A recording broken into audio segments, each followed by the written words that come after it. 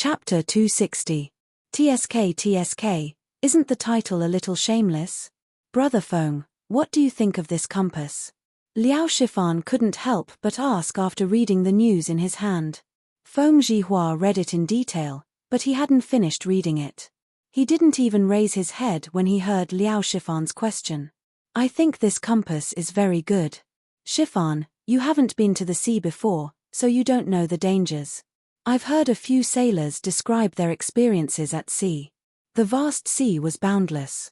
If it was a sunny day, it would be fine, as one could determine the direction according to the sun, moon, and stars. However, if it was a rainy day, the scenery in all directions would be the same, and one would not know which direction to sail in. If you accidentally enter deeper waters, you won't have the chance to go ashore anymore, but with this compass, it's different. Even if we're unfortunate enough to leave the fleet, we can still use the compass and the map to find the right direction. Do you think this compass is useful? Sailing on the sea is so scary. It seems like this compass is really necessary. Liao Shifan's face flashed with fear as he mumbled. So you see, didn't the imperial court set a rule that every 5 merchant ships participating in this trip must have at least one compass? I plan to send someone to buy a batch of compasses from Chitsu Pavilion when the East Market opens. Feng Zhihua said with an indifferent expression.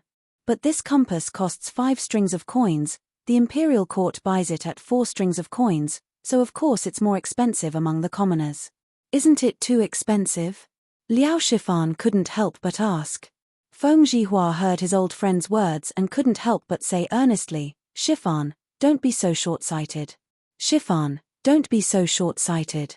This trip to the south will increase our profits by at least 10 times or more. The more goods we send over, the more we'll earn. Comparatively speaking, this investment is worth it. Besides, we have to be conscientious when doing business. If we buy some compasses, the lives of our sailors will be better protected. We can't lose the big picture for small gains. I will go and buy 15 compasses in a while. When the time comes, each ship will have one. I hope Chitsu Pavilion has them. Brother Feng's words are reasonable. I will follow Brother Feng in a while. Shifan, you have to read the rest of the article carefully, especially this one, 5 things to watch out for at sea. I've learned a lot from reading it. I didn't expect that at such a young age, Lord Li is not only good at business, but also knows so much about navigation. It's really unbelievable. Really? Then I'll read it carefully again. However, ordinary people like us can't understand Lord Li. If my unfilial son is half as smart as Lord Li, I'd be willing to die immediately. Feng Zhihua sneered and said, Ha! Shifan, you sure have a big heart. If that useless brat of mine had even 10% of Lord Li's intelligence, this old man would wake up laughing in his dreams. As the two of them talked, they started to talk about the younger generation. It was as if they were talking about Li Zishuan. Today's newspaper not only expanded the content of the news section, but also the novel section, which gave the novel fans of Chang an infinite surprise. Sun Manor. Wow, that's amazing. 10 chapters have been updated today. Oh my god, that's awesome.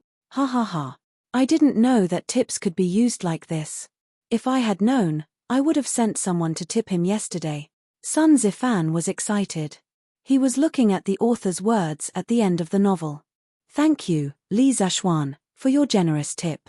I'll update again. Anyone who had read a novel would definitely have experienced the pain of not having enough books. When Sun Zifan saw that there were 10 chapters, of course he was excited. Yesterday, little Fatty had a great ambition and wanted to write a novel himself.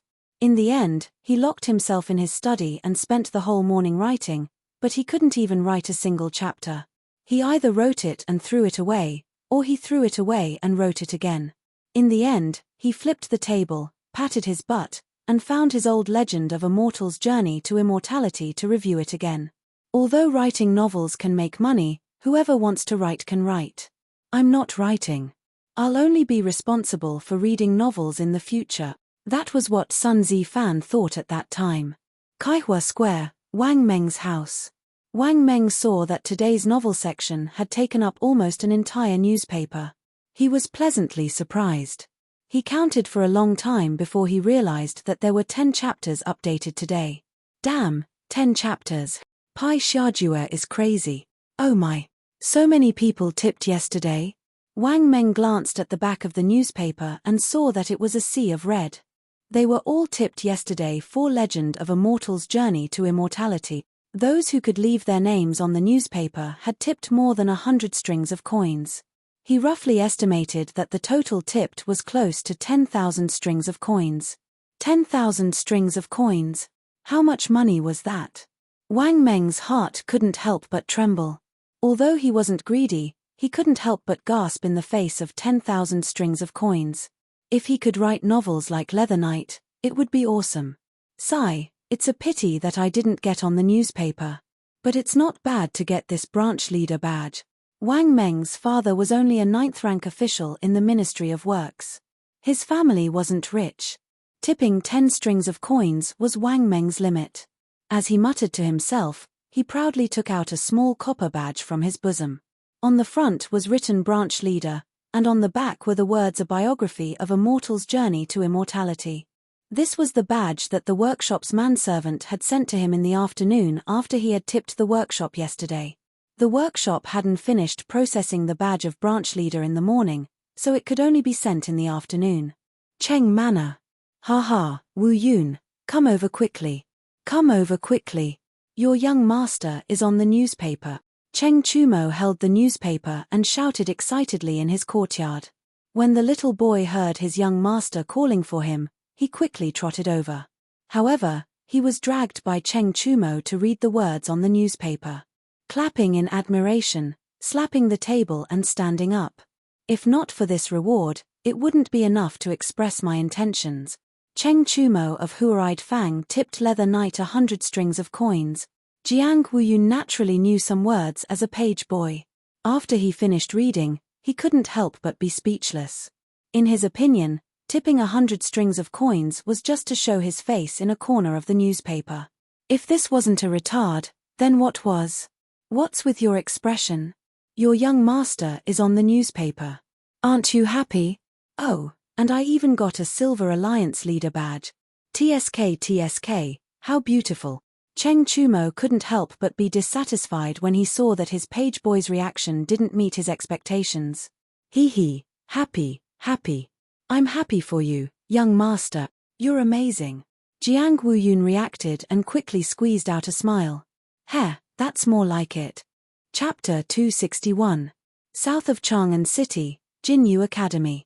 Hua Hongyi, Meng Tianhua, and Liao Feichen, these 3 fellow sufferers, began their daily routine of morning reading.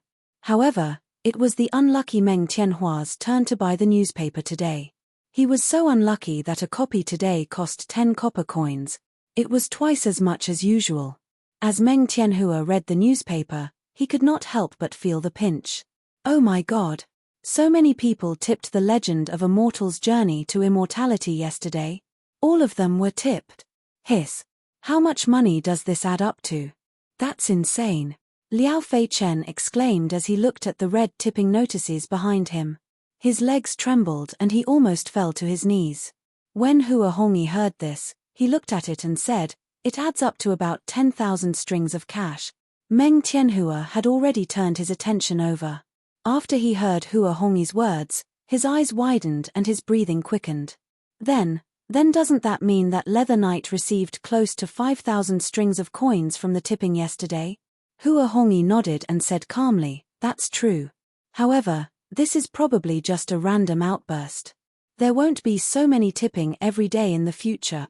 That's still incredible. I'm willing to write even 50 strings of coins, let alone 5,000 strings of coins. Meng Tianhua was in a daze. After a while, he stood up abruptly and said, no, you guys read it first. I'm going to write a novel. I plan to send it to that Ang Daily's editorial department after I've written 30,000 words to try my luck. Yes, I'm going to write a novel too. Brother Hongyi, I'll take my leave first. After Liao Feichen finished speaking, he hurriedly followed Meng Tianhua and walked away. Sigh. These two, seriously, do they have to be in such a hurry? Hua Hongyi sat on the stone bench and shook his head speechlessly. Azure Dragon Lane, Wang family residence. After Wang Runbiao finished his breakfast, he sat under the pavilion with a satisfied look on his face. He sipped his tea and read the newspaper. Beside him sat a little girl in a pink dress. The little girl was playing with a small golden badge in her hand. It was the Golden Alliance Leader badge given by the editorial department of Tang Daily. "Big brother, this badge is really beautiful," the little girl said with a grin. Although Wang Runbiao was interrupted, he didn't show any displeasure on his face. He rubbed the little girl's head and smiled. "Is that so? If Fei likes it, then Big Brother will give it to you." It was rare to be able to give away a badge that was exchanged for 1,000 strings of cash. "Really? Thank you, brother." The little girl cheered and ran away. "Young master, Yu Yao doesn't understand why you would give 1,000 strings of coins as a reward to a complete stranger. Moreover, you don't seem to care about the Alliance Leader badge." Leng Yuyao asked doubtfully when she saw Wang Runbiao's indifferent expression. "Hihi, Yaro don't tell me you don't think this a record of a mortal's journey to immortality is very interesting," Wang Runbiao casually said. Leng Yuyao frowned and said with disdain, "Yu Yao doesn't find it interesting at all. From the level of martial arts, this novel is simply nonsense. It doesn't conform to common sense at all. In this world, there can't be any everlasting spring technique, blink sword technique, and there can't be any immortal cultivation sec." Ahem. Wang Runbiao was just casually talking nonsense. He didn't expect to hear such an answer. He quickly coughed and said, "It's just a novel. Why are you so serious about it, Yaro?" Actually, there was one thing that Wang Runbiao didn't say. The reason why he gave the reward was mainly because he guessed that the real identity of the author of a record of a mortal's journey to immortality was Li Zishuan. Moreover, whether it was Li Zishuan or not, this reward would more or less repair the relationship between the two families. Li residence. When Li Zishuan was eating breakfast, he looked at the newspaper and was shocked by the huge amount of rewards. This was already beyond his expectations. F***ck, this group of scammers. They gave so many rewards. Are they trying to cause trouble? How many chapters will there be in tomorrow's newspaper? Li Zishuan felt a little bitter in his heart. Since ancient times, there had been no one who could complain about the number of people who gave out rewards. Sigh, forget it. I'll just draw the map first. The draft at the workshop should be enough to last for another day. After breakfast, Li Zishuan went straight to the study and began to draw the map wholeheartedly. This map was related to the lives of tens of thousands of people. He couldn't help but be cautious. Li Zishuan sat quietly on the stool with his eyes closed. He began to slowly recall the maps of the Eurasian continent that he had read in the geography books from his previous life. Every island and every bay flashed past in Li Zishuan's mind. After a full hour, he opened his eyes and began to draw. His memory and control were excellent now. Mountains, rivers, oceans, and canyons gradually became perfect curves under his pen. He had a good grasp of the proportion and length. It looked like a perfect copy of the map from his previous life. Of course, the place names couldn't be copied. Li Zishuan didn't know if the tectonic plate movement would cause the world map of the modern era to be different from the one of this era. He was just trying his best to imitate the map in his memory. He believed that even if there were slight differences with the topography of this era, it wouldn't be too big. Such a detailed map was already better than more than 90% of the maps from the Tang dynasty.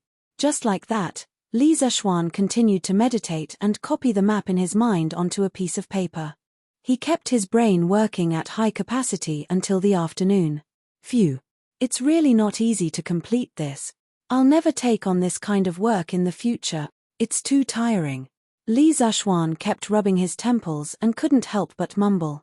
However, the reason why he was able to finish it so early was not only because of his abnormal spiritual power, but also because the fleet was mainly going south by the coastal route. The maps he drew were only coastal nautical charts. As a result, the workload was reduced by more than half. Otherwise, it would take him 2 or 3 days to finish drawing the nautical chart. "Young master, do you want to eat?" Xiao Shi will go to the kitchen and ask them to heat up the food for you. Xiao Shi, who had been waiting outside the door, heard her young master's voice and quickly asked. Li Zishuan's heart felt warm. It felt good to have someone care about you. Eat. Xiaoxi, go quickly. Li Zishuan stood up and stretched his body. Then, he carefully put away the results of his hard work for half a day. Then, he pushed the door open and prepared to eat lunch. Recently, he had been working too hard for work. It really didn't suit his identity as a rich second generation, but if there were fewer people dying in the fleet going south, it would be the best reward for his hard work these days. Chapter 262. It's out. Manager Fu, we've made colored glass. In the workshop of the Strange Interest Pavilion, a middle-aged man with dirty hair and a slightly yellow face ran out of a porcelain kiln excitedly and shouted at Uncle Fu, who was not far away from him. Forbert stayed up late last night and couldn't stand the high temperature in the kiln during the day. After all, he was old.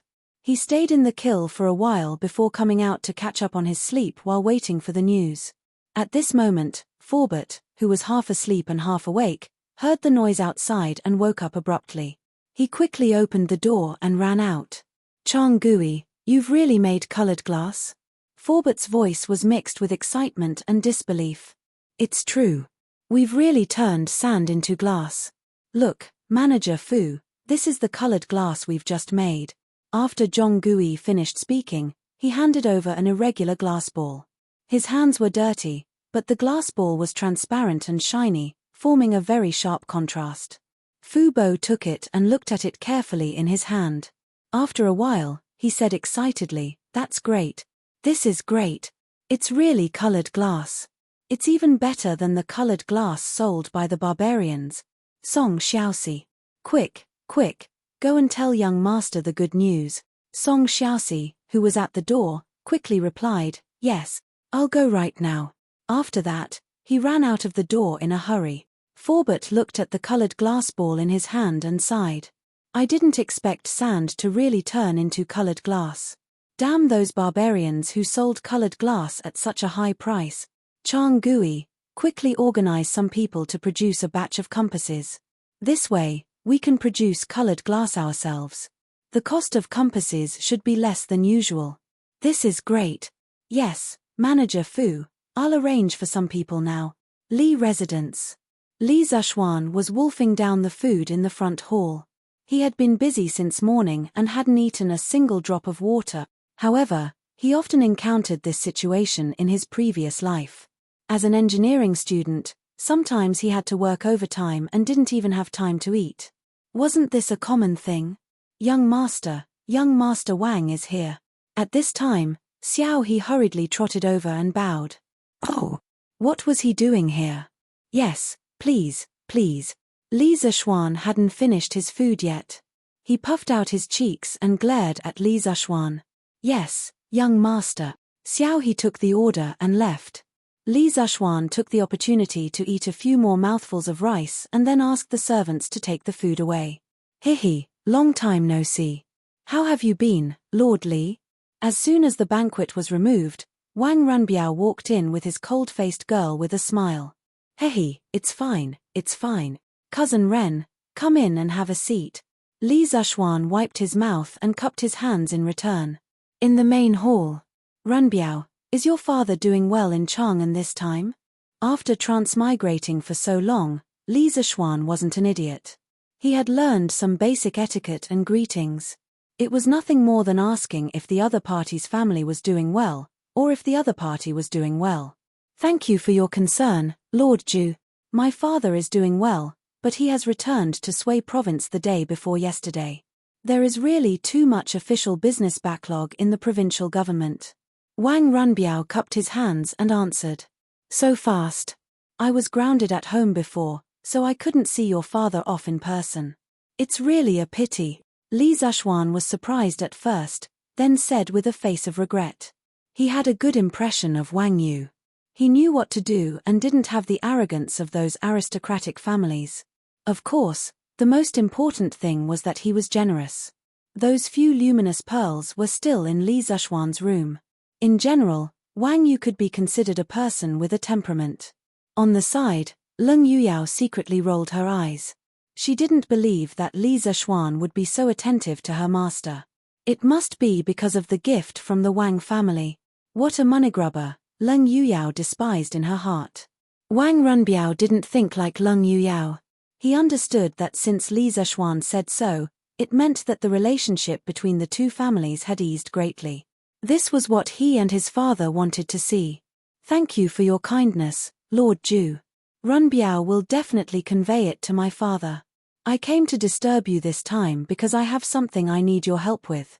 Li Zexuan laughed and said, Haha, Runbiao, feel free to say what you need.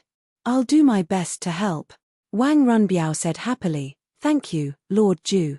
I'm sure you know about the imperial court's recruitment of civilian merchant ships to the south. The Wang family also wants to participate in this vigorous sea trade. From today's newspaper, I saw that Lord Ju's workshop had invented a small tool that can tell directions. It's very useful for navigation. So at noon, I sent someone to buy it from the Curious Pavilion. However, I was told that the first batch of compasses produced by the workshop had already been given to the imperial court. So, I wanted to pay a visit and shamelessly ask for some compasses from Lord Ju. So it was about this matter. Li Zexuan was moved and asked curiously, Does the Wang family also have large ships? Indeed. Not only the Wang family, but the other 6 aristocratic families all have some merchant ships. To tell you the truth, the 80,000 chicken seedlings that your lordship bought in one go last time were transported from the Jiangnan area through the Grand Canal by my younger brother who borrowed my second uncle's merchant ship. He probably earned 5,000 strings of coins from this trip. This humble one only recently learned of this matter, so I hope your lordship will not blame me. The Wang family is also willing to return this sum of money, Wang Runbiao suddenly said with a solemn expression. Li Zexuan waved his hand and said unconcernedly, Haha, no need, no need. It's only 5,000 strings of coins. Besides, those chicken seedlings are worth that price. I'm quite curious to know how many merchant ships the Wang family intends to take out in this sea trade. Wang Runbiao pondered for a moment, then extended 5 fingers and answered, a total of 50. So, I hope that Lord Ju can make an exception and give the Wang family 50 compasses first. Damn, 50 compasses. That was equivalent to 1/10 of the imperial court's fleet. And from Wang Runbiao's relaxed expression, it was obvious that 50 compasses were not all of the Wang family's merchant ships. Were these great families so rich? Li Zexuan was greatly shocked. First, he was shocked by the number of merchant ships. Second, he was shocked that Wang Runbiao wanted to give every merchant ship a compass. Even Li was not so generous. The Wang family has so many merchant ships. However, was Ren Biao planning to equip every merchant ship with a compass? There's no need, right? Wang Runbiao shook his head and said, This is not considered a lot. Lord Ju, you may not know, but the great families have more or less been engaged in sea trade or river transportation. Especially the Kui family of Bowling. As far as I know, they have at least 200 merchant ships. The scale is much larger than our Wang families. Chapter 263. As for Lord Ju's question about whether it's worth it to equip every merchant ship with a compass, this one thinks that it's very worth it. In the main hall of the Li residence, Wang Runbiao picked up his teacup and took 2 sips before continuing. A conservative estimate of the number of ships heading south this time is at least 1,000. Once there's a big storm at sea, many ships will definitely be separated from the main fleet. At this time, a compass can increase the chances of survival of a lost merchant ship by 20 to 30%. If this probability can be stacked, this one is very willing to equip every ship with a few more compasses. Because a compass is only 5 strings of money, and the value of a merchant ship and its crew is far more than that. Li Zexuan smiled and said, Hey, not bad, not bad. I didn't expect Runbiao to see the problem so clearly. Then he thought for a moment and said, As for the 50 compasses that Runbiao wants, I'll have the workshop hand them over to you in 2 days, but I also have something that I need Runbiao's help with. Please speak, Lord Ju. Wang Runbiao hurriedly said. The Wang family's fleet is heading south this time. I want to ask you to help me bring something. I don't care if this thing is rubber. What's rubber? Wang Runbiao was puzzled. He was considered knowledgeable, but he had never heard of rubber before. Li Zishuan deliberated over his words and described, "It's the sap produced by a kind of tree. After you reach the Nanyang countries, you can send people to search for rubber trees. The rubber tree is an evergreen tree with a straight root system, 3 compound leaves, complete leathery, and panicle flowers. The fruit is a capsule, the seed is oval, and the juice is milky. This juice is rubber. Usually, all you need to do is cut a hole in the bark and put a jar under the hole. Then, you can collect a lot of rubber." Wang Runbiao and Leng Yuyao's eyes widened. This was the first time they heard of such a magical tree. Why did it sound like a fantasy story? There's actually such a tree in the world. It's amazing. Wang Runbiao was stunned for a while before he finally sighed. Li Zishuan smiled and said, This rubber tree is indeed a bit magical. It has another name, the weeping tree. When you cut its bark with a knife, a lot of white juice will flow out. It looks like it's crying because of pain." What Li Zishuan said was not nonsense. The word rubber tree originally came from the Indian word korachu, which meant tree that weeps. Wang Runbiao exclaimed, "Interesting, this is really interesting. After hearing what Lord Ju said, if it weren't for the fact that my family didn't allow it, I would have personally gone south to take a look." Leng Yuyao couldn't help but frown. "It's a good rubber tree, why do you have to cut its bark? You are so cruel." Li Zishuan rolled his eyes. "Big sister, you carry a sword every day and kill anyone you don't like. You still have the face to say that others are cruel?" Leng Yuyao instantly understood the expression on Li Zishuan's face. She blushed and quickly looked away, no longer saying a word. It was as if she didn't say those words just now. "I need this rubber very much. Runbiao, bring back as much as you find this time. I want all of it. Don't worry about the price, it will definitely satisfy you. It's best if you can bring back some rubber seeds, but be careful, its seeds and leaves are poisonous. Don't let people eat it by mistake." Li Zishuan saw that this cold-faced girl was tactful, so he didn't lower himself to her level. He turned his head and said to Wang Runbiao, "There were many industrial products that couldn't be separated from rubber. Li Zishuan really wanted this thing. Although rubber was originally produced in the Brazilian Amazon rainforest and had not been introduced to Asia at this time, the climate in Southeast Asia was hot, and there was plenty of sunlight and rain. It had the same climate as the Amazon rainforest, so it was hard to guarantee that there weren't wild and primitive rubber trees. If they found one, wouldn't it be a profit? Especially in Malaysia, this place was a famous rubber kingdom in modern times. The annual production of rubber was the first in the world. Maybe they could really find it. At this time, people certainly didn't realize the value of rubber. The first people to use rubber were the Indians, the oldest inhabitants of America. In 1493, Columbus sailed to Haitian Island in America for the second time. He saw the merry games of the Indians. They were singing songs in a circle, and tossing a ball to and fro merrily in tune with the rhythm of the song. When the ball fell to the ground, it actually bounced high. Columbus was surprised. After careful inquiry, he found out that the ball was made of something he had never known before, rubber. Later, when Columbus returned from America, he brought rubber back to Europe. However, at that time, no one in Europe knew what this wonderful thing could be used for besides making games. So, it was sent to the museum and displayed in the exhibition cabinet for people to see as a novelty brought back by Columbus. It wasn't until 1770, when the British chemist and discoverer of oxygen, Priestley, discovered that rubber could erase pencil writing, that rubber officially came into use. About eraser, there's actually another joke. Nowadays, rubber is also used to describe erasers in English. But interestingly, Americans are used to calling erasers, while rubber is used to describe condoms, inside the room. Wang Runbiao thought seriously for a while, then said, "Since Lord Ju needs it, then I will definitely order my subordinates to do their best to find this so-called rubber tree. In addition, I will also apply to the family to send an additional 20 merchant ships to specially load rubber for Lord Ju. How about a ship of rubber at the price of 400 strings of coins? Of course, if it's not enough, we will also bring some goods back from there. But in this way, Lord Ju will have to sell us 20 more compasses." Li Zishuan was happy in his heart. Wang Runbiao was opening a back door for him, because if he transported a ship of silk and porcelain to Nanyang in exchange for some spices and food, the profit would definitely be more than 400 strings of coins. A conservative estimate would be at least 2,000 to 3,000 strings of coins. This was not an exaggeration at all. That was how profitable ocean trading was. Haha, compasses are not a problem. This time, the compasses that the Wang family needs, our workshop will give priority and provide them for free. Don't worry, Runbiao. If your family's fleet can really find rubber trees in Nanyang, then this time I, Li Zishuan, will owe your Wang family a favor.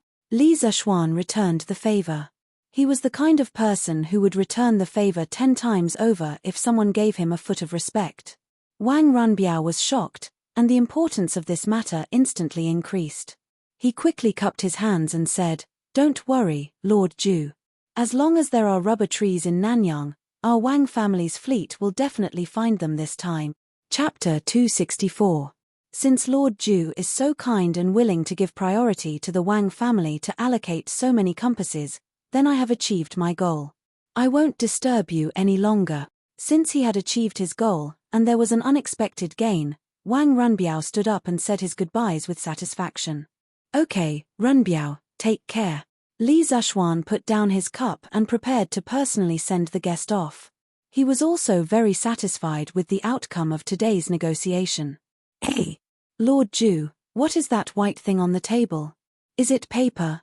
Wang Runbiao turned around and suddenly saw a roll of white thing on the table. He seemed to have never seen it before, so he couldn't help but ask curiously. After these few interactions and cooperation, the relationship between the Wang family and the Li family was already quite good.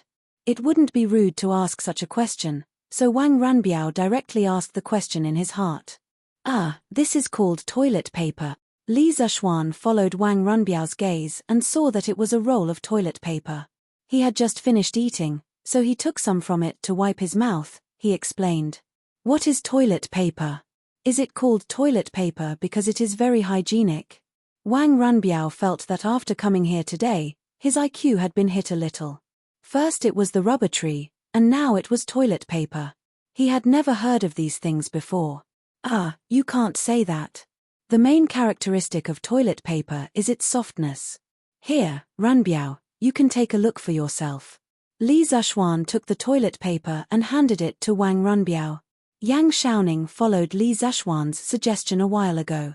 He added a scraper and a larger drying tank to the original paper machine.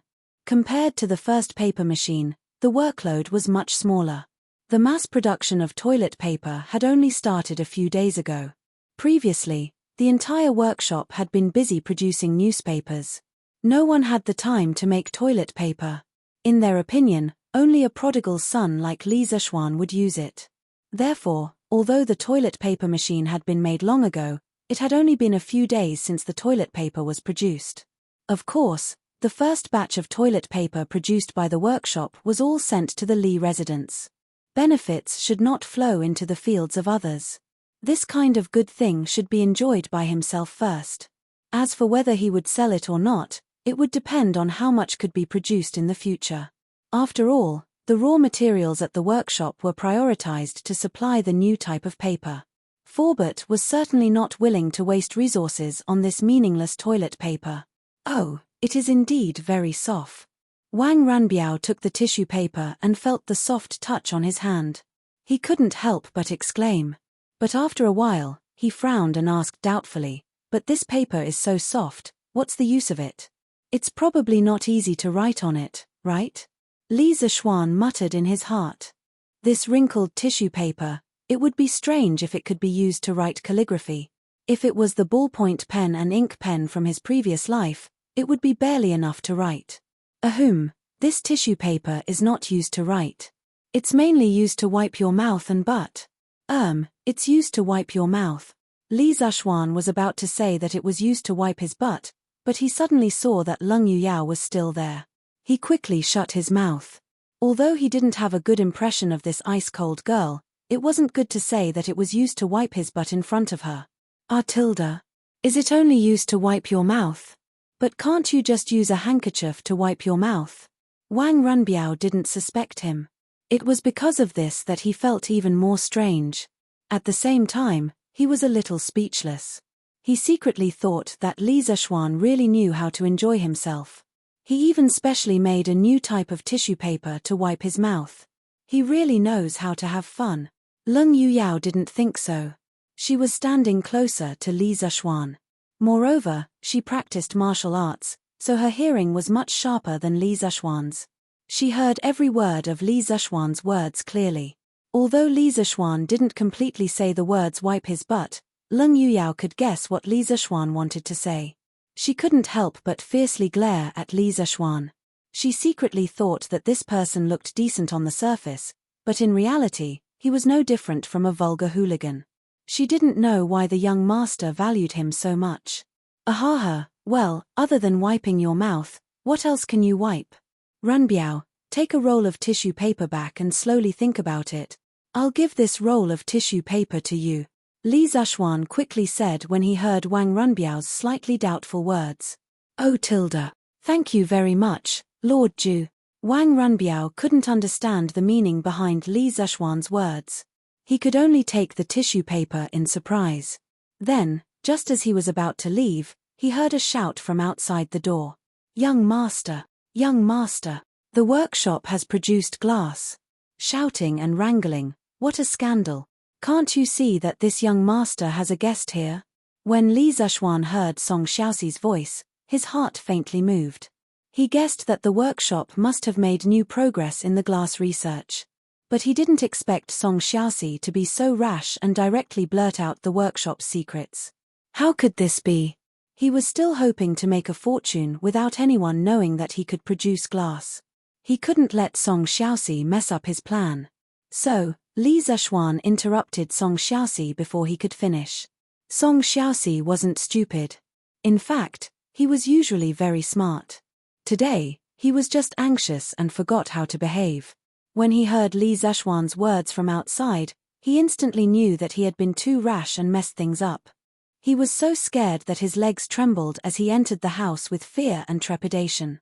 He bowed to Li Zexuan and said, "Why, young master, I'm sorry.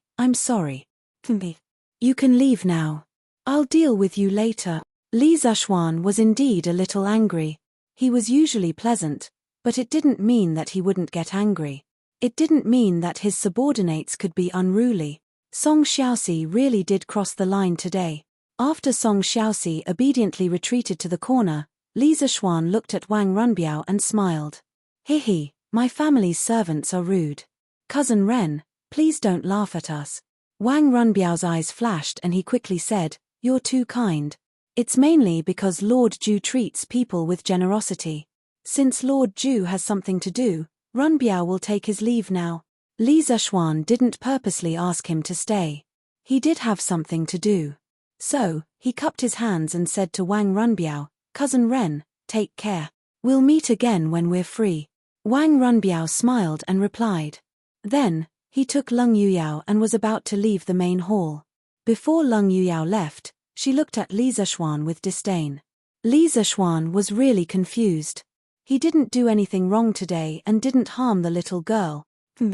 You used this toilet paper to wipe your mouth. You're so disgusting. Leng Yuyao said in a voice that only the two of them could hear.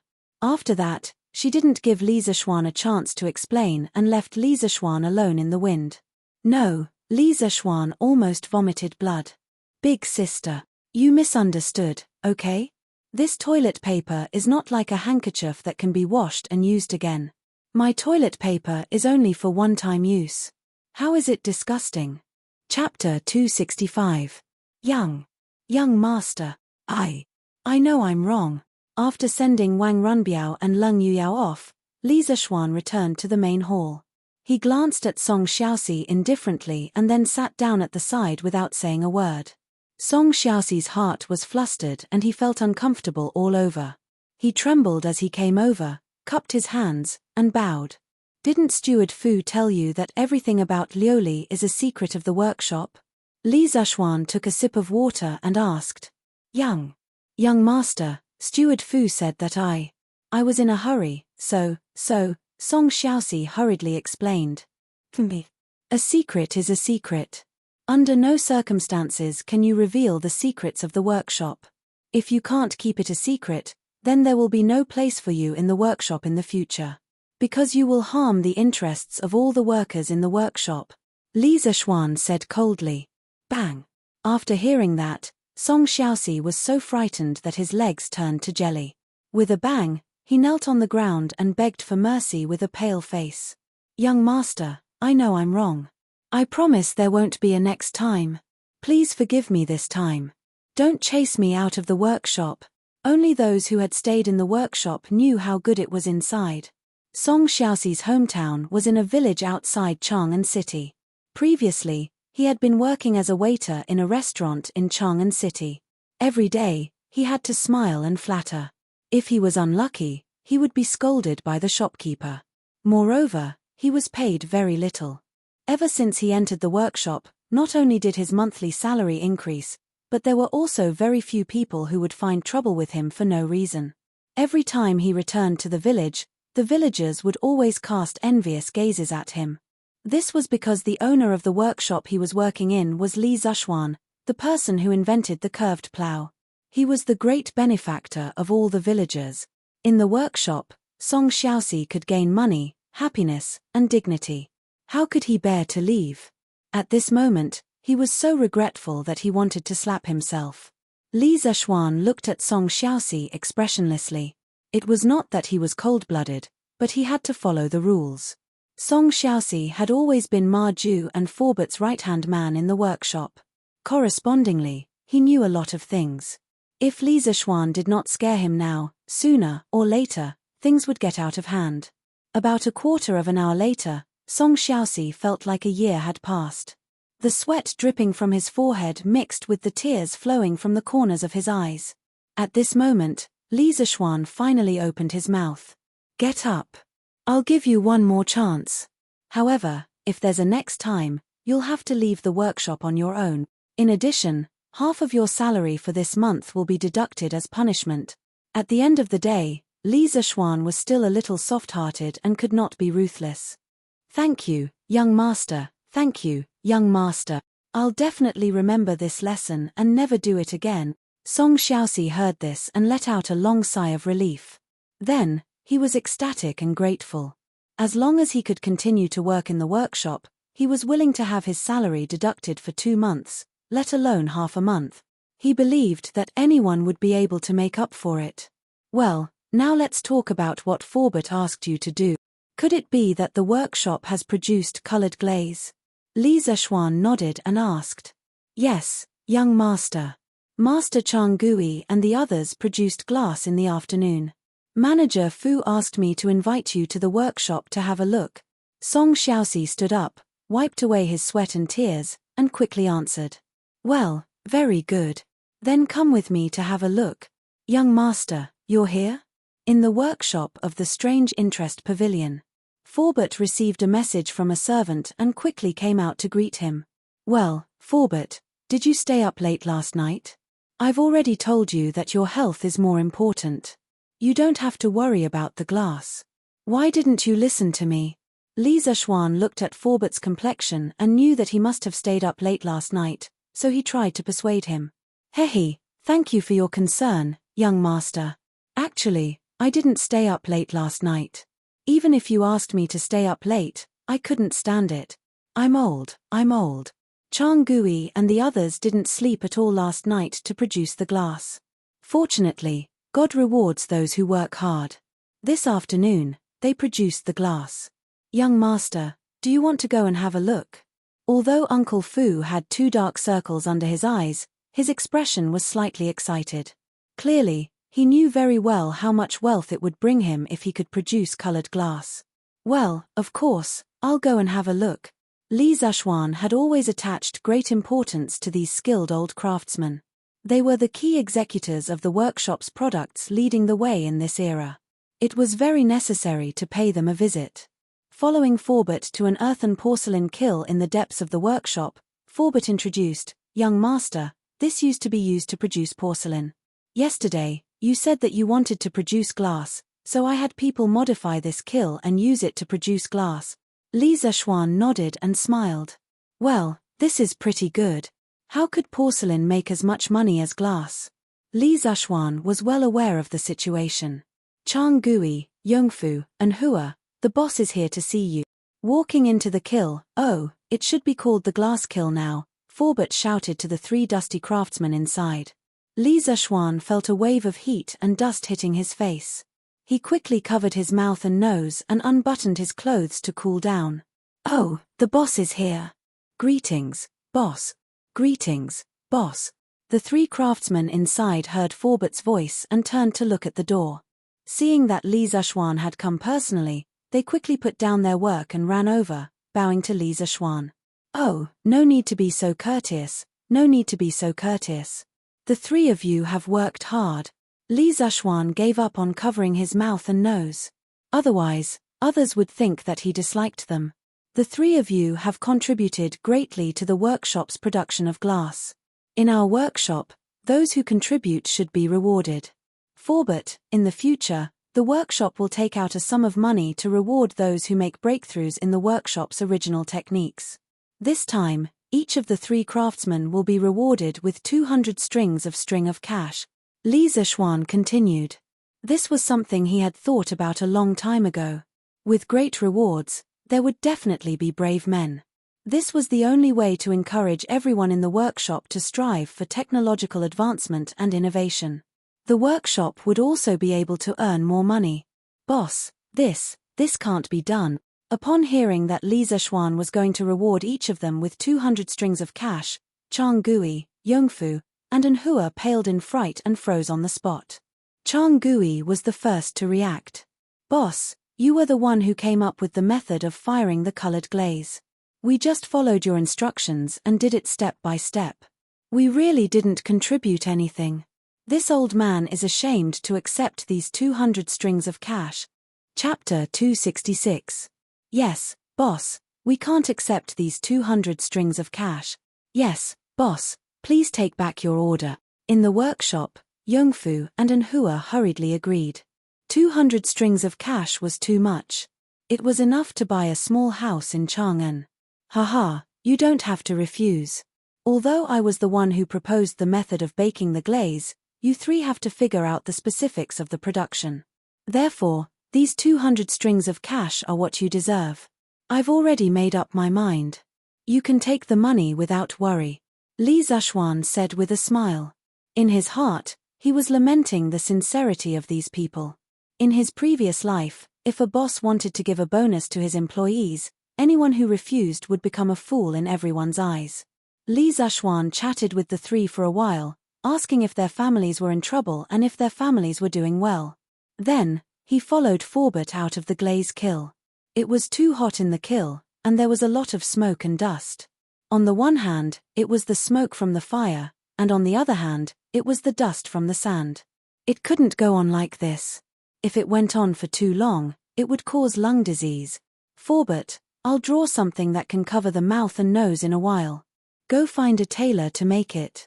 In the future, everyone who enters the glaze kill must wear this thing to prevent the smoke and dust from being inhaled by the workers.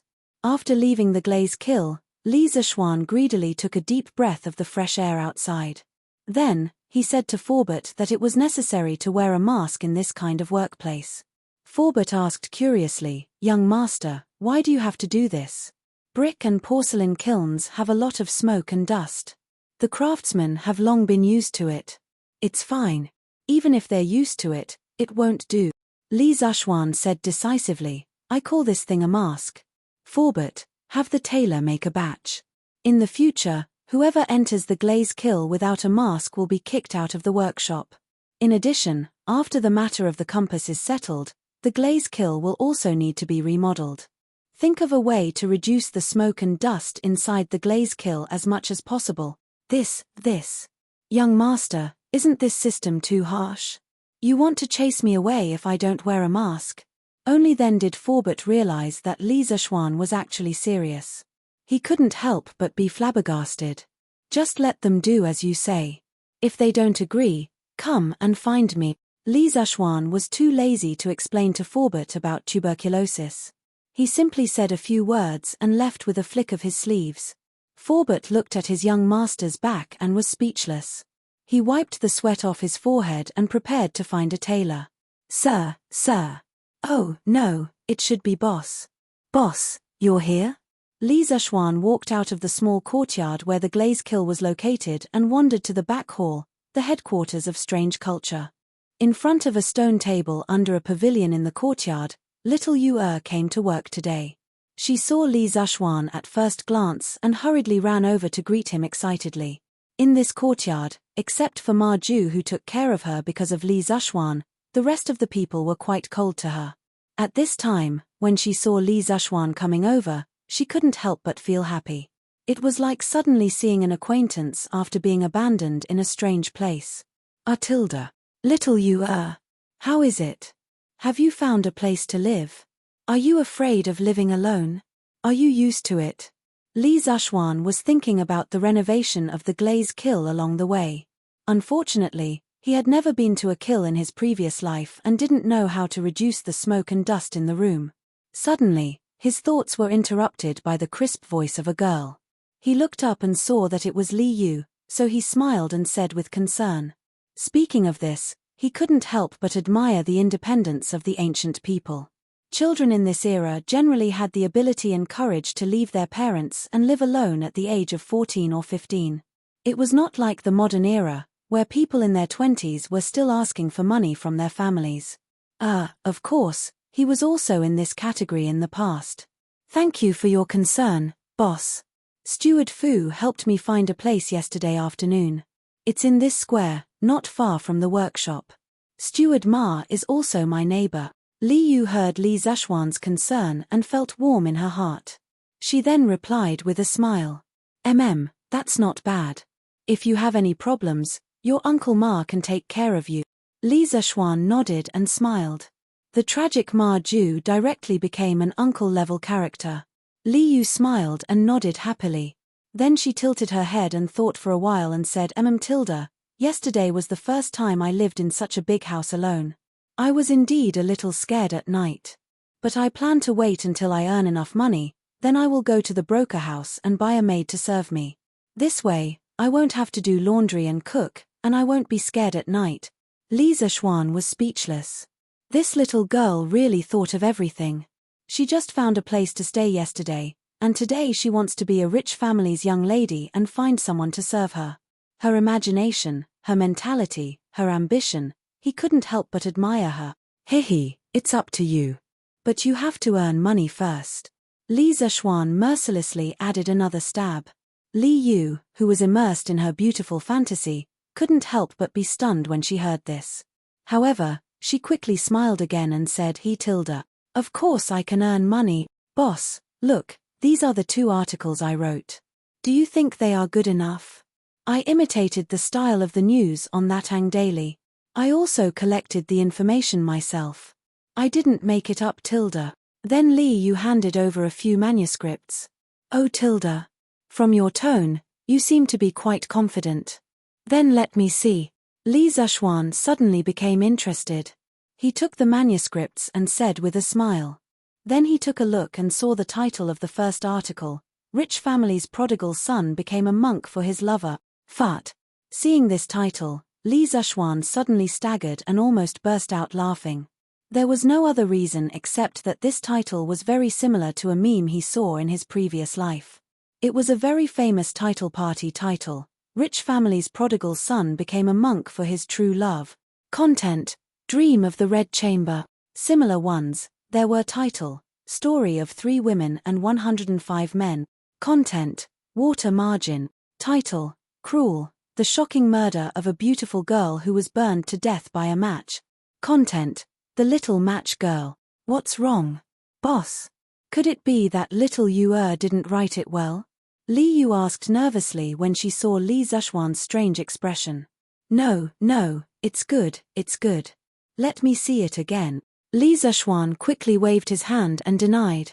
Oh Li Yu responded and then walked to the side, quietly waiting for Li Zhuan's judgment result. Chapter 267. Putting away his messy thoughts, Li Zhuan began to read the article seriously. Of course, It was undeniable that the title of Li Yu's article was very good. Compared to the later dynasties, the Tang dynasty was more open. The common people liked to listen to love stories. Li Yu's title alone was enough to attract people to continue reading. After a while, Li Zishuan finished reading the first article. He nodded, then shook his head. Li Yu was happy to see Li Zishuan nod, but Li Zishuan shook his head again. The smile on Li Yu's face froze. Boss, what do you think? Why are you nodding and shaking your head? Li Yu asked. Li Zishuan glanced at Li Yu and said, I nodded because I think your article title is very good. As for the content, it's not bad. Not bad. Then does boss think that my content can be written even better? Li Yu immediately found the key to the problem from the two adjectives Li Zishuan used. Hey, smart. Li Zishuan praised, then explained, I can't deny that the story you chose is very attractive. It's clear from the beginning to the end, but in my opinion, it's not enough. Li Yu looked at Li Zishuan curiously. Li Zishuan smiled and led Li Yu to the pavilion. As they walked, he said, Brother Li, don't worry. Hehe, little fishy, don't be unconvinced. There's a reason why I said that. First of all, your entire article gives people the feeling of looking at flowers on horseback. Your description of the incident is very general, very broad, and very boring. This directly causes your entire story to lack a sense of immersion. You have a good topic, but you don't describe a complete story with characters and emotions. The readers will only feel like they're chewing wax. Li Yu held onto the stone table, lowered her head and muttered, Is it that bad? Li Zishuan sat down and smiled, It's not that bad. The reason why I'm telling you so much today is for your own good. Of course, more accurately, it's because I want you to earn more money. Do you still want to hear more? Yes. Boss, please say it. When she heard about money, Li Yu's interest was immediately piqued. The depression she felt from being defeated by Li Zishuan was swept away. Hehe, you little brat. Li Zishuan couldn't help but laugh. If I were to write about this topic, I could write at least 30 to 40,000 words and publish it in the newspapers for 5 to 6 consecutive issues. You see, the part where the rich Mo Wook and the peasant Xu Yinglian met, you can write more about how Xu Yinglian was at home and how she was bullied by the village bullies. How helpless and hopeless she was. Also, when Mo Wook saw Xu Yinglian's peerless beauty, how shocked he was. Of course, the most important part is the part where Mo Wook stood up to save Xu Yinglian. You must write in detail. Such an important part, how can you write it all in just 2 sentences? Your foreshadowing is all for Mo Wook to act pretentious and slap the face. Pooey, it's for the hero saving the beauty. Also, when Mo Wook's father, Mo Yunshan, opposed his son's relationship with Xu Yinglian, why didn't you write about Mo Wook's conflict, self-blame and helplessness?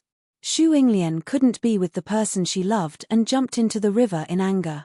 Why don't you put yourself in Xu Yinglian's shoes and think about her despair, reluctance, and tragedy?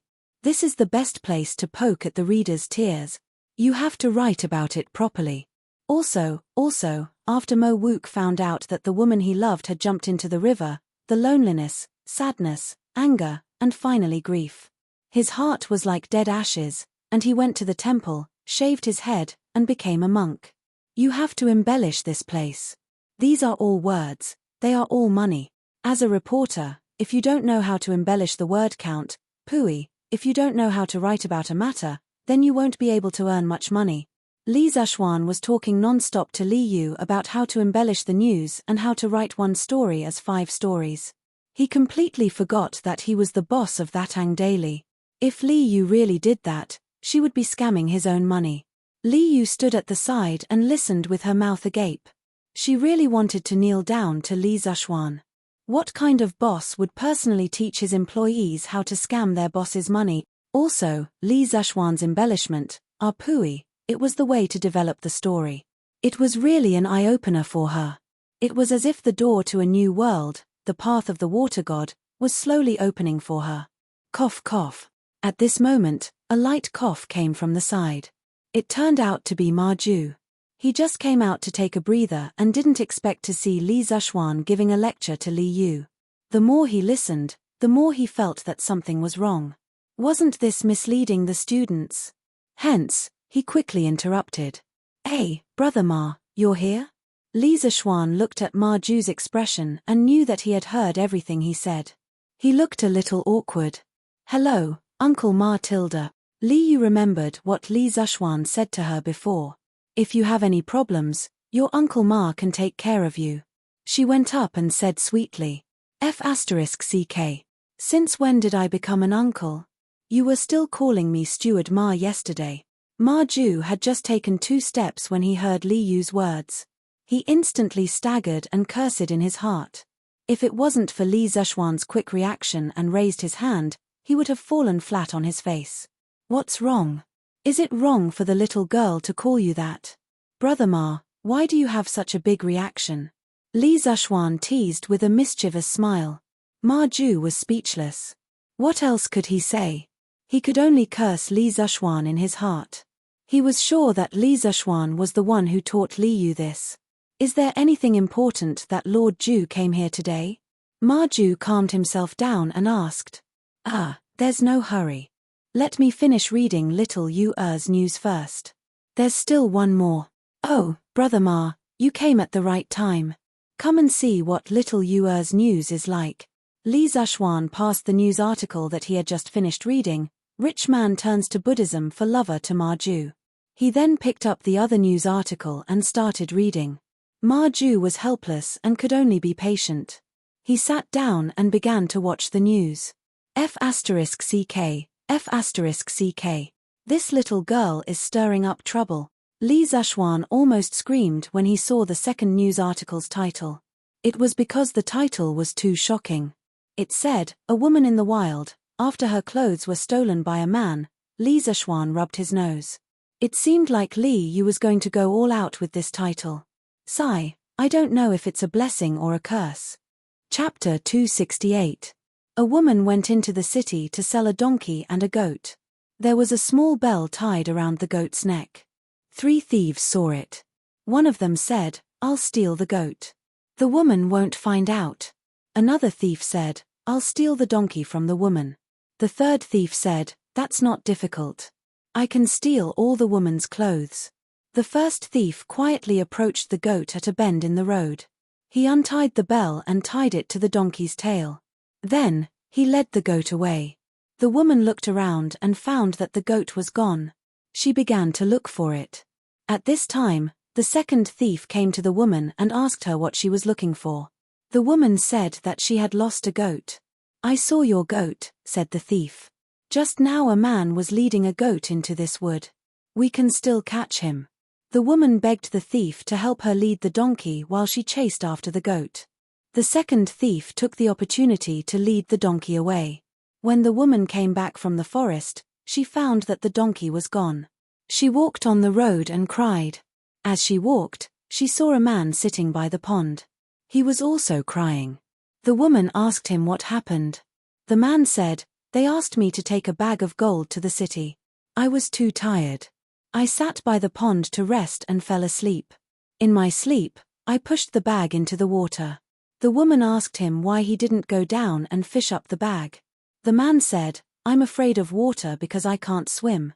If anyone wants to fish up this bag of gold, I'll give him 20 gold ingots." The woman was overjoyed. She thought, "It's because someone else stole my goat and donkey that God gave me happiness." So, she took off her clothes and dived into the water. However, she couldn't find the bag of gold no matter how hard she tried. When she climbed out of the water, she found that her clothes were gone. It turned out that the third thief had stolen her clothes. Under the pavilion in the workshop, Li Zishuan read the second article written by Little Fishy. A woman in the wild after her clothes were stolen by a man. He was lost in thought for a moment. There was no doubt that this news article was a complete clickbait. The content was completely different from what you would think when you first saw the headline. But behind this piece of news, there was actually a trace of philosophy. This way, the entire piece of news was instantly raised to a whole new level. This Li Yu's perception was not low. "Little Yu-Er, who told you this story?" After a moment of silence, Li Zishuan looked up and asked. Li Yu replied, I heard this from an auntie in our shop yesterday. The incident happened to a woman from her family. I thought that if this incident could be written, everyone might be able to understand a lot of things after reading it. For example, greed will always be punished. Don't trust people easily.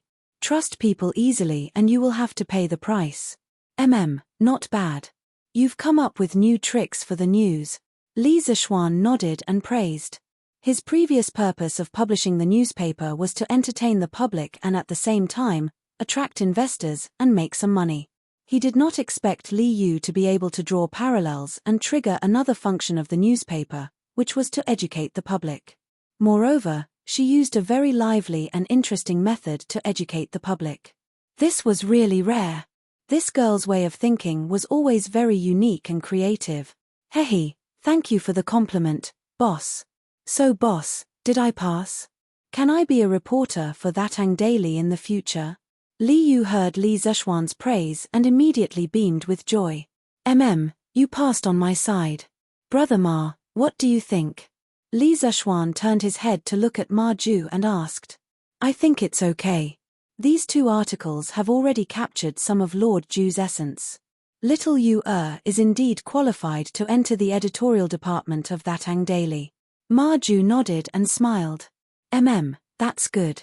Little Yu you'll work under Steward Ma from now on. Your salary will be based on what I've told you before. The more you work, the more you get. Li Zishuan heard Ma Ju's agreement and said to Li Yu. Oh tilde. Thank you, sir. Thank you, Uncle Ma. Li Yu heaved a sigh of relief and cheered. Ma Ju could not help but feel that he had aged a few decades in an instant. Little Yu you still owe me 5 strings of money before. You have to work hard to repay your debt tilde. Li Zishuan deliberately teased. He did not care about that little bit of money. He said that purely to tease this little girl. I know tilde. Li Yu pouted and said with dissatisfaction. Ha ha ha.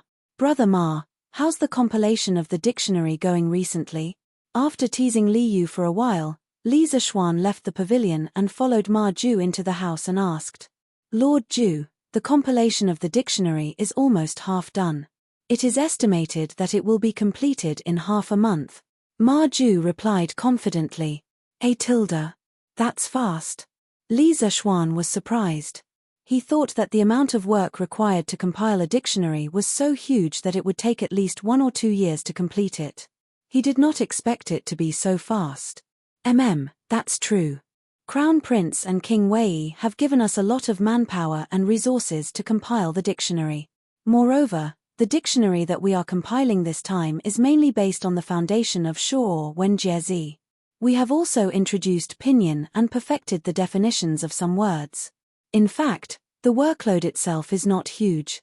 That's why the progress is so fast. Ma Ju explained with a smile. Oh tilde, I see. Li Zishuan nodded thoughtfully. After a while, he asked, Brother Ma, how are things at Chitsu Culture recently? How many books can we supply to them every day? Ma Ju was now one of the higher-ups of Chitsu Culture, so he was very clear about these things. He answered without thinking.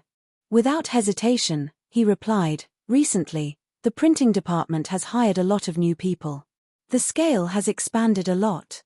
Now, we can supply about 2,000 books to Chitsu Culture every day. The variety and quantity of books will continue to expand.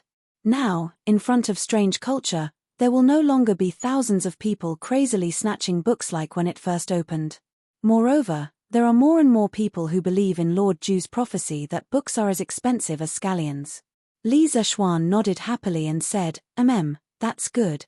But but the scale of Chitsu Culture is getting bigger and bigger. How are the other bookstores in Chang'an City reacting? Did they do anything out of the ordinary? This Ma Ju heard and frowned slightly. His face darkened and he said, in recent days, with the increase in the number and variety of Chitsu Culture books, the other bookstores' business has become more and more difficult. Some bookstores will send people to the workshop to talk to me. They also want to buy a batch of cheap books from the workshop and sell them. I did not dare to agree to this privately. I was planning to wait for you to come and make a decision personally. Of course, There are a lot of bookstores that chose to fight to the death. However, they always have many tricks up their sleeves. Pang Sage recently caught a lot of people with unknown intentions around Chitsu culture. Chapter 269. In the room, Li Zishuan listened to Ma Ju's words and couldn't help but frown. He had expected that the promotion of cheap books from the strange culture would encounter many obstacles because he had touched too many people's cake. The reason why those people didn't do anything in the first few days was probably because they thought that the cheap books from the strange culture were only selling at a loss and wouldn't last long. But after so many days, the supply of books from the strange culture had increased instead of decreased. Those people naturally couldn't sit still when they saw this. Brother Ma, for those booksellers who want to buy from the workshop, when our production capacity is increased, we can give them a batch of goods. After all, our energy is limited. We can't sell cheap books to all parts of the Tang Empire by ourselves. We can give them a portion of the profits. In this era, apart from the Emperor, no one else would have a good ending if they tried to monopolize everything. Of course, even Li himself couldn't just do whatever he wanted. He had to consider the opposition of the other aristocratic families. Li Zishuan definitely didn't want to make the whole world his enemy. Earning too much money was also hot. Leaving a mouthful of soup for others was also leaving a way out for himself. Of course, if there were people who didn't want to drink soup and wanted to eat meat, then Li Zishuan would definitely not retreat and wait for death. Yes, Lord Ju's words are reasonable. This Ma also thinks so. Ma Ju nodded and said with relief. He was older than Li Zishuan and naturally knew more about the ways of the world. He was relieved that Li Zishuan could make this choice. This was because he was worried that Li Zishuan would make some unwise decisions because of his youth. Then Brother Ma, do you have any good ideas for those people who have bad intentions? To be honest, other than strengthening the patrols around the strange culture, I don't have any good ideas for the time being. Li Zishuan sighed deeply in his heart. He didn't like this kind of scheming. His original intention of establishing the strange culture was to let the poor people afford to buy books. From the beginning to the end, he didn't want to fight with anyone. If he accidentally hurt someone in the process, then he could only say sorry. Lord Ju, the people that Pang Sage arrested previously have been transferred to the Supreme Court. However, we didn't get any results from the interrogation. We also didn't find any evidence of their bad intentions. The current situation is that they are in the dark while we are in the light. We don't know their intentions and plans. We can only block soldiers with arms and water with an earth weir. Ma Ju pondered for a while but couldn't think of a good idea. He shook his head and said with a frown. Then Brother Ma, please keep an eye on the strange culture. If there's anything, feel free to find me. Li Zishuan patted his butt in annoyance and prepared to leave. No problem. Chongren Lane, Zhongsun Wuji's house. Old Master, there are more and more types of books in the strange culture now.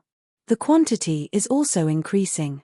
Moreover, they don't show any signs of losing money.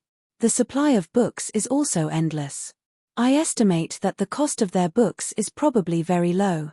Otherwise, they wouldn't be able to continue selling at such a low price for so long. Now, there are already many bookstore owners who have gone to look for the manager of their workshop.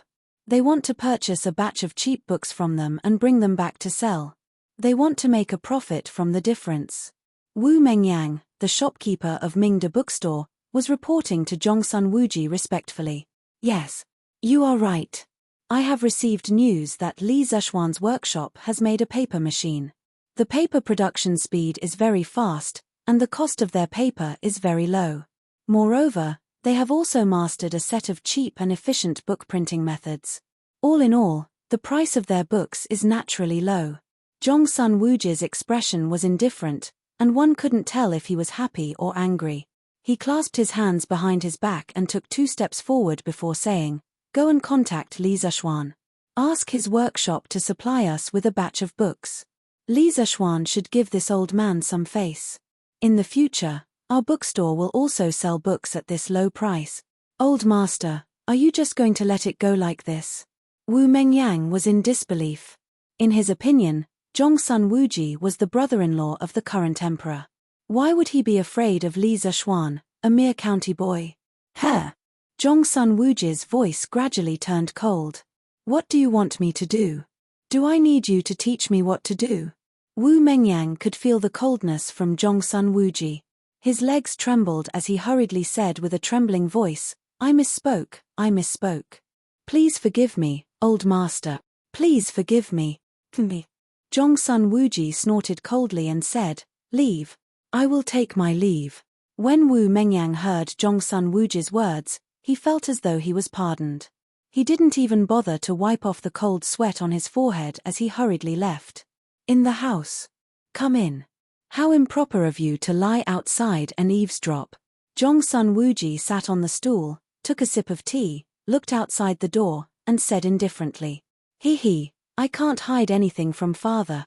Just as Zhongsun Wuji finished his words, a 12-year-old boy immediately came in. He chuckled. Chong-er, take a seat. Zhongsun Wuji pointed to a seat beside him and said. It turned out that this boy was Zhongsun Wuji's eldest son, Zhongsun Chong. Thank you, father.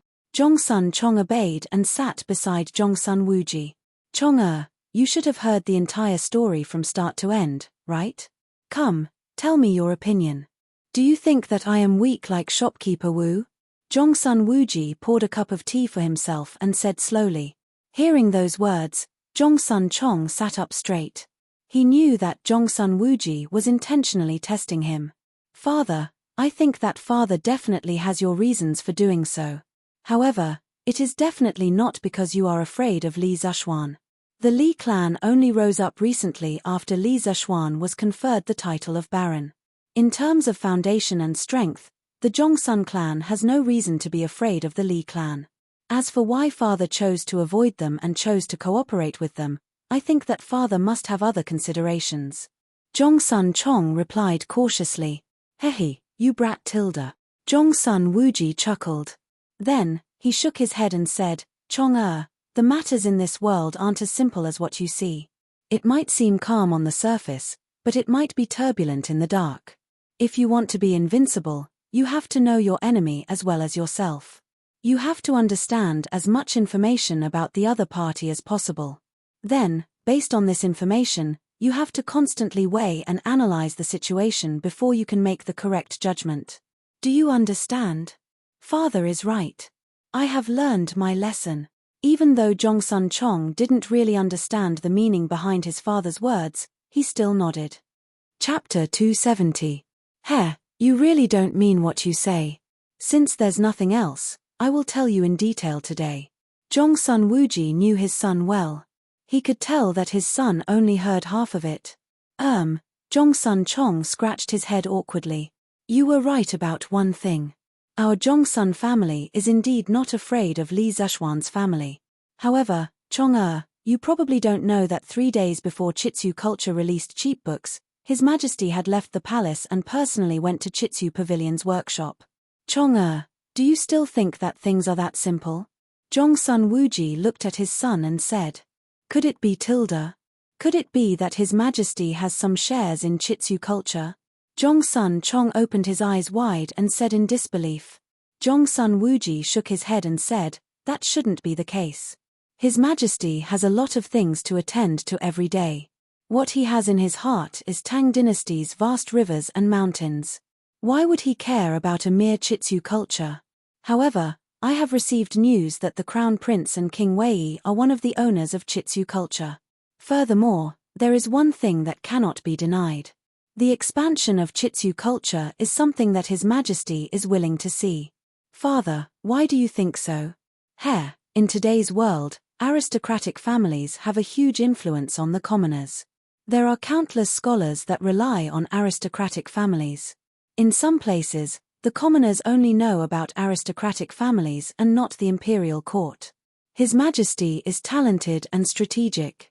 How could he tolerate them? On the other hand, due to the expensive price of books, it is hard for the commoners to have a bright future. I think that His Majesty wants to borrow Li Zishuan's hand to break the current situation and allow more commoners to be able to afford to study. This point can be seen from the few batches of officials that His Majesty promoted this year. As the Minister of Personnel, Zhongsun Wuji naturally knew more information than Zhongsun Chong. Thus, His analysis was more comprehensive and thorough. So that's how it is. Father, you have great foresight and skills. Jongsun Chong was enlightened and praised from the bottom of his heart. Li Er's intention to weaken the aristocratic families was already clear. He had more or less heard about these things before, so he completely understood when Jongsun Wuji mentioned it. Hihi, that's not all. Half a month ago, Li Zeshuan invented Pinyin, and it was piloted in the Imperial College. The results were very good. The officials in the court also praised Pinyin greatly. Not long after, the Eastern Palace and Prince Wei's mansion sent a total of 16 scholars to stay in Li Zeshuan's workshop. They had yet to come out. Thinking about the role of Pinyin in teaching people how to read, and the establishment of Chitsu culture and the secret support of His Majesty, I guess that Li Zeshuan wants to gather the strength of these 16 scholars and use Pinyin as the foundation to compile a book that teaches people how to read. If that's really the case, then Li Zeshuan is really ambitious. Jongsun Wuji relied on the clues he had in his hands and deduced layer by layer, as if he was peeling silk from a cocoon. He actually managed to reconstruct the truth of the matter to a close degree. If Li Zeshuan was here, he would definitely praise, "Brother, you're awesome." TSK tilde. Hearing father's words, I suddenly feel that this Li Zeshuan is really amazing. After hearing his father's analysis, Jongsun Chong felt that Li Zeshuan was rather fortunate. Of course he's amazing. Chong-er, you can interact more with Li Zeshuan. Perhaps you can learn a lot from him. Yes, I will. Jongsun Chong hurriedly replied. Actually, the network that Li Zeshuan has now can't be underestimated. First, it was the Cheng clan, then the Qin clan, the Niu clan, the Yuchi clan, and recently, there's a Li Zeshuan. It's said that these few clans have close ties with Li Zeshuan. This is also one of the reasons why I'm unwilling to completely fall out with Li Zeshuan over a small bookstore. That lad is no longer the same as before. Of course, the most important reason is that the Crown Prince and King Wei are on good terms with Li Zeshuan. On the other hand, Li Zeshuan can also provide the Crown Prince and King Wei with a lot of support. Chong-er, you must remember that only when the Crown Prince ascends to the throne will our Jongsun clan be able to prosper. To our Jongsun clan, this is the greatest and most important benefit. Jongsun Wuji sighed. At this moment, Jongsun Wuji wasn't as powerful and influential as Zhengguan in his later years. Those officials and generals that followed Li Er to conquer the world were mostly still in their prime, and Jongsun Wuji wasn't willing to offend them easily. Although the illustrious bookstore had contributed quite a bit to the Jongsun clan's monthly income, in Jongsun Wuji's eyes, it wasn't worth offending so many factions for this bit of money. Of course, the most important thing was that Li Zeshuan's actions were mostly in line with Jongsun Wuji's intention of helping Li Chengqian secure his position as the empire's heir. This was the most important thing. This child will remember father's teachings. Jongsun Chong nodded seriously. It's good that you remember. Actually, even if we don't find trouble with Li Zeshuan, there will be people who will take the initiative to find trouble with him. The strange culture will hurt the foundation of the aristocratic families. Currently, other than the royal family, only Wang Yu's Wang clan is on the same side as His Majesty because of Princess Tong'an. However, the remaining 5 aristocratic families aren't easy to deal with. The scale of the strange culture is still small, and they might not have noticed it yet. If I'm not wrong, when the Pinyin literacy book is released, there will definitely be people in the aristocratic families who will realize the threat. At this time, the position of the strange culture in the hearts of the commoners will also increase.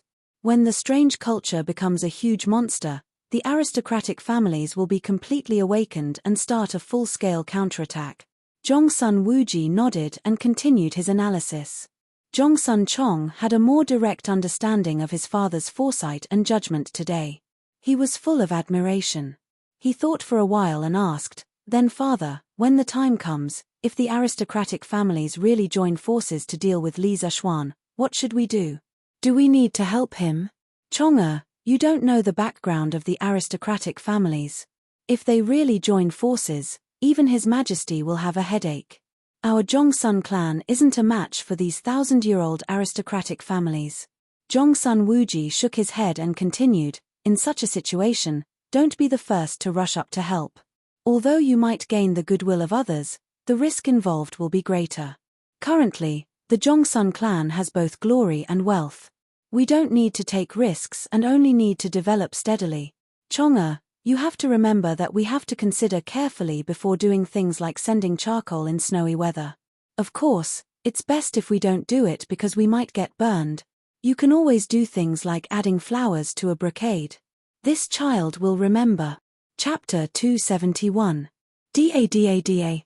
Big White's hooves were nailed with horseshoes, so when it walked on the road, the sound it made was particularly loud, even covering the sound of the carriage's four wheels rolling. Inside the carriage, Li Zexuan rubbed his temples in annoyance. When he thought of those people who coveted the strange culture, he felt a wave of exhaustion for no reason.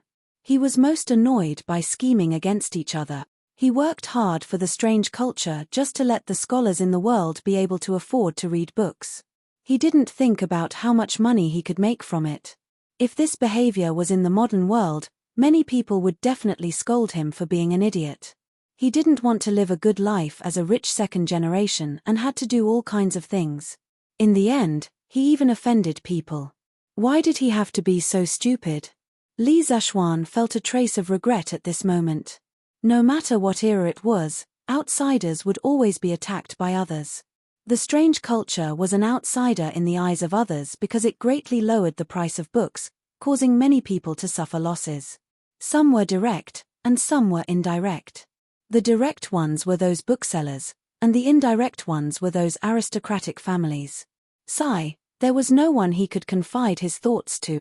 He could only bitterly bear it alone in silence. Li Zexuan half reclined on the sofa in the carriage, looking at the passers-by on the roadside with their families. Looking at the warm smile on the faces of a certain family of 3, he suddenly felt a little disappointed. A passerby. The sound of the zither does not ring, the curtain of spring in March does not lift your heart is a small window tightly closed. My da's horse hooves are beautiful mistakes. I am not a returnee, I am a passerby. Right now, he was really like a passerby. He came in a hurry and left in a hurry. We are all passers-by in each other's lives.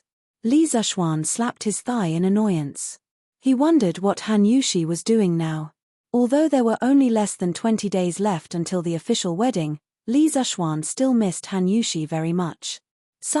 This was the inconvenience of the ancient times. In the modern world, there were not so many broken rules. There were many people who lived together before marriage, so who wouldn't let the young couple meet before marriage?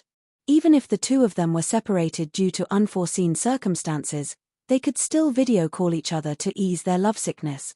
However, in this era, it was extremely difficult to make a video call.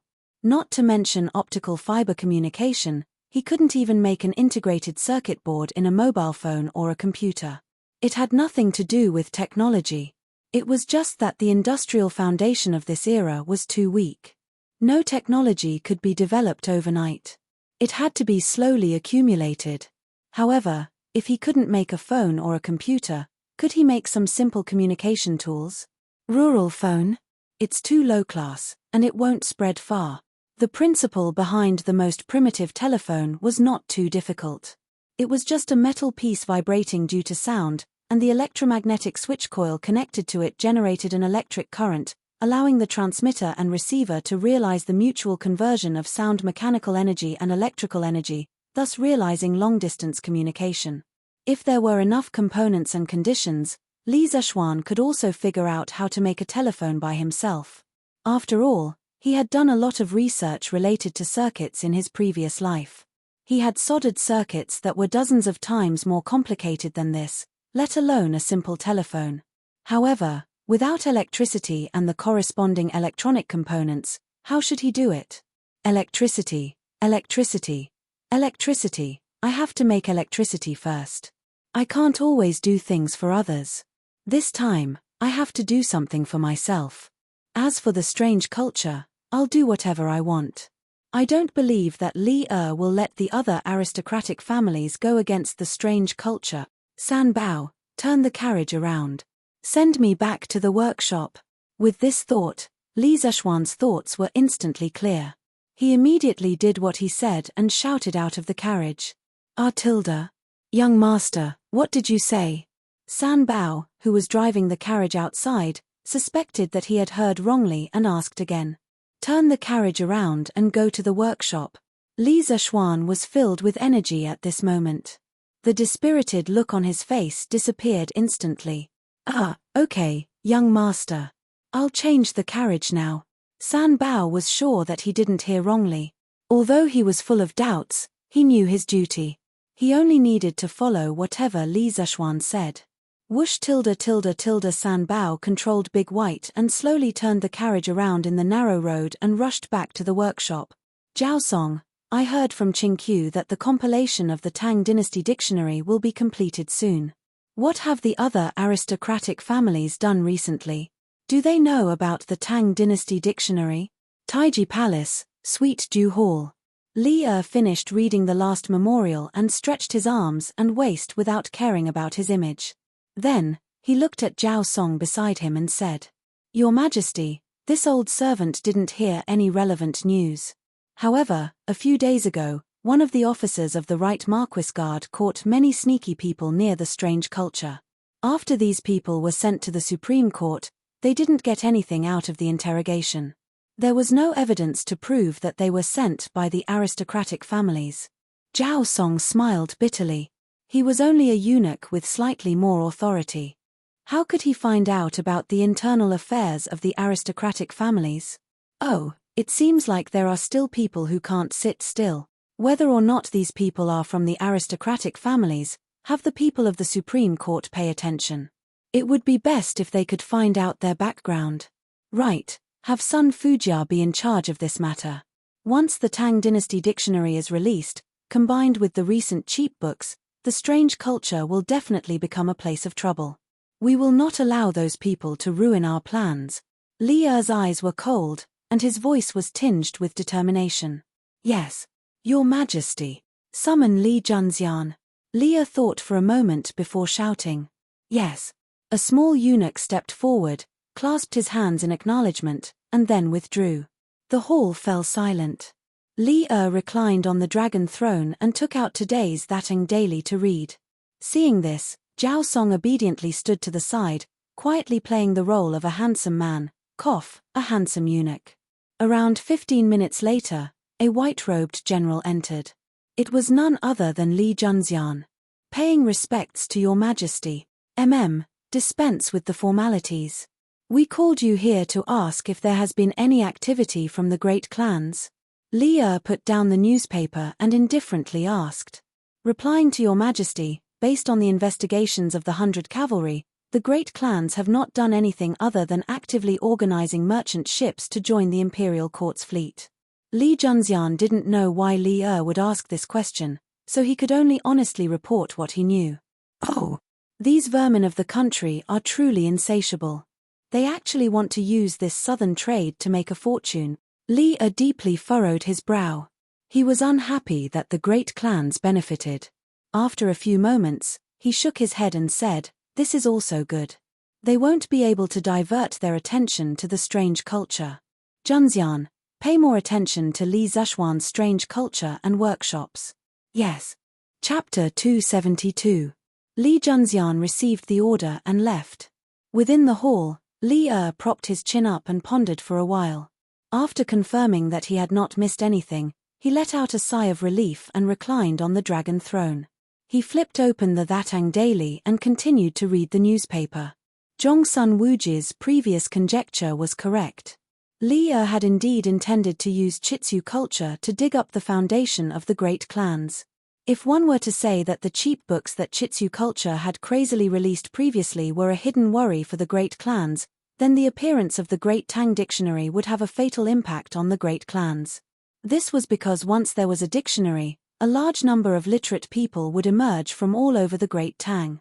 The demand for books would increase and the children of poor families would be able to learn some knowledge by themselves without relying on the great clans. In less than 5 years, the number of children of poor families would far exceed the number of children of landowning clans and the children of fake landowning clans that relied on the great clans.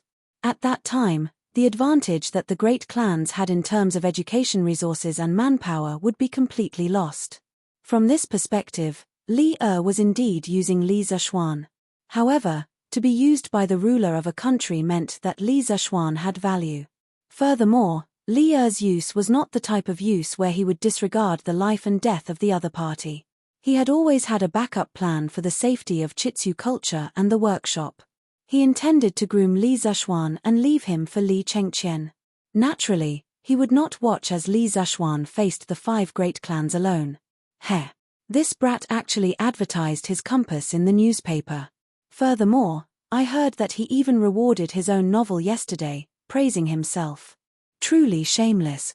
Li muttered to himself in annoyance when he saw the advertisement in the middle of the newspaper that was dedicated to the superior properties of the Chitsu Pavilion's compass.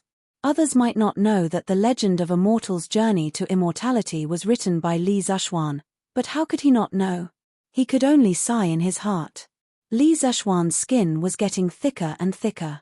Young master, we're here. In front of the Strange Interest Pavilion workshop, San Bao got off the carriage and opened the curtains. San Bao, you go back first and ask Xiaoxi to pack some clothes for me. Also, tell my parents that I won't be going back for the next few days and will be staying in the workshop. Li Zishuan ordered as he jumped off the carriage. San Bao was stunned for a moment before he bowed and replied, "Yes, young master. I will go back and make the arrangements now. You can take the carriage back and send the carriage over later," Li Zishuan quickly added when he saw that San Bao was about to run back. "Thank you, young master. Young master, why did you come back?" Li Zishuan walked through a few courtyards and of course, passed by countless curious looks from the craftsmen and servants. He directly arrived at Forbert's office. Forbert saw him and asked in surprise. After all, Li Zishuan had just left not long ago. "Forbert, I want to make something very important and I need some materials. I will write a list now and you can help me get some. I will be staying in the workshop for the next few days and will be staying in the Drunken Wind Pavilion." Li Zishuan went to a few tables and said as he wrote. On the way back to the workshop, he had already thought of the materials that he needed. Overall, they were all common materials and should be easy to get. "Young master, what are you planning to do this time?" Fu Bo was taken aback when he heard this. Then, his interest was immediately piqued. He walked over curiously and asked.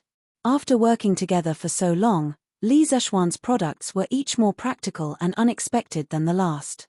He was now completely convinced of Li Zishuan's ability to invent.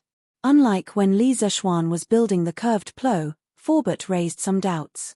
Now that he heard that Li Zishuan was going to make something new, he only had curiosity and anticipation in his heart. There were no doubts at all. "I plan to make something that transcends time. This will be one of the greatest inventions of the Han family in thousands of years."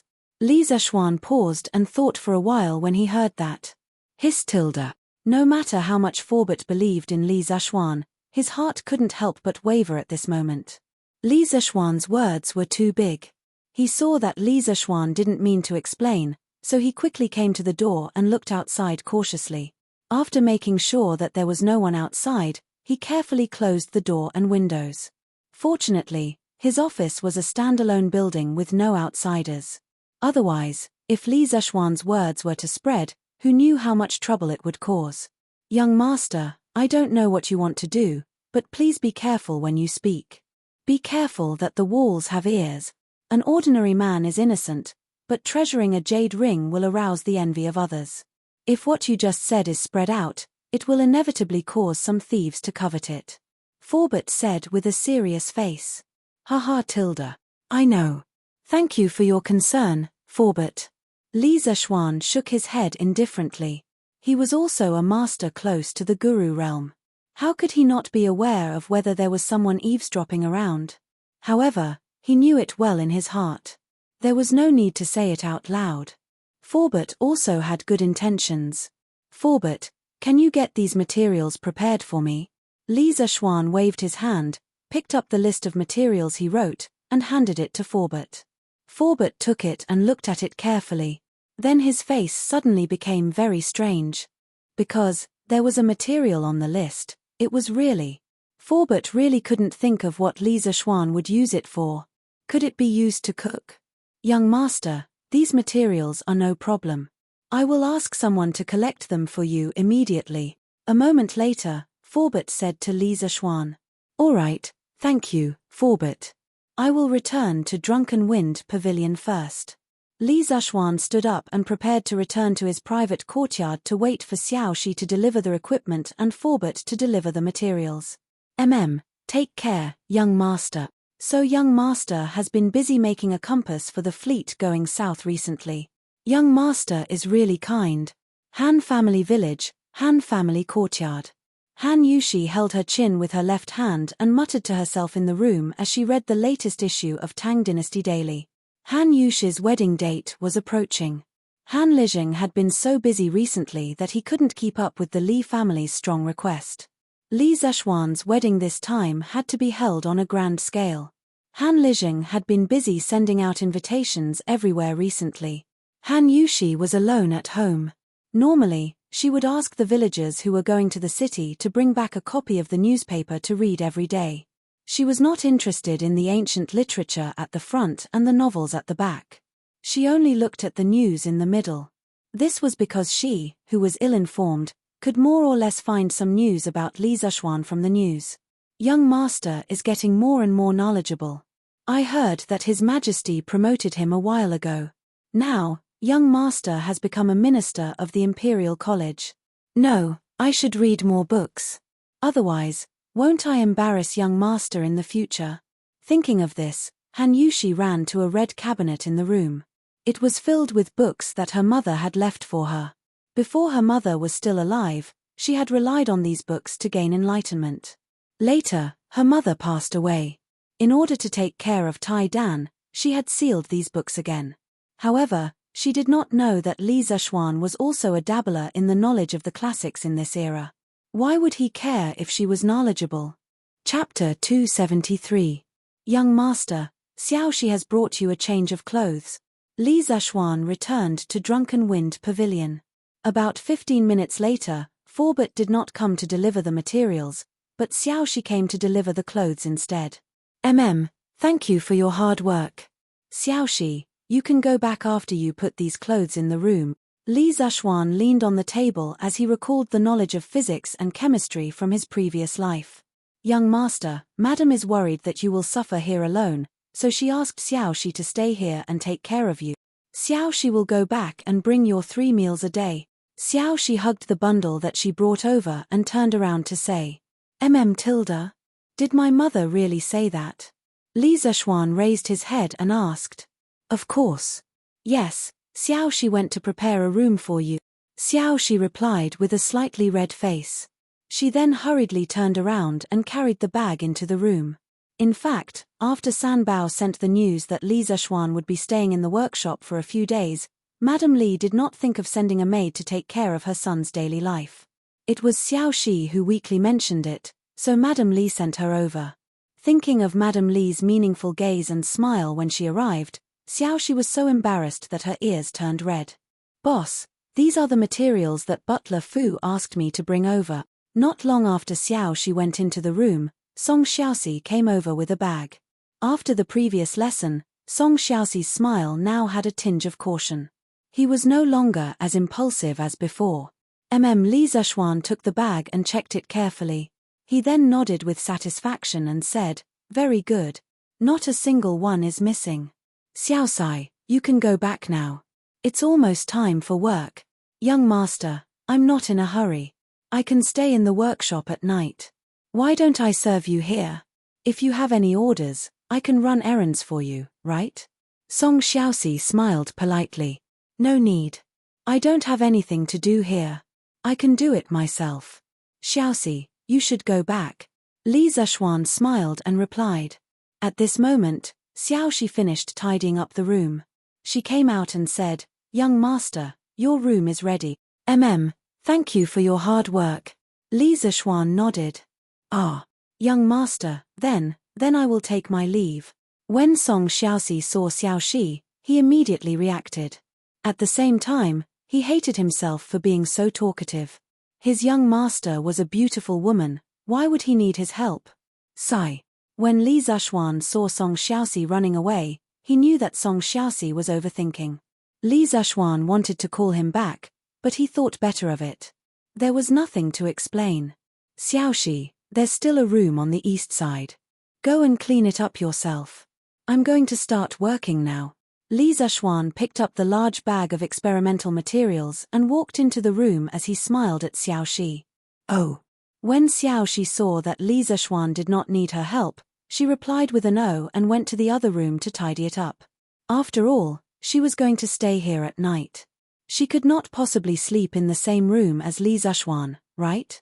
Although she had thought about it before, but after transmigrating for so long, I'm finally back to my old profession.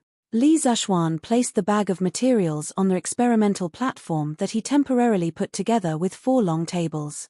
Looking at this simple laboratory, he felt a little emotional. As an engineering student, and one that specialized in engineering, he had soldered countless circuit boards in the laboratory.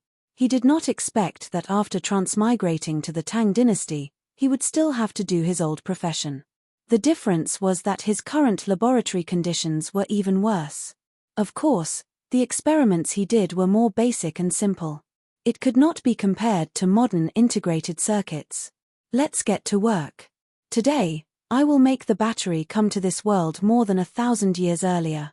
Haha. Dear Mr. Volt, I'm sorry for stealing your invention. Li Zhuan rubbed his fists and rubbed his palms as he muttered to himself eagerly. That's right. What Li Zhuan wanted to make was the simplest volt battery. What? You think that volt batteries are too weak? Why not make a generator? F*CK, big chest brother, it's easy for you to say that. You haven't even learned how to walk and you want to run away. Do you think that generators are that easy to make? You transmigrated to the Tang dynasty, why don't you try making one for me? Can you make one without 1 or 2 months? Li Zhuan wanted to immediately create electricity and then realize the next step of his plan. How could he use 1 or 2 months to make a generator? Li Zhuan watched the TV series The Myth in his previous life. In the series, Yi Xiaochuan, who was played by Hu Ji, transmigrated to the Qin dynasty. Because his phone ran out of battery, he made himself a hand-cranked generator. Of course, this was the scriptwriter's nonsense. In fact, that thing could not generate electricity at all. Okay, magnets existed in ancient times. The wires used were the gold threads from the clothes of the future Liu Bang's wife, Lu Hu. However, those gold threads did not have an insulating outer layer. When they were wrapped into a coil, it was no different from a lump of gold. The scriptwriter did not know that real generator coils were covered with enameled wire. Not to mention, to charge the phone, didn't he need an interface cable? Li Zhuan, who was a science and engineering student, was troubled by this for a long time. At that time, he also thought that if he really transmigrated to ancient times, when he needed to charge his phone, he should adapt to the time. Ancient materials were limited. What kind of device should he invent? Should it be a simple hand-cranked generator or something else? What? You said that there was no signal in ancient times, so why did you need to charge your phone? You could use your phone as a video camera. Could it be that your phone could only be used to make calls? If there were some pornographic content in your phone, you could contribute it to the emperor. You might even have a lifetime of glory and wealth. After thinking hard and letting the dog stand him up on the internet to find a needle in a haystack, he really found it. In the year 1800, the famous scientist Volta invented the world's first battery, which was also the ancestor of modern batteries.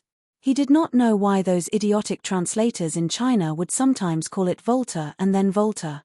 Li Zhuan's mind was often confused when he was in middle school. Through experiments, he found that when a piece of paper soaked in salt water was sandwiched between 2 different metals, electricity would be generated. He soaked the blotting paper in salt water, stacked it with a layer of silver, a layer of blotting paper, and a layer of zinc. Then, he used a wire to connect the top layer of metal to the bottom layer of metal. He found that he could measure the voltage and current. This device was now called a voltaic battery. The principle of a voltaic battery was, when different metals came into contact with an electrolyte solution in pairs, the ions in the solution would form a directional movement and thus generate an electric current. Until now, the dry battery that we used was a modified voltaic battery. In the dry battery, a paste of ammonium chloride was used instead of salt water, a graphite rod was used instead of a copper plate as the positive electrode of the battery, and a zinc sheet was used as the negative electrode of the battery. Compared to making a generator, wasn't it easier to make a battery? Chapter 274. The materials used for the voltaic battery were silver, zinc, salt, and blotting paper. As long as they were stacked together, they would form a battery that could generate electricity. Then, were these materials available in ancient times? If you were traveling to the Ming dynasty, congratulations, you would have all of these materials. You would be able to charge your phone directly. This was because zinc metal was first invented by China in the Ming dynasty. At that time, it was called Japanese lead. It was first extracted from silver or imported from Japan. Unfortunately, Li Zexuan had traveled to the Tang dynasty, so he lacked one material, zinc. But could a voltaic battery be made without zinc metal? Of course not. As long as there were two different metals, it could be made. The only difference was the voltage and current produced. The positive electrode material used in modern dry batteries was copper, gold or silver was better, but that was for the rich people's flashlights, and the negative electrode material was zinc.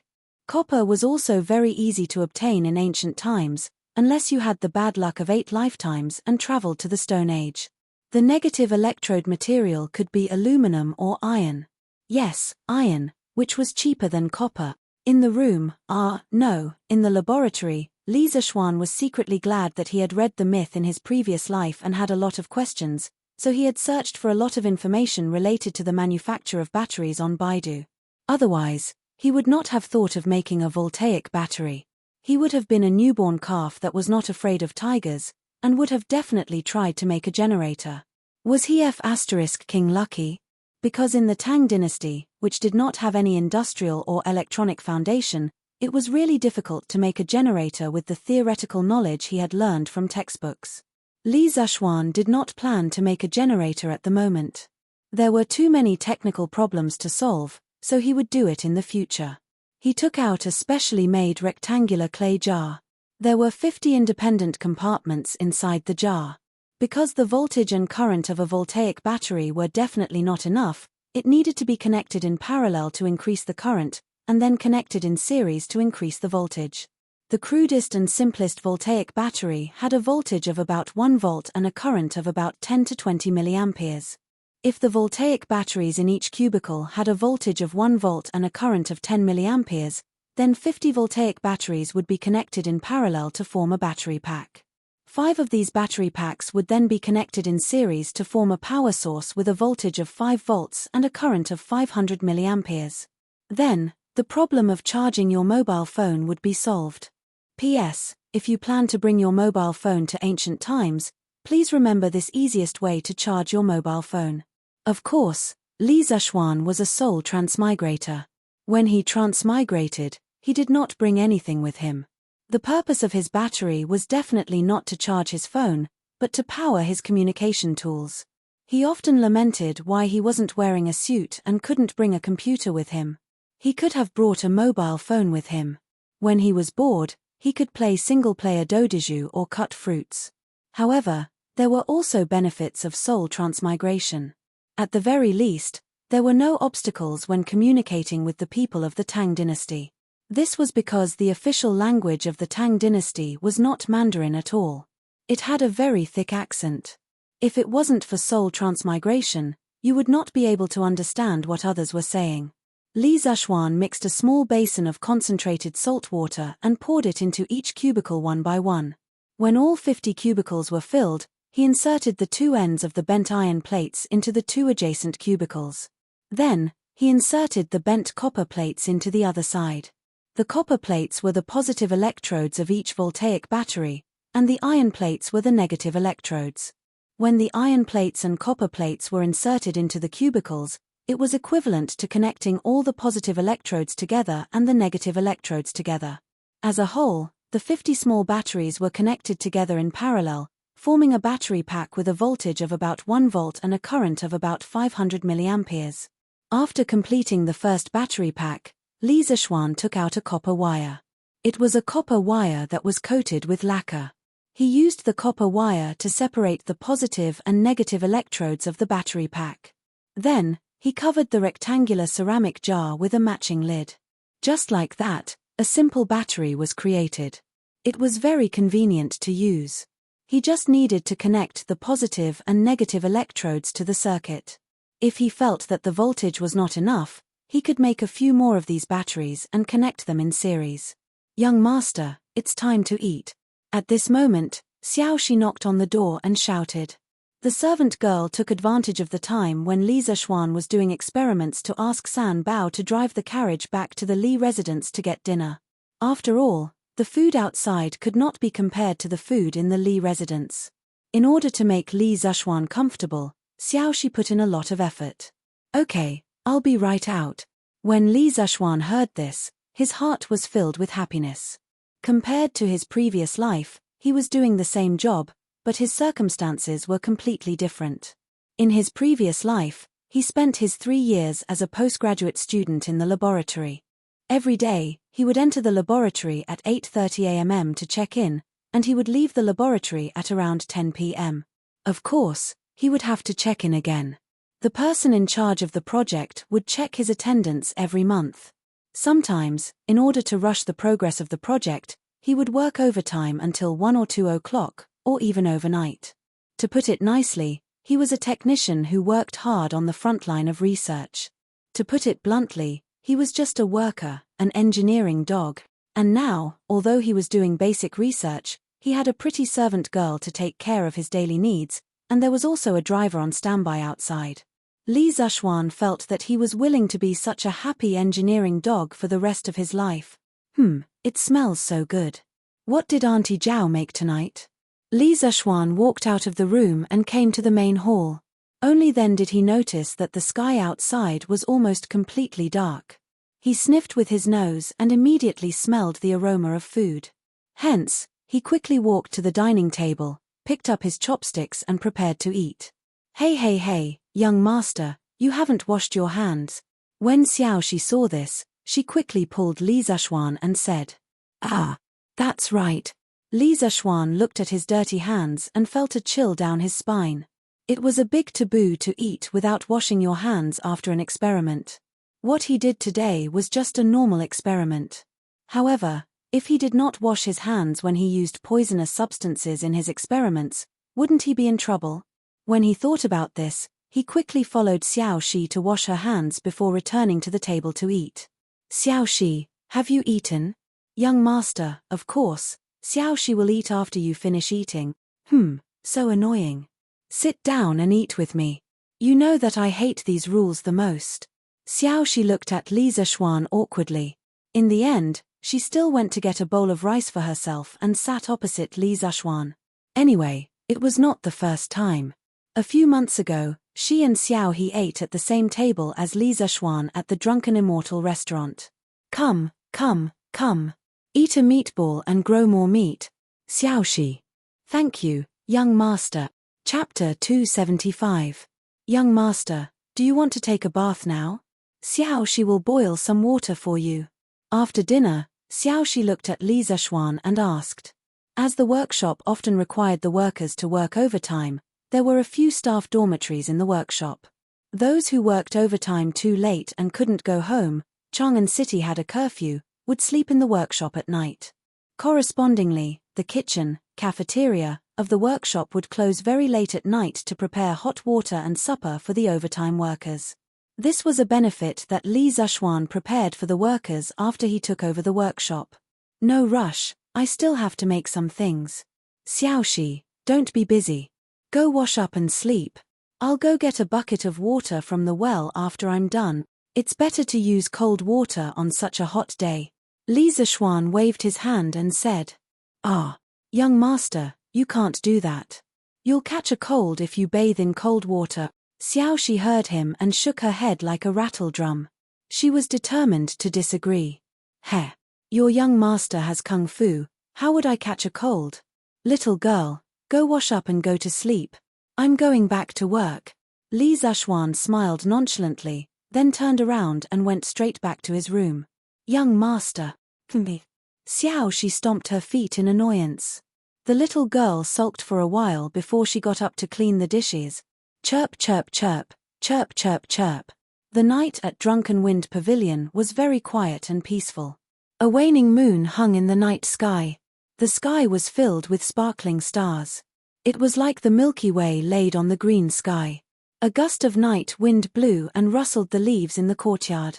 It was like the sound of the waves or the call of the pines. Occasionally, the chirping of crickets could be heard from the bushes around the house. In the laboratory, Li Zhuan continued to make voltaic batteries. There was no TV to watch, no computer to play, and he couldn't fall asleep so early. It was rare to find a good toy, and he was addicted to it. He wanted to try connecting a few more voltaic batteries in series to see if he could do something. As the saying goes, unfamiliar the first time, familiar the second time. In less than 2 hours, he actually managed to create another 11-volt battery packs. In other words, he could now assemble a 12-volt, 500 mAh power supply. It was not easy at all. Sigh, I wonder if the archaeologists will be able to guess that this young master came from the modern era when they dig up the voltaic battery that this young master made 1,000 years later. Li Zhuan looked at the dozen or so batteries on the table and thought to himself, that's right. Oh, right. It seems like there really was someone who made the voltaic battery even earlier. Oh, so this young master isn't the first person to eat crabs? Li Zhuan regretfully patted his head, because he suddenly remembered an archaeological news article he saw on the Tianya forum in his previous life. The general idea was as follows: in 1938, Van Wilhelm Koenig, an archaeologist working in a museum in Baghdad, Iraq, announced that he had discovered a battery that predated the voltaic battery by a long time. Koenig claimed that this battery was made by the Mesopotamians as early as 200 BC. This Baghdad battery was made up of a 14-centimeter tall jar, an iron electrode, and a copper electrode surrounding the iron electrode. The iron electrode was also surrounded by paper soaked in grease to prevent it from coming into contact with the copper electrode. In the jar, Koenig also found traces of a mysterious organic substance. Later, someone made a replica of the Baghdad battery based on the antique. The same electrode material was used, and the electrolyte was vinegar. It was very likely that this material was used at the time. Through the measurement of modern instruments, it was proven that the Baghdad battery could produce 1 volt of voltage when the current was 10 milliamperes. This device can indeed be used as a battery, but what was the real purpose of the Mesopotamians 2,000 years ago? This question has always been an unsolved mystery. There had always been some unknown civilizations on Earth, such as the ancient Egyptians and the Mayans. Perhaps the level of their technological civilization at that time had far surpassed the 21st century society. Knock, knock, knock. At this moment, there was a knock on the door, followed by Xiaoxi's voice. "Young master, can I come in?" Xiaoxi said weakly. She cleaned up the dishes, took a shower, and stayed in the room alone. She couldn't help but feel afraid because this place wasn't as crowded as the Li residence. Tonight, there were only her and Li Zhuan in the entire Drunken Wind Pavilion. San Bao naturally went to the staff dormitory. "Ian, come in." Li Zhuan's messy thoughts were instantly interrupted by Xiaoxi. He regained his senses and replied, "Young master, this is ginseng tea. It's cold at night, drink some."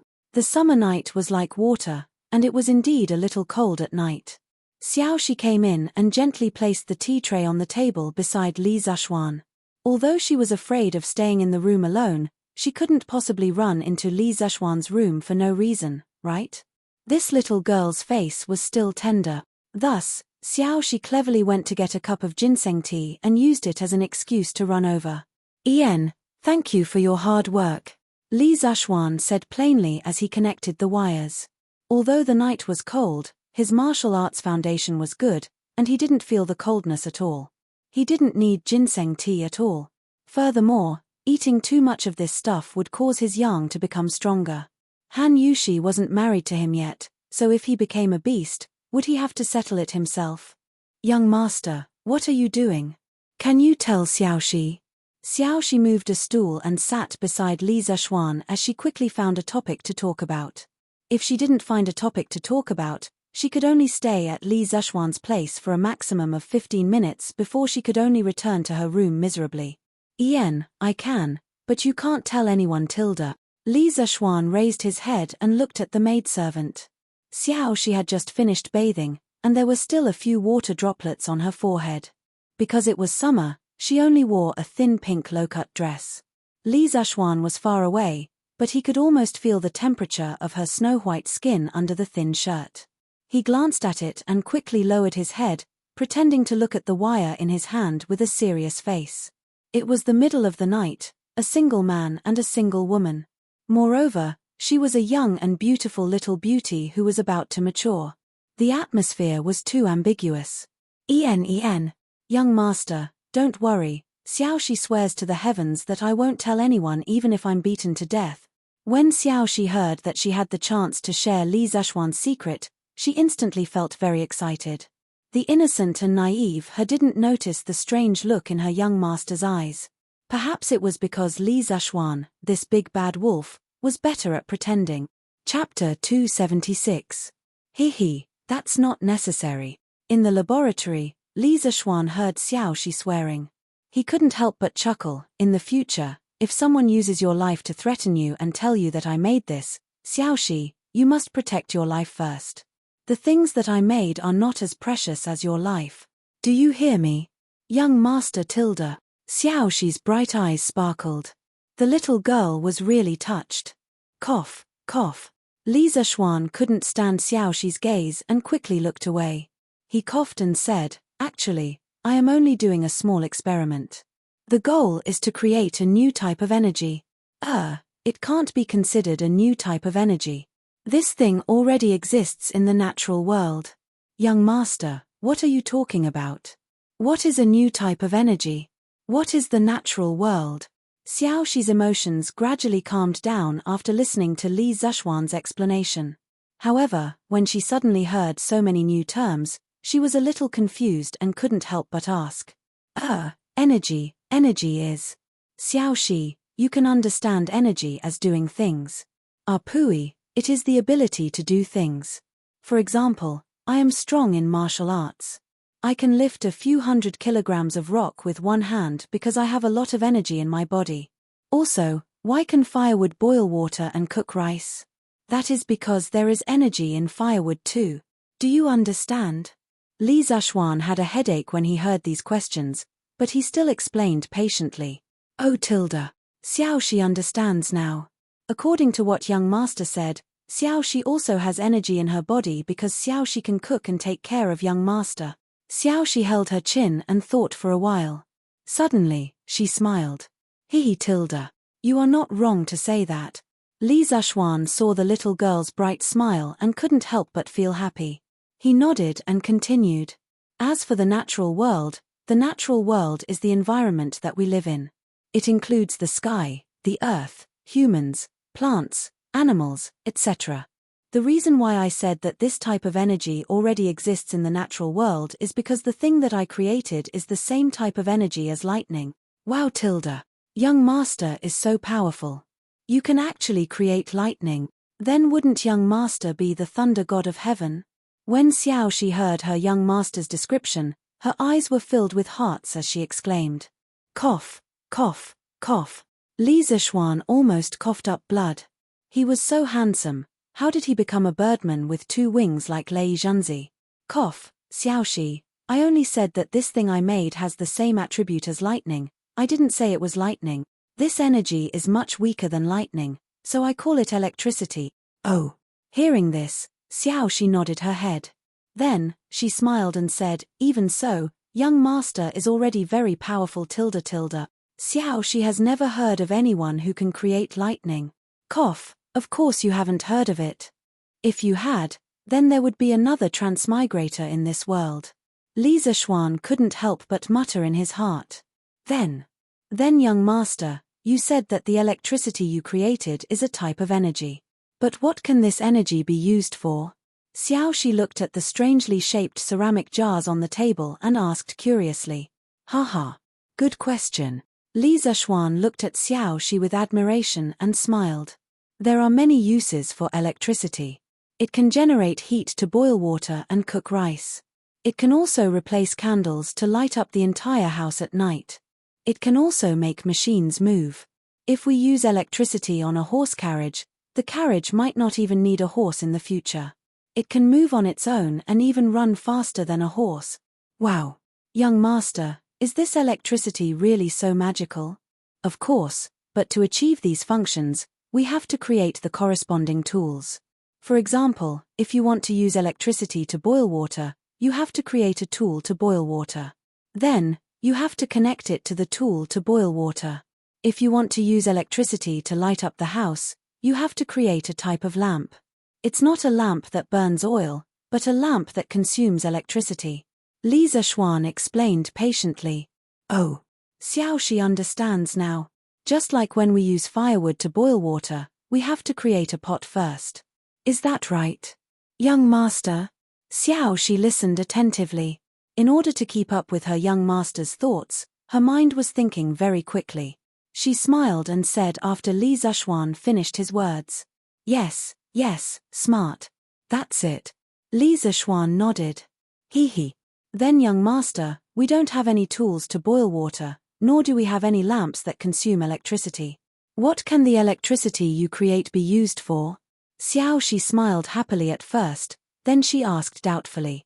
Hey, we don't have any tools, but we can create tools. Xiaoxi, wait for a moment. Let me show you a magic trick tonight. A thought flashed through Li Zishuan's mind as he suddenly thought of an idea. After he finished speaking, he ignored Xiaoxi's doubts and went straight out the door. Hey, young master, where are you going? Xiaoxi wanted to follow him out anxiously, but she could not catch up with Li Zishuan's footsteps. She could only sit down alone and continue to wait. About a quarter of an hour later, Li Zishuan came back with a bamboo stick in his hand. He took out a long sword and with a few swings of the sword, there were a few thin bamboo strands on the table. Li Zishuan picked up a bamboo strand of uniform thickness and placed it on the flame of the candle. He started to roast it carefully.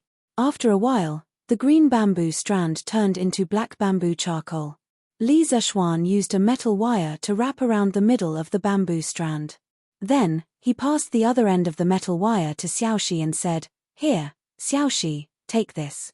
You will be able to see the lighting effect of electricity soon. Yes. Remember to stay away. Don't let your hair touch the bamboo strands. Yes, young master. Watch carefully. Just for a moment. The experiment that Li Zishuan wanted to do was the prototype of a third wheel. In 1854, Henri Goebbels used a carbonized bamboo strand under a vacuum glass bottle. It emitted light when it was electrified. His invention was the first practical use of an incandescent lamp. The light bulb he experimented with could last for 400 hours, but unfortunately, he did not apply for a patent in time. Li Zishuan skillfully connected the 12 batteries together. Then, he carefully connected the positive and negative electrodes of the battery to the two ends of the carbonized bamboo strand. After the bamboo strand was electrified, its surface instantly produced a high temperature and emitted a bright light. It easily covered the light of the candles in the room. The bright light shined on Xiaoxi's delicate cheeks and her snow-white smooth chest. Coupled with her slightly opened mouth and shocked expression, the originally beautiful Xiaoxi looked even more beautiful under the light. Li Zishuan was mesmerized. Ah, what a beautiful light! Young master, this light is 10 times brighter than a candle. Unfortunately, it only shines for a while. Xiaoxi excitedly exclaimed. The things that she experienced tonight had completely overturned her understanding. She would never forget it for the rest of her life. Cough. Why is this little girl becoming more and more charming? I almost went crazy. Li Zishuan, who was interrupted by Xiaoxi's exclamation, could not help but shake his head. After he heard Xiaoxi's words, he laughed in his heart. This bamboo strand is not placed in a vacuum, so of course, it can only shine for a while. But maybe I can make some light bulbs to play with in the future. Xiaoxi, do you like it? Yes, I like it. Then young master will make you a light bulb that can always shine this bright. Ah, young master is so nice. Chapter 277. Young master, you're up? Xiaoxi will get some water for you to wash up. Early in the morning, Xiaoxi had just returned from the Li residence after getting breakfast. She happened to see Li Zishuan doing his morning exercises, i.e., sword training, in the courtyard. The little girl placed the food box on the stone table in the courtyard and was about to go get some water. "Ha! No need, I've already washed up. Xiaoxi, come over and eat." Li Zishuan laughed and put away his sword. Then, he came to the stone table and sat down. After last night's experience, Xiaoxi didn't refuse and sat opposite Li Zishuan. She opened the food box and accompanied Li Zishuan to eat. TSK, that's more like it. It's so boring to eat alone. With a beauty accompanying me, my appetite will be much better. Li Zishuan glanced at Xiaoxi as he ate, and thought to himself proudly. "Xiaoxi, how was your rest last night? Are you used to it?" Li Zishuan asked casually as he ate his sumptuous breakfast. Xiaoxi purposely stayed there last night and he didn't notice it at first. However, as time passed, how could he not notice it? Although she was a feast for the eyes, Li Zishuan still hardened his heart and chased her out of the room when he thought about how he was going to get married soon. "It's okay." Xiaoxi blushed and replied. After she left Li Zishuan's room last night, she wasn't that afraid anymore. She laid on the bed and her mind was filled with the image of Li Zishuan lighting up the bamboo in front of her. She couldn't care less about being afraid anymore. "Young master, are you still doing an experiment today?" Xiaoxi had also learned a lot of new words. "Yes, I still have to do something. Do you need my help?" Xiaoxi asked with her eyes sparkling. "Ah, not at the moment." "Oh." Although the questions for this exam were difficult, there were still quite a number of people who did very well. They are worthy of praise. Iron Egg, come over and give out the exam papers. Imperial College, Mathematics Institute. Xu Hongji held a stack of test papers and stood on the podium, summarizing the results of this exam. After Li Zishuan finished marking the test papers that night, he put them in the study room. Yesterday, he stayed in the workshop all day and forgot to give them to Xu Hongji. Xu Hongji waited at home for a long time, but no one came. Seeing that it was getting dark, he stomped his feet and went to the Li residence himself. After all, he and Li Jingmo were very good friends. As a result, when he arrived at the Li mansion, he naturally did not meet Li Zishuan. He could only tell Li Jingmo the reason for his visit. After Father Li understood, he was so angry that he blew his beard and glared at his son. Xu Hongji comforted Li Zishuan for a while before Li Jingmo calmed down. In the end, with Xiao's help, they found the exam papers that had been marked in Li Zishuan's room. "All right, Mr. Xu." Iron Egg quickly walked over, took the test papers, and began to distribute them. Taking advantage of this time, I will briefly explain the results of this exam. The most praiseworthy one is Meng Wenhao. He actually scored 101 points. To be honest, there were many questions in this exam paper that I did not know how to answer. Meng Wenhao was able to score so high, it is very amazing. Everyone, please give him a round of applause. Xu Hongji stood on the podium and looked at Meng Wenhao, who was sitting below, and praised him. After following Li Zishuan for so long in class, Xu Hongji actually learned to make fun of himself. His words were not as rigid as before. As soon as he finished speaking, there was an uproar. Whether the questions were difficult or not, the students below had the most right to speak. They were the ones who had been tortured and persecuted. Naturally, they knew how perverted the questions were. "Damn. Wenhao, you are so awesome. Too awesome." Wang Meng stretched out his hand and patted Meng Wenhao's back as he exclaimed exaggeratedly. "Lucky, lucky." Meng Wenhao was still in deep shock. He knew that he did well in this exam, but he did not expect to get first place. After all, after Li Zishuan took over the School of Mathematics, there began to be many masters. It was very difficult to get first place. At this time, when he heard Wang Meng's exclamation, he quickly turned around and said modestly, "Lucky my ass. You are such a hypocrite." Wang Meng curled his lips and said, "This is strength, not luck. Wenhao, you are too modest. When I asked you how the exam was last time, you said it was average. How is this average?" Zheng Ziran laughed and said, "Haha, brother Ziran, I am sorry. I was not confident at that time.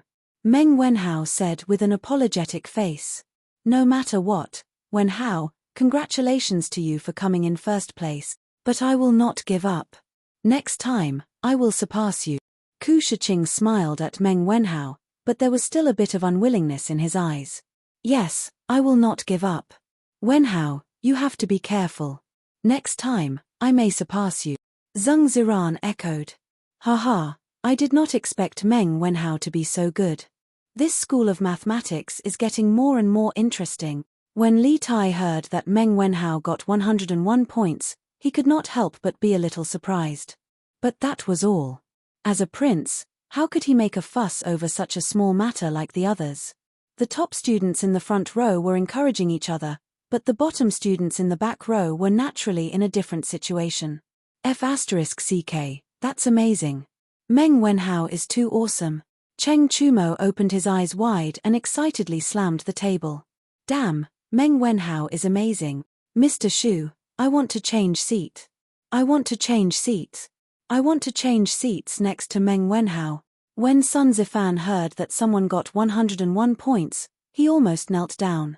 The little fatty rolled his eyes and shouted. In fact, he was bitter in his heart. He almost got 0 points in this exam. Next to him was a group of idiots who did not know anything. He could not copy even if he wanted to. Damn, I also want to change seats next to Meng Wenhao. Cheng Chumo immediately reacted and shouted. He and Sun Zifan grew up playing together. They dug out birds' nests together, peeped at Widow Wang in the east of the city, and smashed other people's latrines together. How could this little fatty's cunning mind be hidden from him?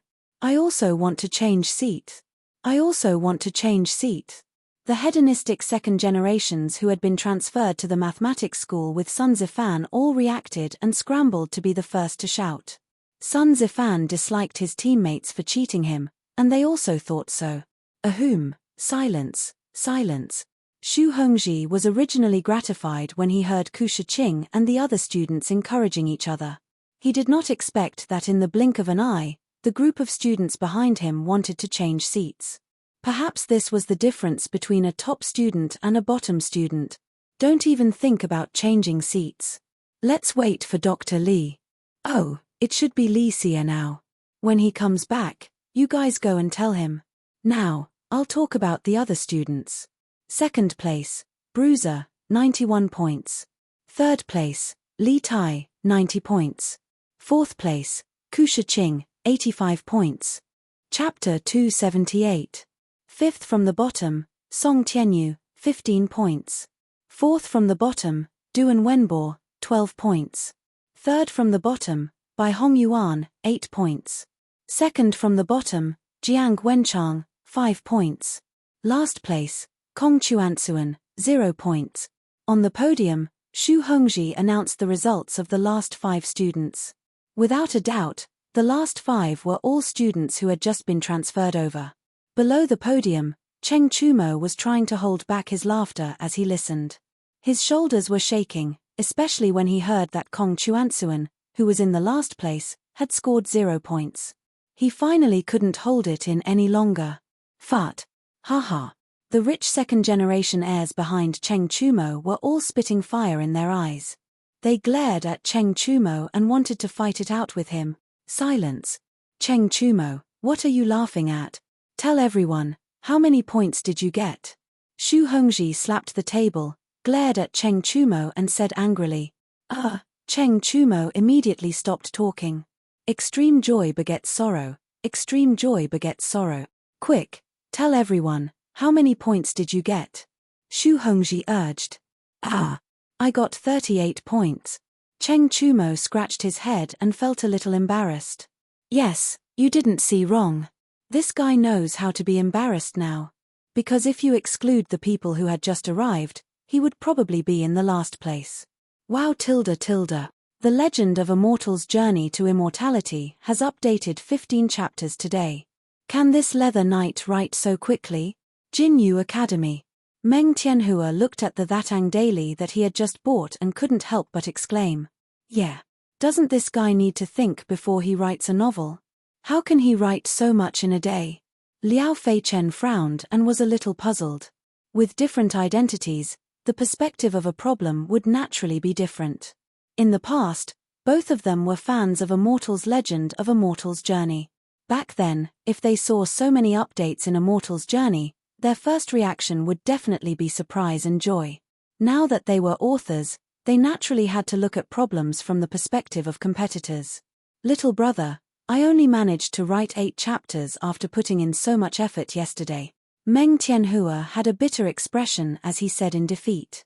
You've already written 8 chapters, but I only wrote 5 yesterday.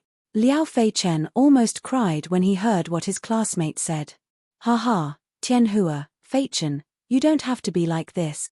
Hua Hongyi, who was watching from the side, shook his head and said with a smile, based on my guess, this Pai Xiajue definitely didn't write so many chapters in a single day. I'm guessing that he saved some of them beforehand, and then when someone rewarded him, he released all of them in one go.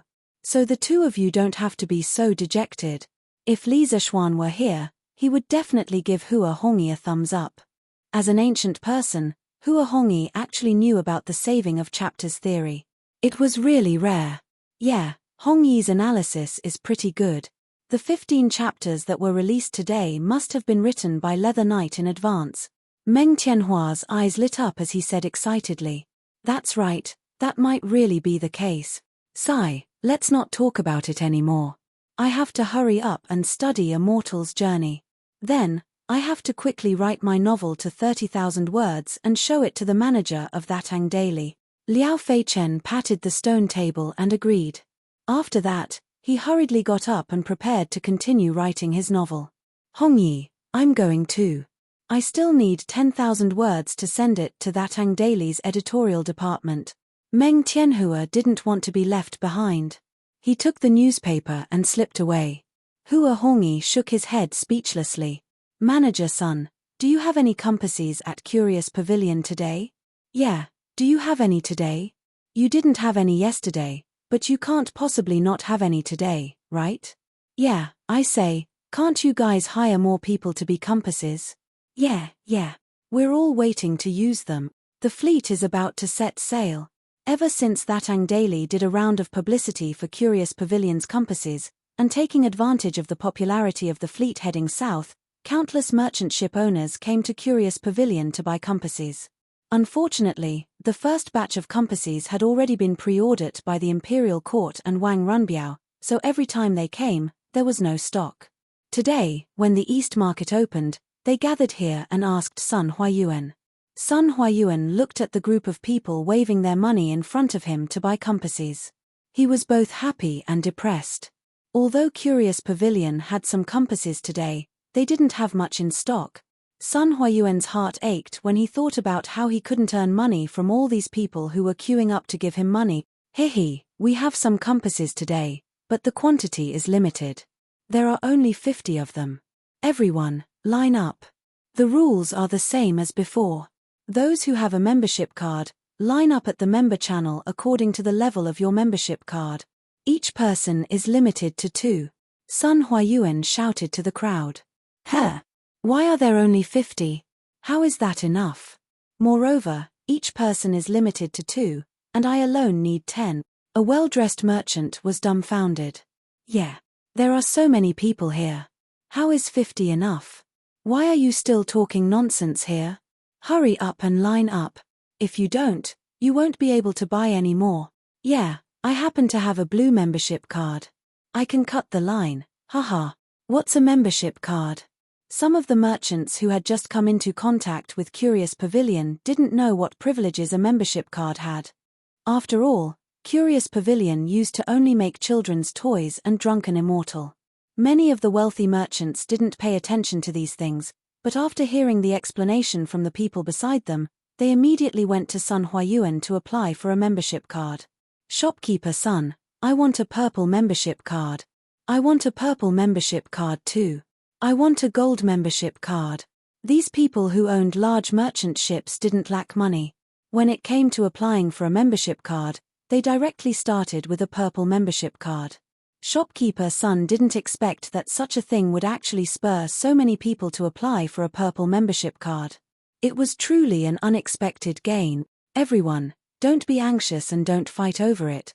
Recently, our workshop has been producing compasses at full capacity. In the next few days, the supply of compasses will definitely increase. Before the Imperial Court's fleet heads south, everyone will definitely be able to buy a lot of compasses, Sun Huayuan said to the anxious crowd as he asked the accountant to help them apply for membership cards. What he said wasn't nonsense. This was something that Li Zishuan had taught him. Under Li Zishuan's guidance, the workshop's current production model had been changed to an assembly line model.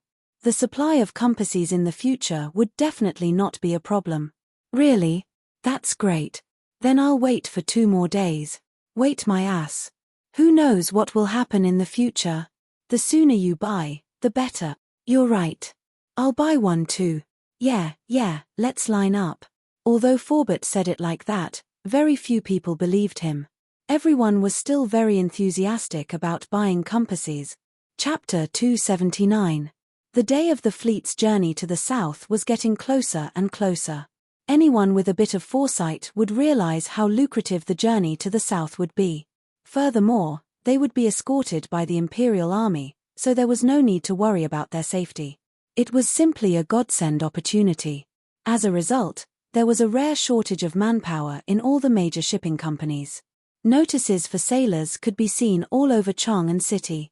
As long as you were good at swimming and didn't get seasick, you should hurry up and sign up. The ship owner would not only give you a generous settlement fee, but when you returned from the southern trade, the salary would be enough for your family to live on for 20 years. The workshop was bustling with activity. Because some of the precise components of the compasses were previously polished by a few old masters, the efficiency was very low. Seeing that there were more and more people outside wanting to buy compasses, Forbert decided to organize the young craftsmen to learn from the old masters after consulting with Li Zishuan. Whoever could learn would be rewarded with 5 strings of cash on the spot. With a generous reward, there would be a lot of brave men. A large number of smart and skillful young craftsmen immediately emerged. The precise components they polished were no worse than those of the old masters. Just like that, with a steady stream of new people joining in and the advanced assembly line production model, the production of compasses continued to skyrocket day by day. On the first day, the 50 compasses supplied by the Curious Pavilion were sold out in less than a quarter of an hour. On the second day, the 300 compasses supplied by the Curious Pavilion were also sold out in less than an hour. On the third day, the 800 compasses supplied by the Curious Pavilion were finally not sold out. The market for compasses was beginning to reach saturation. After all, there were only a little more than 1,000 merchant ships going south. Furthermore, not every merchant ship owner was as rich as Wang Runbiao to equip every ship with a compass. Seeing this, Sun Huayuan hurriedly reported to the workshop. When Forbert received the news, he immediately transferred half of the people from the compasses production team to produce carriages. According to Li Zishuan's previous plan, it was time to sell the carriages. 3 days passed in the blink of an eye. While the people outside were preparing for the vigorous southward operation, Li Zishuan was also extremely busy in the Drunken Wind Pavilion in the depths of the workshop. Li Zishuan was already showing signs of going berserk. In the past 3 days, he had spent more than 90% of his time in the laboratory, sleeping there as well. After a few days of hard work, Li Zishuan had really created a treasure. Moreover, it was a rare treasure in the world. However, his current image was somewhat unsightly. Haha, I've finally finished 2 telegraph machines. Li Zishuan's hair was a bit messy now, and his eyes were sunken. This was a clear sign that he had stayed up too late. At this moment, he looked at the pile of devices on the table and laughed madly with a deranged expression. That's right. Li Zishuan wanted to make a telegraph, and a wireless one at that. The principle of wireless was very simple. The core part was the LC oscillation circuit, which was composed of an inductor L and a capacitor C to form a frequency-selective oscillation circuit, which was used to generate high-frequency sine wave signals. The radiation power of the LC oscillation circuit was proportional to the 4th power of the oscillation frequency. In order to make the LC oscillation circuit radiate strong enough electromagnetic waves, the oscillation frequency must be increased, and the circuit must be in an open form. Although the principle was very simple, in this era, there were no electronic components that Li Zhishuan could use. It was very difficult to make. There were many technical difficulties, such as the signal modulation of the transceiver, the production of the buzzer, and so on. Fortunately, Li Zhishuan, who had been in seclusion for 3 days, overcame these difficulties one by one. After going through untold hardships, he finally made 2 wireless telegraph machines. Unfortunately, there was a problem that he couldn't overcome at present, and that was the problem of power amplification. It was also the biggest technical problem that had to be overcome in order to make progress in the electronic industry of this era, the transistor. The transistor was one of the basic components of the semiconductor. It had the function of amplifying current and was the most core component of the electronic circuit. Without the transistor, there would be no integrated circuit, and there would be no electronic products in modern society. In fact, the LC oscillation circuit needed an amplifying element, and that was the transistor. Of course, it could also use digital electric LCs such as integrated operational amplifiers. Using this amplifying element, through various signal feedback methods, the constantly consumed oscillation signal would be feedback amplified, and finally output a signal with a relatively stable amplitude and frequency, so that the radio signal could be transmitted farther. Li Zhishuan understood these principles, but what was the use of knowing? He couldn't make the transistor now, so he could only brace himself and try to make a wireless telegraph machine first. Because he had a glimmer of hope in his heart, that was, in ancient times, when there was no electricity, the space spectrum was very clean, and there was almost no interference. With a few watts of radio frequency power, it could be transmitted all over the world. The earliest wireless telegraph machines also didn't use transistors. At that time, the transmission distance was 250 meters, but there was already electricity in that era, and the space spectrum was not clean, so there would be electromagnetic interference. During the Liberation War, Maro, Ze, Dong was in Yang'an, and Lin, Biao, Dong was in Harbin. They were more than 2,000 kilometers apart, and there were no relay stations in between. They were all directly transmitted through radio stations. At that time, the radiating power of the telegraph machine was only a few watts, and it could transmit that far. If it was in modern society, it definitely wouldn't be possible. Young master, don't move, Xiaoxi is combing your hair. Li Zhishuan was laughing crazily, but Xiaoxi was not happy. These days, Li Zhishuan had locked himself in the laboratory, and whenever he encountered a problem, he couldn't help but scratch his head. Ancient men were not like modern men with short hair, they all had long hair, so his hair had been messy recently. In order to maintain a good image for her young master, Xiaoxi spent a lot of time combing Li Zhishuan's hair every day. Haha, no need to comb, no need to comb. Come, Xiaoxi, try this young master's latest invention.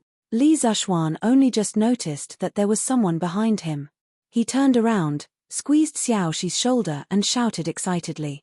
These days, he was always in a daze when doing things, and many times he entered a state of forgetfulness. If it wasn't for Xiaoxi taking care of him, he would have either starved to death or died from his own sloppiness. In the end, although he could still make the wireless telegraph machine, his situation would definitely be much worse than now. Young Master Tilda, please wait a moment, let me comb your hair first. Xiaoxi was used to it. These few days, other than taking care of Li Zhishuan's daily needs, she also helped Li Zhishuan with various experiments. She had failed many times in the middle, so she was no longer as interested in doing experiments as before. Okay, Xiaoxi, hurry up. Li Zhishuan could only helplessly compromise. Chapter 280. Young master, Xiaoxi can hear it. In order to test how far this simple wireless telegraph could travel, Li Zhishuan, Xiaoxi and San Bao started the test. The first distance was set at 250 meters, which was around 75 feet. This was a very important distance as it directly affected whether Li Zhishuan's wish could come true. When he heard San Bao's report, Li Zhishuan was very excited. He waved his hand and said excitedly, "Good. That's great. San Bao, ask Xiaoxi to walk another 20 feet away and see if she can hear the signal I sent." "Okay, young master, I will go now." San Bao answered with a grin and then hurriedly ran out. After a while, San Bao ran back and said, "Young master, Xiaoxi is in position. You can send the signal now." "Okay, San Bao, quickly go over." After Li Zishuan finished speaking, he walked in front of the telegraph machine and gently pressed the button on the transmitter, casually sending out a string of codes. Beep tilde beep tilde beep tilde beep tilde beep tilde beep tilde beep. San Bao naturally ran back to Xiaoxi's side to check on the situation. He had no choice as he could not let Xiaoxi run around alone, right? After a few minutes, San Bao ran back. However, his breathing was hurried and his forehead was covered in sweat. After all, running around in the hot weather was unbearable for anyone. "Young master, Xiaoxi can hear your signal. Okay. Ask Xiaoxi to walk another 50 feet. Li Zishuan was so excited that he was about to explode. This was the first time he felt so close to modern technology since he transmigrated. San Bao was instantly dumbfounded when she heard that. The addition of 750 feet, 200 feet, and 500 feet would be a total of 1,450 feet. A round trip would be about 2 miles. Furthermore, according to Li Zishuan's words, the journey would only get further and further. San Bao felt like she was about to kneel down. What happened? Li Zishuan was only thinking about the telegraph. His IQ and EQ were basically zero. He did not notice San Bao's expression. He only felt that San Bao was still in the house, so he could not help but ask curiously. His casual question almost scared San Bao out of his wits. San Bao thought that his young master was dissatisfied with him. He was living such a comfortable life in the Li family, and he was not willing to make his master unhappy over such a small matter and be chased out of the house. "No, I'm fine. Young master, I'll go now." San Bao responded and ran out hurriedly. He thought to himself, "Isn't it just running? I'll do it.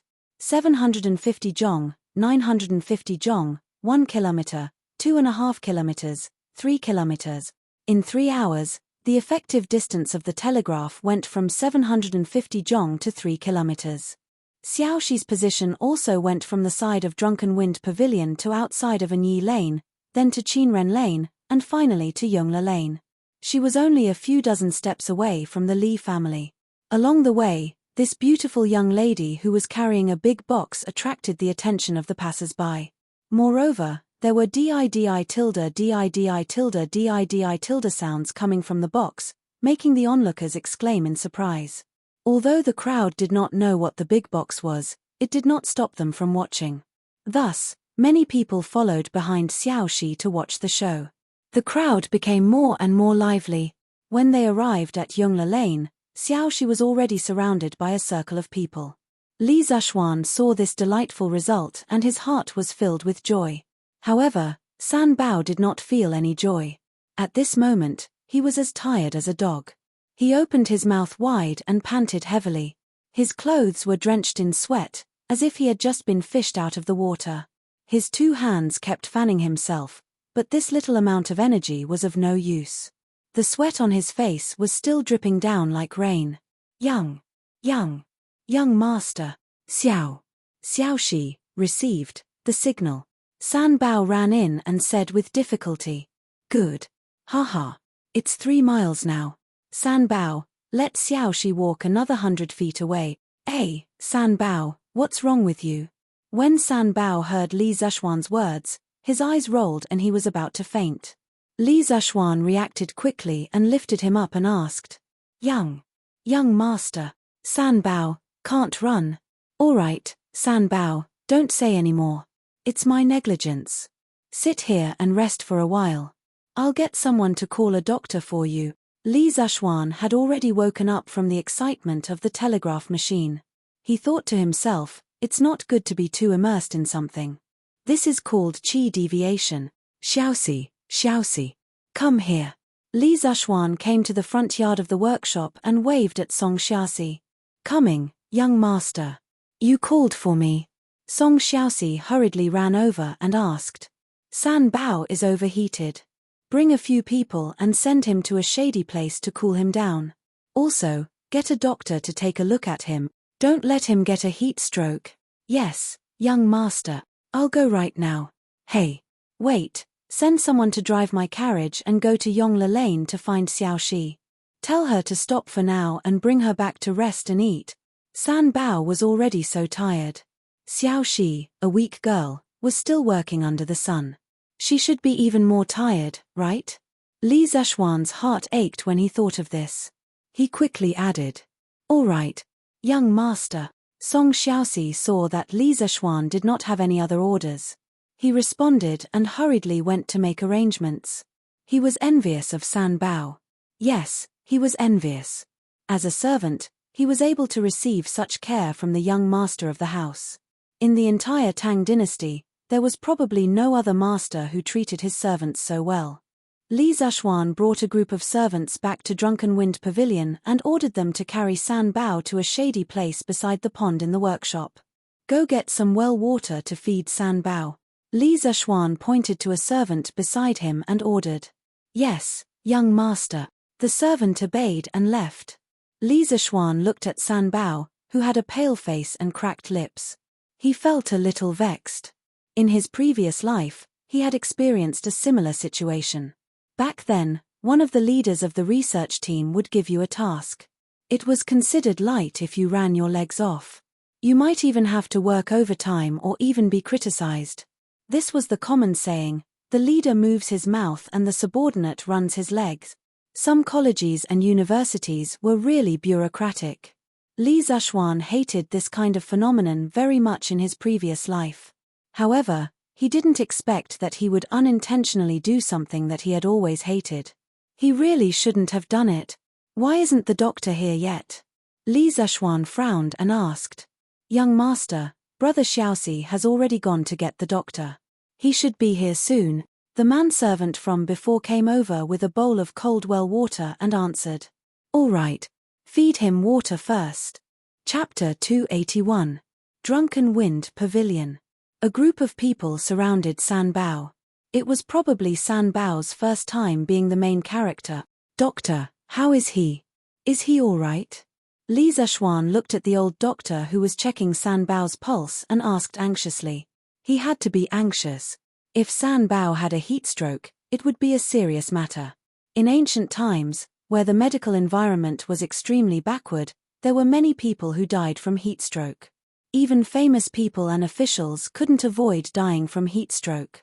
For example, Fu Zhong, the great scholar of the Western Han dynasty, Su Shi of the Song dynasty, Zhao Mingcheng, the husband of the female poet Li Qingjiao, and Zheng Chenggong, the national hero who recovered Taiwan, all died from heat stroke. Lord Zhu, you don't have to worry. This young man is just too tired. Coupled with the hot weather, his body is dehydrated. He didn't suffer from heat stroke. As long as you give him more water and combine it with this old man's prescription, he will definitely recover. The old doctor put down San Bao's wrist and smiled. He was a doctor in charge of a medical hall in Anyi Lane. It was not far from the workshop, so he naturally knew some people in the workshop. As for Li Zishuan, he had met him a few times before. Phew, that's good. That's good. Li Zishuan heaved a sigh of relief. He then turned his head and pointed at a servant. You go and get the medicine from Doctor Hu. Also, go to Manager Fu to get a sum of money. Yes, young master. Thank you, Doctor Hu. Li Zishuan nodded and smiled at the old doctor. Hehe, Lord Zhu, you're too courteous. It's my pleasure. Young master, I'm back. I even brought food. After getting someone to settle San Bao down, Song Xiaoxi drove Li Zishuan's private carriage into the workshop. Xiaoxi hugged the telegraph box and carried a lunchbox as she jumped down from the carriage. I asked someone to get some ice in the house. Xiaoxi, go inside and cool down. Drink some ice water to relieve the heat. Li Zishuan quickly walked over and took the telegram machine and lunchbox from Xiaoxi's hands as he said with concern. Thank you, young master. Oh, right, where's San Bao? Xiaoxi wiped the sweat off her face and asked. San Bao is too tired. She's resting now. I was careless today and made the two of you suffer. Xiaoxi, quickly go back and rest. Li Zishuan said with some self-blame. Xiaoxi could hear the concern in his words and smiled. Young master, Xiaoxi is fine. It's already so hot and you're still fine. Come, follow me back to the house. Li Zishuan knocked on Xiaoxi's forehead and pulled her back into the house. Young master, this telegraph machine you made is really amazing. Xiaoxi could hear the message you sent in the workshop even though she was so far away. Also, this thing can make sounds on its own. It's amazing. After returning to the house, Xiaoxi drank a few mouthfuls of water with ice cubes. After a while, she calmed down and stood up to look at Li Zishuan excitedly. Previously, she accompanied Li Zishuan to do so many experiments, but they all ended in failure. Today, after finally succeeding, she saw how amazing this thing was. Li Zishuan looked at the excited look on the little girl's face and smiled as he shook his head and said, "Hehe, this is only the beginning. This telegraph machine that I invented, if it's improved, it can transmit messages even if it's 1,000 miles away." Wow, 1,000 miles away? Doesn't that mean that it can be transmitted from the north to the south of Tang Dynasty? Young master, is what you said true? Xiaoxi stared with her beautiful eyes and said in surprise. Of course it's true. All right, let's not talk about it anymore. Let's eat first. After lunch, Xiaoxi, you go and rest. I'll find 2 other people to continue the experiment. You and San Bao have worked hard this morning. Li Zishuan said as he opened the lunchbox and took the food out. Xiaoxi saw this and quickly came over to help. Young master, let me do it. As Xiaoxi helped to take the food, she looked at Li Zishuan with a pleading look and said, Young master, Xiaoxi is actually not tired. We can continue the experiment in the afternoon. To be honest, the little maid was now very interested in the telegraph machine that would occasionally make di-di-di sounds. If he did not let her follow along, she would feel a little uncomfortable. This was a beautiful girl who was addicted to doing experiments. You're already so tanned, and you're still not tired. Be careful that you won't be able to get married if you get tanned. Li Zishuan was not willing to let Xiaoxi go out in the afternoon. It was not as if there was no one outside that he could order around. Why must he let a little girl go out and suffer? In the morning, he was bewitched and could not extricate himself. Now that he had woken up, he was not willing to let Xiaoxi go out again. Young Master Tilda. When Xiaoxi heard this, her face instantly flushed red. Haha, pretend that I didn't say anything, pretend that I didn't say anything. Old master, what do you think little Xian has been doing these few days? This child can finally rest for a few days, but he doesn't know how to rest at home. Instead, he insists on going to the workshop for a few days. He is really worrisome. Li residence. After Madame Li finished eating, she complained to Li Jingmo who was beside her. She said so much, but it was all secondary. The most important thing was that she did not see her son at home these few days and felt empty in her heart. How could Li Jingmo not know his wife's thoughts, but he also did not know what Li Zishuan was doing at the workshop recently. Li Zishuan was getting more and more capable. How could he report everything to him in advance? He could only smile bitterly and say, Madam, little Xian has grown up. He will have things he wants to do. Furthermore, his workshop is not far from home. Isn't little Xian still by our side? If Madam wants to take a look, your husband can accompany you to the workshop. Anyway, this carriage at home is quite comfortable. Although Li Jingmo's words were obviously meant to comfort her, they were completely useless. Madame Li, on the other hand, accepted his words. Her expression relaxed slightly and she smiled. That won't do. Master, you've said it yourself. Xian is doing what he wants to do. If I were to go, wouldn't it affect his progress? Mother, then I will go. Lan will not affect brother's progress. Lan who was beside her said crisply. Fat. You are also not allowed to go. Mother knows you well. If you go, you will definitely cause trouble for your brother. Madame Li touched her daughter's head in amusement and said. No way Tilda. Mother, Lana has always been very obedient. Lana said coquettishly. Haha. This time, even Li Jingmo could not help but laugh. What obedient? Have you done the homework that your brother arranged for you? Previously, you did not like to be a female worker, so mother and your father did not force you. Now that your brother has arranged some homework for you, you are not allowed to slack off. Ah. It's homework, Tilda. Lan only has a little left to do. Don't worry, I will do it at night. You want Iron Egg to do it for you at night, right? Hee Tilda. No, Tilda. Chapter 282. Your Majesty, I heard from the palace maids that something interesting happened in Chang'an. In the west court of the imperial palace, Li came to Empress Zhongxuan's place for a meal after the morning court. During the meal, Empress Zhongxuan suddenly thought of something and said with a smile, "Oh, what's the matter? Tell me about it, Guanyin." Li was thinking about what happened in the morning court. After all, the fleet would set off for the south in 2 days. According to the statistics of the Ministry of War, as of today, the number of merchant ships participating in the South Sea trade had reached 2,300. The scale was really rare in history, so Li had to be cautious. Now the Tang Empire was in a critical period of recuperation. There must be no mistakes. Hearing Zhongxuan's words, his hand paused for a moment, and then he pretended to be very interested and said with a smile. Zhongxuan got up and served Li a bowl of soup, and then said, "I heard that today Li Zishuan's little maid was wandering around the area from Anyi Lane to Yongla Lane with a box that could make sounds by itself, which attracted a lot of people." Oh, what box can make sounds by itself? What the hell is Li Zishuan up to?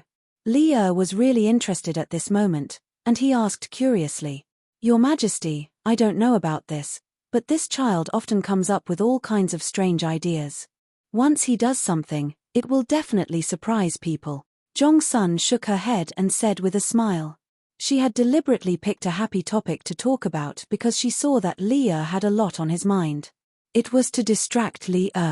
She didn't care about the deeper meaning of this matter. "Zhao Song."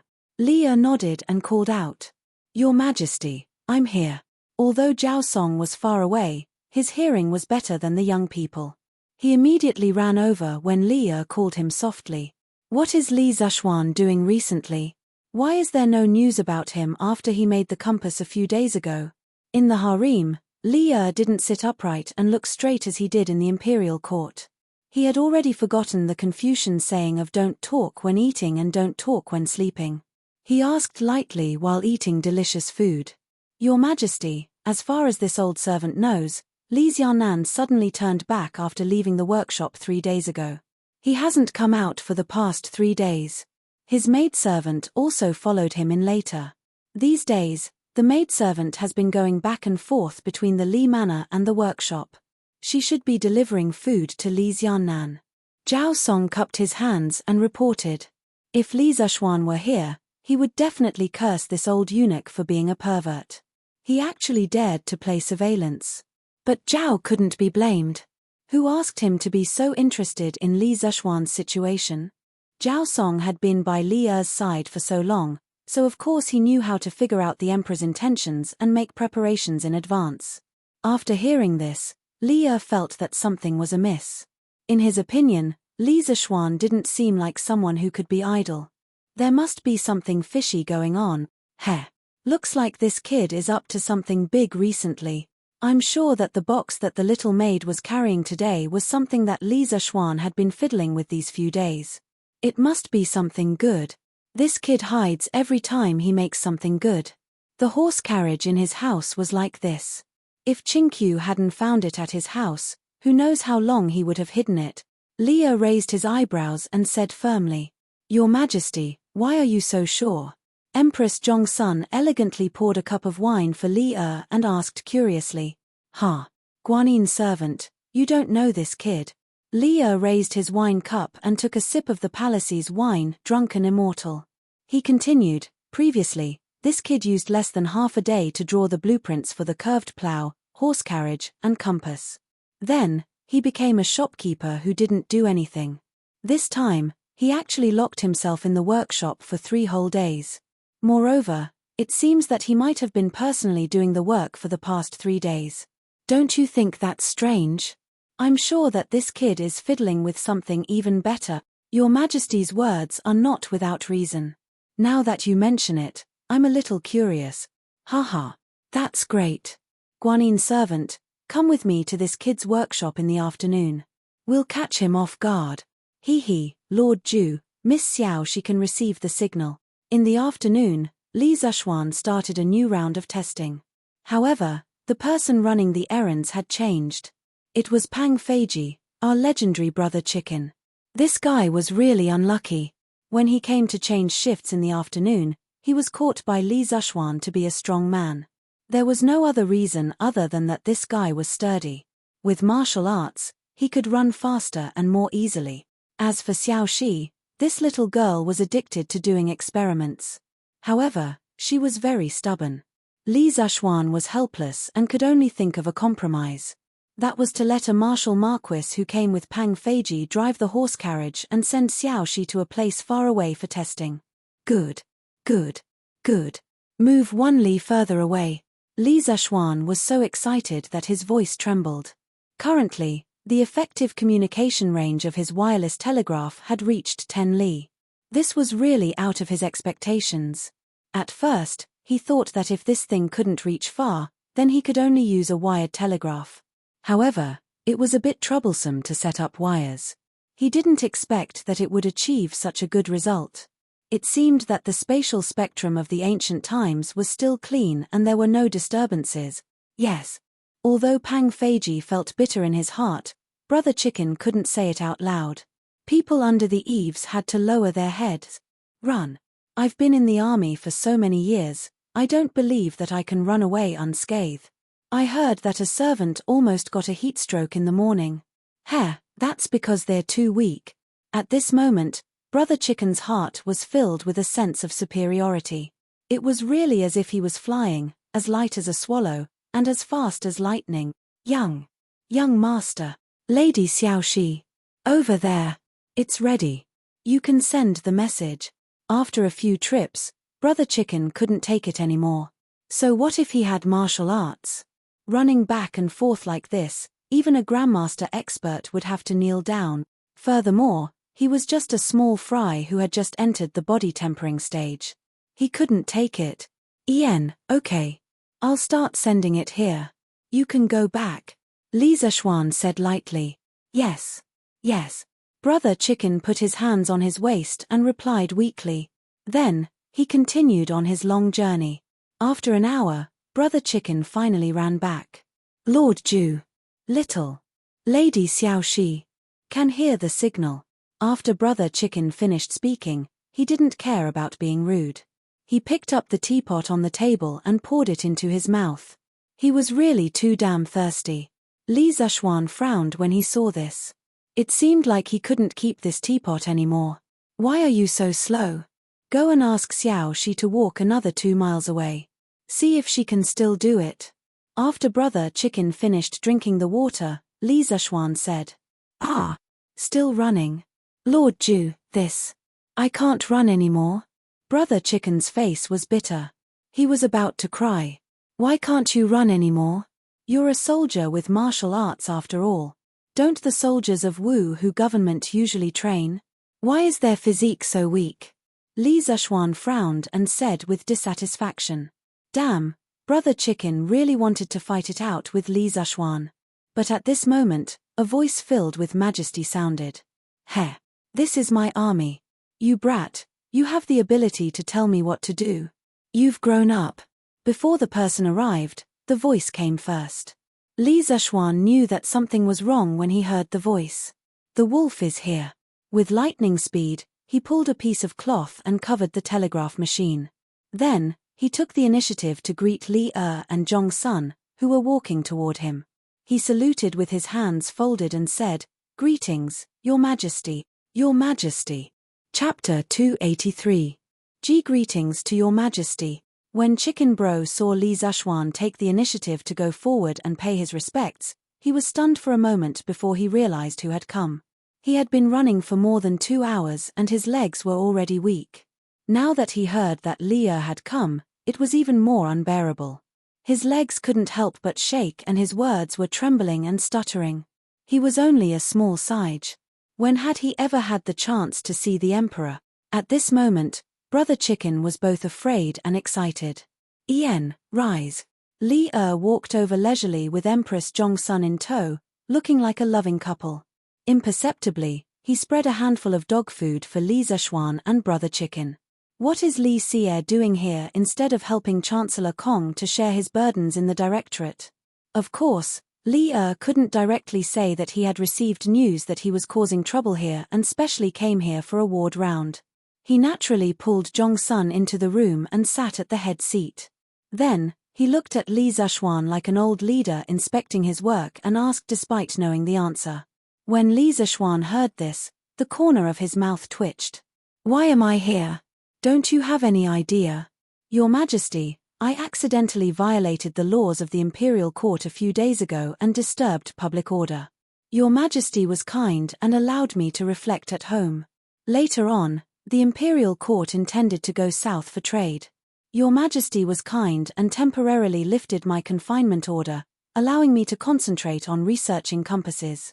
I will always remember Your Majesty's kindness and thus worked day and night in the workshop to create and improve compasses. Since Li pretended to be confused, Li Zishuan could only tell him everything from the beginning. Cough cough tilde tilde how shameless. Li almost choked to death. He secretly thought that he shouldn't have pretended to be confused and accidentally gave Li Zishuan a chance to be shameless.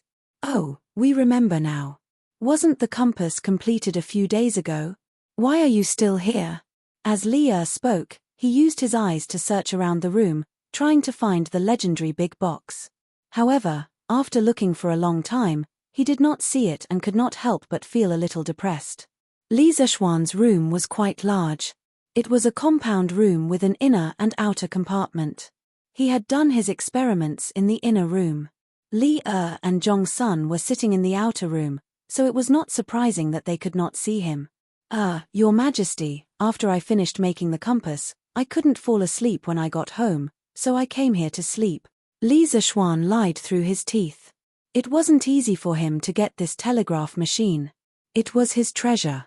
He couldn't bear to let Li take it away. Was there such a thing?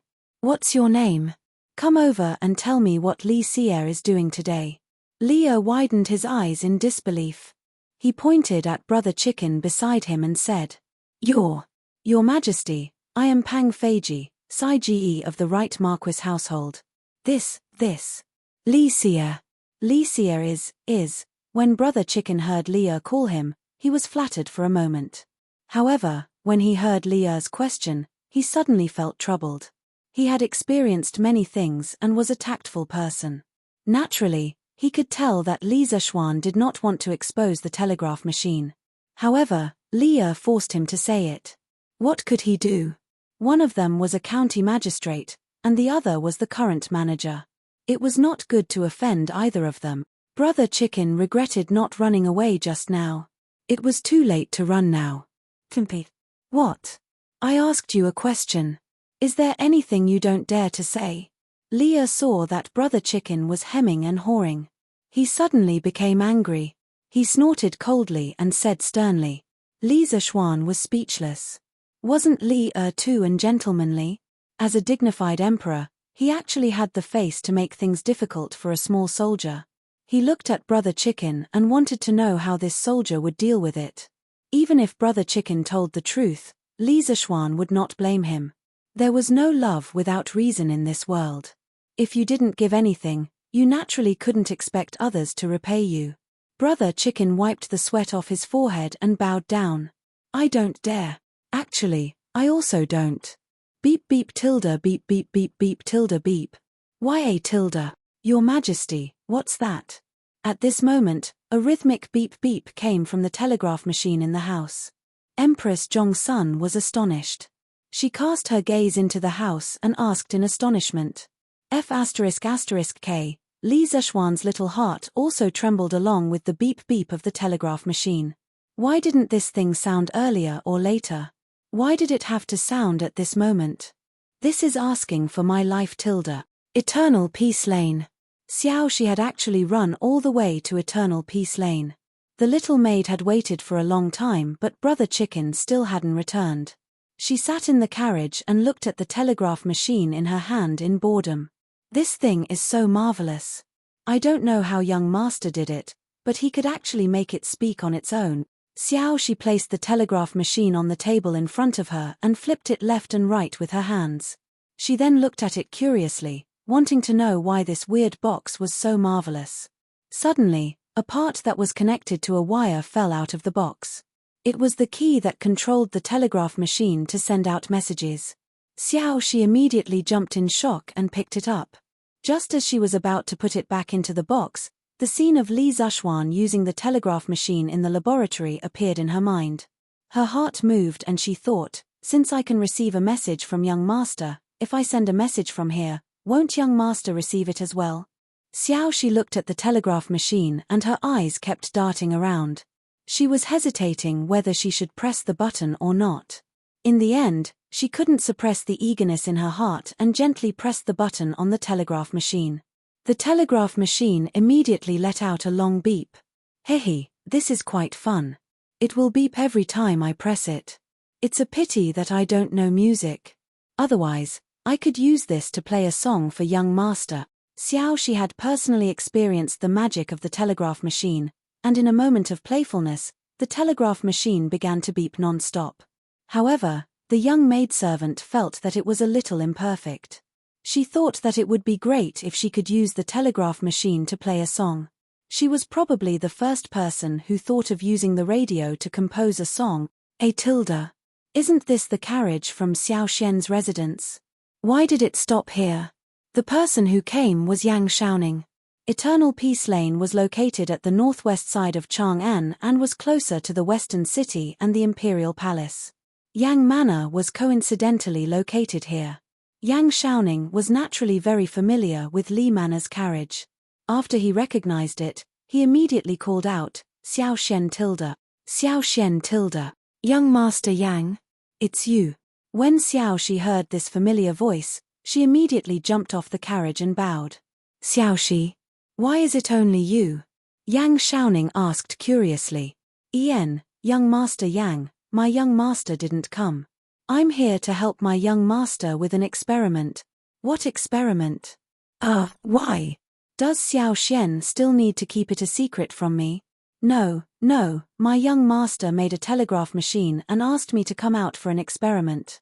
What's a telegraph machine? Let me take a look. Chapter 284. Strange Interest Pavilion Workshop. Li Zishuan, what else do you have to say now? How dare you deceive me? Tell me, what is it that is making noise in this room? Li also heard the beeping sound in the room. He instantly remembered the situation that Zhao Song reported to him at noon in the palace, so he pretended to be dignified and pressured Li Zishuan. He wanted to go in and search, but as an emperor, it was already inappropriate for him to come to the outer room of Li Zishuan's bedroom. How could he enter the inner room? Li Zishuan looked at Li and didn't know if old Li was really angry or faking it. In terms of acting, he was not old Li's opponent. He said with a guilty conscience, Your Majesty, I have never deceived you from beginning to end. This is just a small toy that I made to please my fiancé. It is not worth mentioning and is not presentable. Oh! What kind of thing can please a girl? Can Li Xie take it out and let me see? Empress Zhongsun chuckled. Alas, Li Zishuan sighed in his heart. It seemed that he had to take it out. He could only hope that Li had some moral bottom line and wouldn't confiscate his dating tool. Yes, Your Majesty. Li Zishuan cupped his hands and obediently went in to carry out the pile of devices. He placed it on the table between Li and Zhongsun. Your Majesty, this is a small toy that I made for my fiancé. What is this thing called? What is its use? Why does it look so ugly? Zhongsun looked at the strange and ugly machine and frowned in confusion. She didn't think that this thing could please a girl. Li didn't judge a book by its cover. Well, he judged an object by its cover. After looking at the machine with many wires, he said, You brat, don't hide it. Tell me the truth. Jun and the Empress won't snatch your things. Look at your stingy appearance. You're a minister of the Imperial College. If word gets out, you'll embarrass the Imperial Court. He was an astute person. From the moment he entered the room, he had sensed Li Zishuan's strong vigilance. Thinking of this, he felt a little angry for no reason. He was the ruler of a country. Would he snatch something from you? Li Zishuan secretly rolled his eyes. In his heart, he cursed, "How many things have you snatched from me?" The immortal drunken wine had been directly snatched away and taken to the palace as the imperial wine. "Your Majesty, this is a telegraph machine. It's a tool that I use to communicate with my fiancé. It hasn't been completed yet and is still in the testing stage. How can such a small box allow two people to communicate?" When Li heard Li Zishuan's words, he was in disbelief. Empress Zhongsun also looked over curiously. Your Majesty, this telegraph machine is divided into two parts, the transmitter and the receiver. The transmitter can send out a signal through this key, and the other telegraph machine dozens of miles away can receive this signal. The people over there can translate the message sent by the transmitter according to the di sound. Li Zishuan was stunned by the question. It was not that he didn't know how to explain it, but that he didn't know where to start. The two of them didn't have any foundation in electromagnetism. It was too difficult to completely explain it to them. After thinking about it, he simply introduced the principle. If Li and Zhongsun didn't understand, then forget it. Of course, Li didn't understand. He frowned. When Li Zishuan finished, he looked unhappy and said, "Speak human language." Li Zishuan was almost choked to death. He thought for a moment and found that there was no way to explain it clearly in a few words. He could only say, Your Majesty, the principle of this telegraph machine involves a lot of electromagnetism knowledge. I really can't explain it clearly in a short time. However, Your Majesty and Your Majesty only need to know that when I send a beep beep beep sound here, another telegraph machine dozens of miles away can also receive the same sound. This is how two people communicate with each other. Dozens of miles? It can be transmitted so far? Li saw that Li Zishuan wasn't deliberately beating around the bush. He understood that the principle of this telegraph machine really couldn't be explained clearly in a few words. He directly skipped the parts he didn't understand and captured the most important information in Li Zishuan's words. That's indeed the case. After I've tested the telegraph machine, I've found that it can send messages up to at least 11 miles away. And that shouldn't be the limit. Theoretically speaking, if this telegraph machine is perfected to the limit, it can allow two people in any corner of the world to send messages to each other. The process of sending messages can be completed in the blink of an eye. Since the telegraph machine had been taken out, Li Zishuan didn't intend to hide anything. He could also show off in front of Li. Wasn't it great? If his parents in his previous life knew that he had once shown off in front of the Emperor Tang Taizong, they would definitely be very pleased. People anywhere can communicate with each other in the blink of an eye. Li carefully recalled what Li Zishuan had just said a few times and couldn't help but have a toothache. It was really too shocking. Compared to the methods of communication that people often used in this era, such as relay stations, carrier pigeons, and fire beacons, Li Zishuan's telegraph transmission had completely subverted everyone's understanding. This Empress has one thing that I don't understand. Can Li Xiaonan solve this problem for this Empress? Empress Zhongsun always looked as calm as water. At this time, she looked at Li Zishuan and asked with a smile. Empress, please speak. This small official will definitely tell you everything he knows. Compared to Li who was a wolf in sheep's clothing, Li Zishuan preferred to talk to Zhongsun. He felt that Zhongsun was more gentle and virtuous, and her heart was better than Li's. However, it probably wouldn't take long for Li Zishuan to understand how stupid his current thinking was. Zhongsun nodded and said, according to what you said just now, this telegraph machine, regardless of whether it is sending or receiving a message, will make a di sound. However, with just this sound, how can we know what message the other party wants to send? Li also reacted and said, the Empress is right. With just this di sound, how can we send a message? Li Zishuan looked at the few eunuchs and palace maids who came in with Li and Zhongsun. He hesitated for a moment and said solemnly, this is a confidential matter. Your Majesty and Empress, please dismiss your servant. Li thought for a moment and waved his hand. All of you, leave for now. Zhao Song, you stand guard outside. Don't let anyone come near. He saw Li Zhuan's rare solemnity and realized the seriousness of the matter, so he dismissed his subordinates. Yes. Zhao Song responded. Brother Chicken heaved a sigh of relief. He didn't want to listen to those secrets here. He followed the eunuchs and palace maids and slipped out together. Chapter 285. Your Majesty, Your Ladyship, if you listen carefully, you will realize that this telegraph machine can actually emit two types of sounds. One is a short sound like this. When the people on the other side receive this signal, they can record it as a dot and read it as DI. The other type is a long sound that lasts for a certain period of time. When the people on the other side receive this signal, they can record it as a horizontal line and read it as DA. Your Majesty and Your Ladyship can listen carefully. Drunken Wind Pavilion.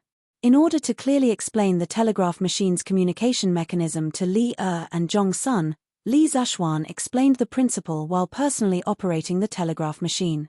In fact, the principle was very simple. It was nothing more than controlling the telegraph machine to emit two different types of signals based on the length of time the switch was closed. That's indeed the case. But with just these, I'm afraid they can't transmit the message, right? When Li saw Li Zhuan's demonstration, he was amazed by the telegraph machine's magic and asked doubtfully, Your Majesty, with just these two monotonous signals, of course, it can't completely express the meaning of both parties. This telegraph machine also needs to be used in conjunction with a codebook. Li Zhuan explained with a smile. What's a codebook? Kid, can't you say it all at once? Li frowned and said unhappily. This kid dared to deliberately use a bridge in front of him. He was really bold. Replying to Your Majesty, I just said that the two types of signals emitted by the telegraph machine can be recorded as dots and horizontal lines. I later combined the dots and horizontal lines, and each combination represents a number. For example, a dot with 4 horizontal lines represents the number 1, and the rest of the numbers so on. There are a total of 10 numbers, and then the sender can combine the 4 numbers to represent a word. In this way, there are 10,000 combinations. In other words, through this method, it is possible to express 10,000 different words. And the corresponding text of each combination is the codebook that I mentioned. Li Zhuan stood with his hands behind his back and spoke with a little bit of confidence. This guy thought that since it was a rare opportunity to show off in front of Li it would be a waste not to show off. In fact, what he had just said was the famous Morse code in the modern history of the world. In 1832, the Russian diplomat Schilling built a machine for receiving messages by means of the deflection of a galvanometer pointer. Later, in 1835, after 3 years of research, the American painter Morse successfully used the on and off and length of electric current to replace human words for transmission. Morse code was an early form of digital communication, but unlike modern binary codes that use only zeros and 1 or 2 states, it consisted of 5 types: dots, dashes, pauses between dots and dashes, short pauses between each character, between dots and dashes, medium pauses between words, and long pauses between sentences. Then, using different combinations of dots and dashes, representing 26 English letters and 10 Arabic numerals, the communication could be achieved perfectly. One interesting thing was that the International Distress Signal SOS was not an abbreviation of any English word. It was just that its code was 3 dots, 3 long, 3 dots. In Morse code, the corresponding letter was SOS. Later, Morse code was introduced to China. In order to adapt to the Chinese language, it was modified. It was almost like what Li Zhuan just said, but there were a few more combinations on the original basis. Li Zhuan was frowning and thinking, so he didn't notice Li Zhuan's annoying look. Otherwise, he would have given him 2 big feet. Empress Zhong Sun inadvertently glanced at Li Zhuan's expression, and she couldn't help but want to laugh.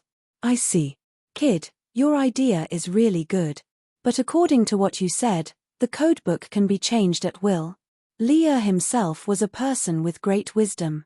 Putting aside the knowledge of electromagnetism that didn't belong to this era, he could still understand the principles of the combination of codes. Your Majesty's eyes are really sharp. Just as Your Majesty said, this codebook can be changed according to needs. As long as both parties use the same codebook, there's no problem. It is precisely due to the ever-changing nature of the telegram code that guarantees the safety of the message between the two parties. This way, even if the message is intercepted, the other party won't be able to understand the meaning of the message just by looking at the dots and stroke.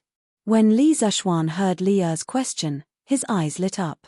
He secretly thought that the ancient people weren't stupid. He just had more knowledge than them. Ha! Don't flatter me, kid. Oh, according to what you said just now, could it be that the message sent by this telegraph can be intercepted by others? Li Er was secretly happy, but on the surface, he laughed and scolded. However, he was a little puzzled. In his opinion, the message sent by this telegraph was silent and invisible. How could it be intercepted? Your Majesty, the message sent by the telegraph is actually equivalent to the military messenger sending military intelligence through text. They both have the possibility of being intercepted. As long as you have a high-power transceiver and adjust the receiving frequency of this transceiver to the corresponding waveband, you can capture the telegraph message sent by others. Of course, this is only in theory. This is because in the whole world, I am the only one who is proficient in the production principle of the telegraph. Nothing was invincible. Although the electromagnetic waves emitted by the telegraph were invisible and silent, as long as the method was right, it could still be captured. In some anti-Japanese war TV series, there were often plots of underground parties intercepting and deciphering the enemy's telegram. In the military, Li Er's heart skipped a beat as he muttered to himself. Although he didn't know what power, frequency, and waveband were, this didn't prevent him from obtaining other key information. At this time, he looked at the telegraph on the table again, and his eyes slowly became more and more passionate. This was the divine weapon of the country. With this telegraph, wouldn't the Tang Empire be in an invincible position in future wars? He had fought in wars all his life, and he immediately thought of the huge role this telegraph would play in the military. You just said that in the whole world, you are the only one who is proficient in the production principle of the telegraph? Li Er narrowed his eyes and looked at Li Zexuan as he spoke. Li Zexuan's heart tightened. He felt a trace of danger. Did he just show off too much? Your Majesty, it should be like this. Li Zexuan couldn't hear anything wrong from Li Er's tone, so he could only bite the bullet and answer. Can this telegraph be mass-produced? Can it be used for the transmission of intelligence in the military? Li Er's face didn't have any special expression, but there was a trace of hope in his heart. This, Li Zexuan wanted to curse in his heart. Sure enough, old Li wanted all the good things that he saw. What a robber! Your Majesty, the telegraph is currently only in the experimental stage. Its transmission distance and working time are not stable. I can use it to chat with Yushi, but if it is used for the transmission of intelligence in the military, we first need to solve the problem of its power supply, and then the problem of its signal transmission distance. Chat? You're actually planning to use this telegraph to chat? Before Li Zexuan could finish, Li Er couldn't help but interrupt. Li Er's eyes were wide open, and he looked like he wanted to eat someone. If it wasn't for Zhongsun beside him, he would have pulled out his sword and chopped Li Zexuan into pieces and fed him to the dog. Your Majesty. Li Zexuan cursed in his heart. In a moment of desperation, he spilled the beans. This was a pill. The robber was going to eat someone. Chapter 286. Li Er still left in the end. After knowing that the telegraph machine was still defective, he naturally didn't borrow the telegraph machine on the table. But before he left a ruthless sentence: as long as the telegraph machine can't be used in the army, you will never be able to rise in the ranks of the nobility. Li Zexuan pointed his middle finger at Li Er's back. Fat. King of a country? You don't even keep your words. Last time, you said that you would give me a promotion after the merchant ship came back. How many days has it been? You changed your mind again. Of course, he only dared to complain in his heart. He wouldn't dare to say it in front of Li Er even if he had two gut. You can say that he's a coward, but if you're not a coward, you can come up and try. Let's see if your neck is harder than Li Er's knife. Young Master, I'm back. Young Master Yang is here too. At this moment, Xiaoxi's voice came from outside the door. Li Zishuan was stunned. After being interrupted by Li he almost forgot that he was testing the telegraph machine just now. He had accidentally made Xiaoxi wait there for so long, but luckily this girl ran back on her own. Heh. Xiaoxi, go in and rest. Yo. Brother Xiaoning, why are you here? Li Zishuan stood up and walked to the door. He looked at the two of them and smiled. Yes, young master. Xiaoxi will get you some water. Xiaoxi answered, carried the big box, and ran in. Hey, Xiaoxian, you still have the nerve to say that. You caught me to be your coolie when you need me, but when you don't need me, you threw me to the back of your mind and didn't care about me. If I didn't come today, I'm afraid you would have already forgotten about me, right? Yang Xiaoning pointed at Li Zishuan and scolded him half-jokingly. Li Zishuan was embarrassed. He thought carefully and realized that he was really as heartless as Yang Xiaoning said just now. Damn, that's not right. You're not a girl, how can you be heartless? Li Zishuan reacted and shuddered. Could it be that Yang Xiaoning had taken a fancy to him? Otherwise, why would she act like a resentful woman? Cough, cough. Brother Xiaoning, what are you talking about? As the saying goes, if you have a bosom friend in the sea, you can be as close as a neighbor from afar. Between friends, as long as we know each other, why should we care about the distance between us? If there is a bosom friend in the sea, the distance of the world will be as close as neighbors. Good poem. Good poem. But who wrote this poem? Why haven't I heard of it before? While Li Zishuan was trying to pull the tiger's skin, he accidentally pulled the tiger that hadn't been born yet. Wang Bo would be born more than 20 years later. Wang Runbiao was dumbfounded. This is a poem that I came up with when I was bored. It's not worth mentioning at all. Brother Xiaoning, please come in and have a seat. Li Zishuan actually realized that something was wrong when he said those 2 lines of the poem. At this moment, he could only thicken his skin and admit that he wrote it. Then, he cleverly changed the topic. Brother Xiaoning, what brings you here today? In the hall, the two of them sat down and Li Zishuan asked with a smile. I met Miss Xiaoxi in the street in the afternoon. Only then did I know that Xiaoxian has been busy with this telegraph machine. I studied it for half a day, but I still couldn't understand the mystery behind it.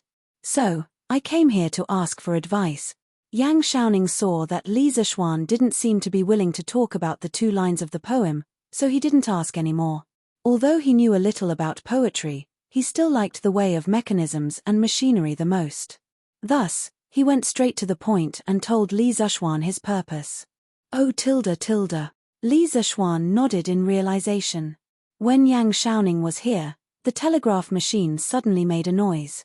It seemed like it was caused by Yang Xiaoning when he was studying the telegraph machine. The tragic Yang Xiaoning unknowingly took the blame for it. It's not that I don't want to talk about it, but the internal principle of this telegraph machine is very complicated. It involves a few profound knowledge. If Brother Xiaoning doesn't have the foundation, you won't understand even if I explain it to you for a day. Just now, Li insisted on listening to the principle of the telegraph machine. He wasted so much time talking, but Li probably only understood about 30% to 40%. If he explained it again at this time, first of all, he wouldn't be able to stand it. Secondly, Yang Xiaoning would definitely not understand it like Li. What's worse was that even if Li didn't understand, he wouldn't ask you to get to the bottom of it. After all, he was the ruler of a country. There was no need to understand everything so clearly. He only needed to know the general idea. But Yang Xiaoning was different. If this guy didn't understand something, he would ask until he broke down. What knowledge? Yang Xiaoning asked unwillingly. Electricity, magnetic field, and advanced mathematics. Yang Xiaoning, at #at? I told you that you haven't heard of it, right? So I'll slowly explain the internal principle of this telegraph machine to you when I have the chance in the future. Then Xiaoxian, where did you learn these knowledge? Of course I learned it from my master. Brother Xiaoning, you should know that my master learned a lot when he was alive. The 3 knowledge that I just mentioned are just a drop in the ocean of the knowledge that my master was good at. Yang Xiaoning was a little annoyed in his heart. I know. What the hell do I know? Your master used to be so mysterious. How many people in the world know about him? However, when he heard the second half of Li Zishuan's words, he couldn't help but be slightly shocked. Sure enough, there's always someone better than you. Yang Xiaoning sat on the stool and hesitated for a long time.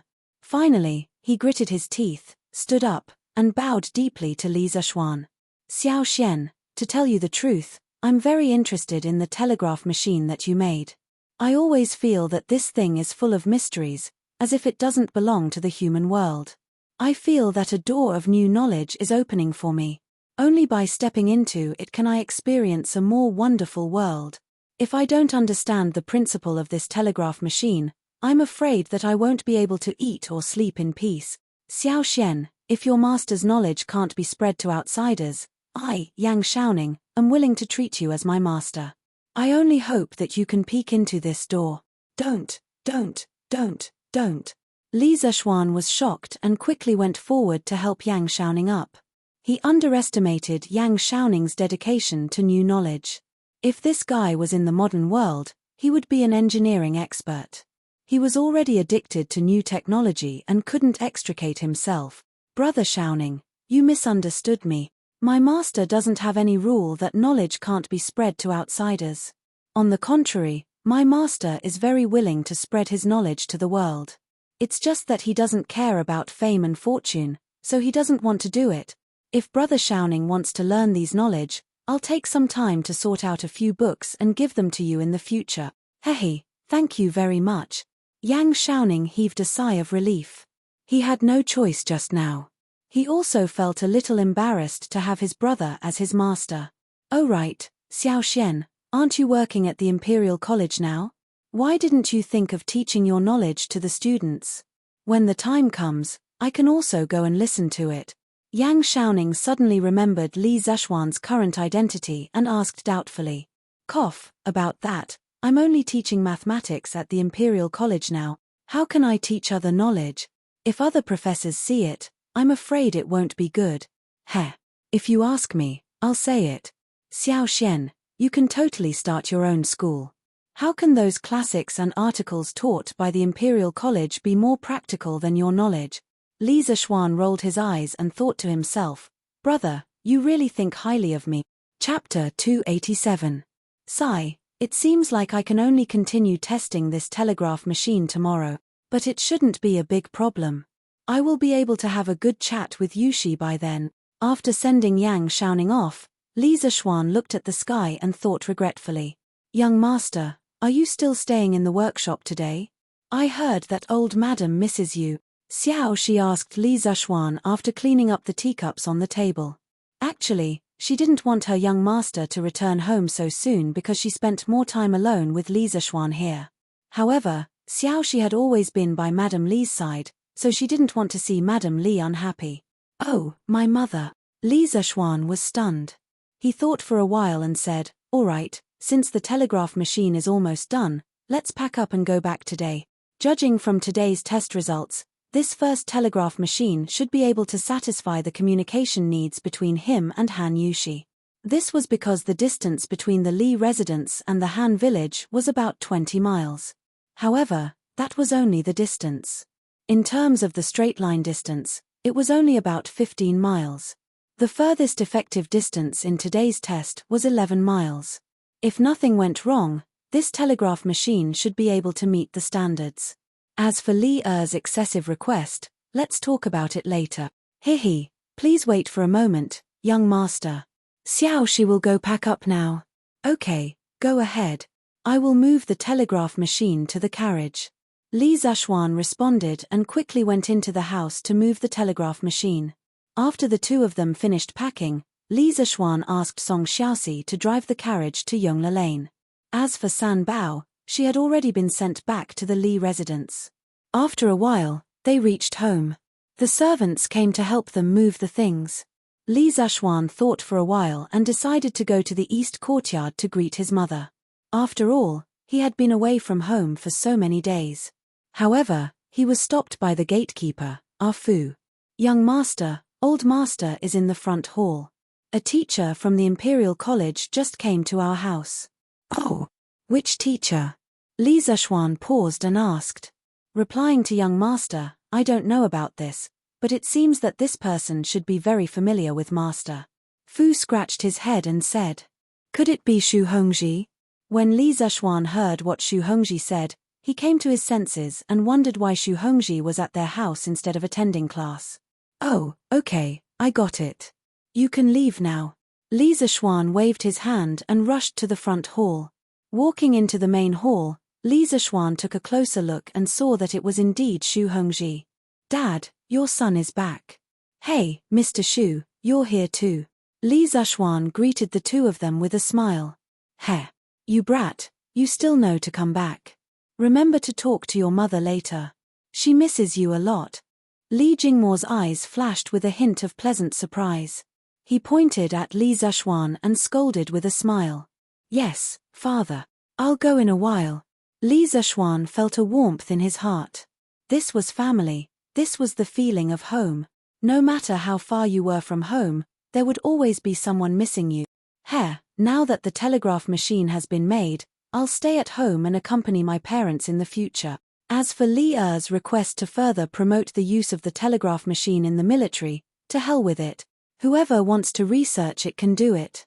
If they don't give me a promotion, I don't care. Almost instantly, Li Zishuan made a decision. Li Xie, I'm here to look for you today, but when I arrived at the Li residence, I found out that you weren't at home. I was going to look for you at the workshop later, but I didn't expect you to come back so coincidentally. Xu Hongji stood up and cupped his hands as he spoke politely. He was convinced from the bottom of his heart by Li Zishuan's attainments in mathematics. Haha, Mr. Xu, don't be so polite. Have a seat. May I know why Mr. Xu is looking for me today? Could it be that there are students from the school who are disobedient? If that's the case, just tell me. I'll deal with them myself. Li Zishuan's first reaction was that there were mischievous people in the school who were causing trouble when he wasn't around. After all, the children of the officials weren't easy to deal with. No. Xu Hongji's face darkened. He quickly waved his hands and said, I'm here today to remind Li Xie that your confinement period is coming to an end. You have to remember to return to the Imperial College in time to give a lecture. Xu Hongji wasn't in the Imperial Court, so he didn't know that Li Zishuan's confinement order had been temporarily lifted a few days ago. Otherwise, he would have come over long ago. 7 days are going to end so soon? Li Zishuan was a little dumbfounded. He thought that he could have a happy holiday in these 7 days, but because of Li Erhu, he had been busy for 4 to 5 days. It was so King miserable. Xu Hongji almost vomited blood when he heard that. Someone actually thought that the confinement period was too short. Cough, don't fool around. Speak properly to Mr. Xu. Li Jingmo was drinking tea. When he heard that, he immediately choked. He glared at his son fiercely and said unhappily, okay, Dad. Li Zishuan murmured. Li Xie, according to the previous arrangement, the monthly examination of the school should be the day after tomorrow. I wonder if you've prepared the questions in advance. When Xu Hongji saw Li Zishuan's unruly character, he felt that it was necessary to ask him personally so that he wouldn't be fooled when the time came. The questions. I've prepared the questions. Mr. Xu, don't worry. There won't be any accidents when the time comes. It just so happens that my confinement period will be over the day after tomorrow. I'll personally invigilate the examination then. Li Zishuan panicked when he heard Xu Hongji's question. Only then did he realize that there was such a matter. He felt that 2 pairs of eyes were staring at him covetously, so he hurriedly made up a story. As for whether the questions were actually out or not, only he knew in his heart. Xu Hongji looked at Li Zishuan suspiciously, but he didn't say anything. Anyway, no matter what the truth was, he had already reminded Li Zishuan. It wasn't his fault that there wasn't a test paper during the examination. If that's the case, this old man will take his leave. Brother Jingmo, take care. Xu Hongji paused and cupped his hands to bid farewell to Li Jingmo and his son. Take care, Mr. Xu. After sending Xu Hongji off, Li Zishuan obediently went to greet his mother. Mrs. Li inevitably pulled her son and nagged him for a long time, saying things like, "I haven't seen you for a few days and you've suffered again, you've become haggard," and so on. Although Li Zishuan was touched, he couldn't resist the fierce attack of a mother's love. He found an excuse and took the opportunity to escape. After dinner, Li Zishuan went straight to his study in the west courtyard and began to bitterly make up for his homework. If Xu Hongji didn't remind him today, he would have forgotten about the monthly examination the day after tomorrow. Although he could fool Xu Hongji for a while, he couldn't fool him forever. It was a test paper, so he still had to write it. Li Zishuan knew this in his heart. Moreover, he himself also valued the first monthly examination very much. Chapter 288. Around 5 o'clock, Ganlu Palace. After Li finished his dinner at Empress Zhangxuan's place, he moved here and continued to work overtime. As the emperor, Li's daily life was actually much more bitter than Li Zishuan's. For him, working overtime was a common occurrence. The hall was very quiet. From time to time, a cool breeze of the summer night would blow in, causing the candlelight on the wall to sway. Occasionally, the sound of crickets could be heard from outside the hall, as if singing a song of praise for this peaceful night. About an hour later, Li finished reading the last memorial. He let out a sigh of relief and leaned against the dragon throne a little tiredly. Then, he cast his gaze toward the candles in the palace, lost in thought for a while. He was thinking about the telegraph machine he saw in the afternoon in the workshop of the interesting pavilion. To be honest, before today, Li thought that only immortals would have a tool like the telegraph that could transmit messages from dozens of miles away. But today, not only did he see it with his own eyes, but the creator of this divine tool was only a 14 or 15-year-old boy. This really subverted Li's understanding of the world. On the way back, although Li's expression didn't change, his heart was surging with waves, and it was difficult for him to calm down. Of course, this is only in theory. There is a possibility of being intercepted because in the world, only I am proficient in the production of the telegraph machine. Li Zishuan's words in the afternoon kept echoing in Li's mind. Arrogant. Without a doubt, this sentence revealed arrogance everywhere, but he had the qualifications to be arrogant. Previously, when Li Yuan was only the Duke of Tang, Li was the second son of the Duke's family. Not only did he have a famous teacher to teach him martial arts, but he also had a certain level of accomplishment in literature. Thus, in the early days, Li could be said to be both versed in literature and martial arts. Although he didn't read more than 10,000 books, his knowledge was definitely not ordinary, especially at the end of the Sui dynasty. Li followed Li Yuan to start a rebellion in Taiyuan and swept through the world like a hot knife through butter, finally settling in the Central Plains. Now that he had ascended the throne, his status changed again and again, rising step by step. Correspondingly, his experience and knowledge became more and more extensive. Even so, he had never seen such a thing as a telegraph machine. As for the set of principles of the telegraph machine that Li Zishuan explained, he had never heard of it. He was very sure that the knowledge that Li Zishuan spoke of had never appeared in the world. Spiritual Master's martial arts is extraordinarily high and his medical skills are the best in the world. His knowledge is actually so profound. Does such a person really exist in the world? At this moment, Li had a trace of curiosity, or perhaps suspicion, towards spiritual master Ling Shu, whom he had never seen with his own eyes and only heard of by word of mouth. Could it be that he doesn't belong to the world? Then doesn't the knowledge that Li Zishuan displayed come from immortals? Li let his imagination run wild and couldn't think of a reason. After a moment, he suddenly ordered, "Summon the Prince of Wei." Those who had more contact with Li Zishuan and were more familiar with his knowledge, Li Tai could be considered to be on the list. Li decided to ask Li Tai properly. Previously, the scooter, the plow, the paper machine, and the compass were still fine. Although the structure of these things was ingenious, they were still within the scope of Li's knowledge. However, the telegraph machine that Li Zishuan made this time was really too mysterious. Yes, it was mysterious, as if this thing didn't belong to this world. It was for this reason that Li decided to ask properly. "Your son greets Imperial Father." After about half an hour, the chubby Li Tai arrived at the Sweet Dew Hall. This couldn't be blamed on him. Among the adult princes, Li Tai was an exception. Li specifically allowed him to build a residence in Chang'an. This treatment was almost as good as that of Crown Prince Li Chengqian. There was still some distance between the Prince of Wei's residence and the palace. At this time, all the gates of the palace were closed. Although the imperial eunuch had Li Er's warrant and could bring Li Tai into the palace unimpeded, it would still take a lot of time to sit in a hanging basket and climb over the palace walls. Rise. Come, give him a seat. Li Er couldn't help but feel happy when he saw his chubby son. He had always doted on Li Tai. Apart from Li Tai's intelligence, it might also have something to do with Li Tai's comical body shape. Thank you, Imperial Father. Although Li Tai didn't know why Li Er had called him over so late at night, he was confident that he hadn't done anything out of line recently, so he naturally didn't feel guilty. Chinkyu, we called you here so late at night because we have a matter to ask you. Li Er waved his hand, indicating for the palace maids and eunuchs to withdraw.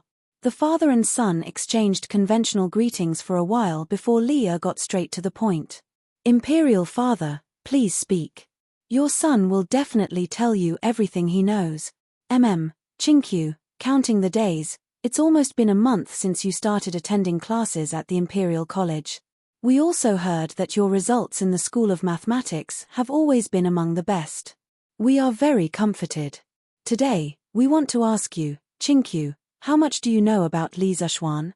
When speaking of Li Tai's results, Li Er's face glowed with pride. When his son's results were good, his father would indeed be happy. Even as the emperor, Li Er was no exception.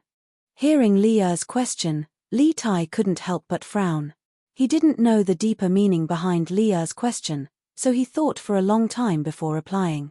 Imperial Father, the more time this son has spent with Sir Li, the more I feel that Sir's knowledge is as vast as the sea. Just speaking of mathematics, this son dares to say that no one in the world can beat him in this aspect. The concepts and methods he proposed are things that this son couldn't find even after searching through all the ancient books. In terms of mathematics, Sir Li should be a school of his own.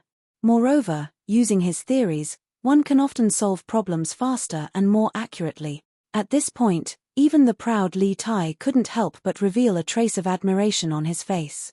This subtle expression was naturally caught by Li Er, and he couldn't help but feel a trace of surprise in his heart.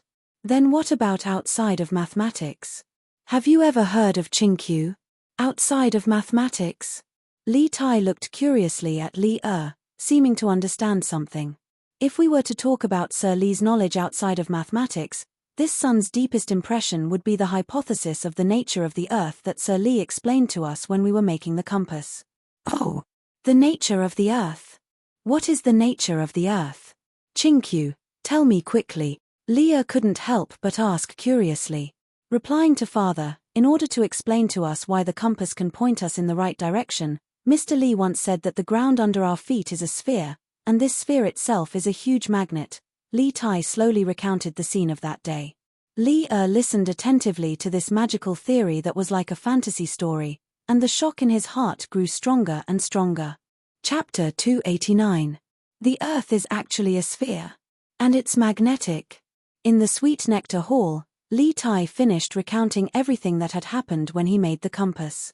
Li Er's expression became somewhat complicated, and after a long time, he couldn't help but mutter to himself. These novel theories might sound absurd at first, but behind each theory, there was a strong argument supporting it, making it impossible to refute. It was precisely because of this that Li Er was silent for a long time after listening to it. Chinkyu, it seems that you already believe in Li Zishuan's theories. Li Er turned around and asked softly. Li Tai had been sitting quietly below. Even though Li Er had been deep in thought for a long time, he didn't show any impatience, nor did he make any sound. Now that he heard Li Er's question, he hurriedly replied, indeed, Mr. Li's theories are not empty words. There is a strong evidence behind them. Your son also participated in one of the small experiments that day. The facts are right in front of your son's eyes. Your son has no choice but to believe it.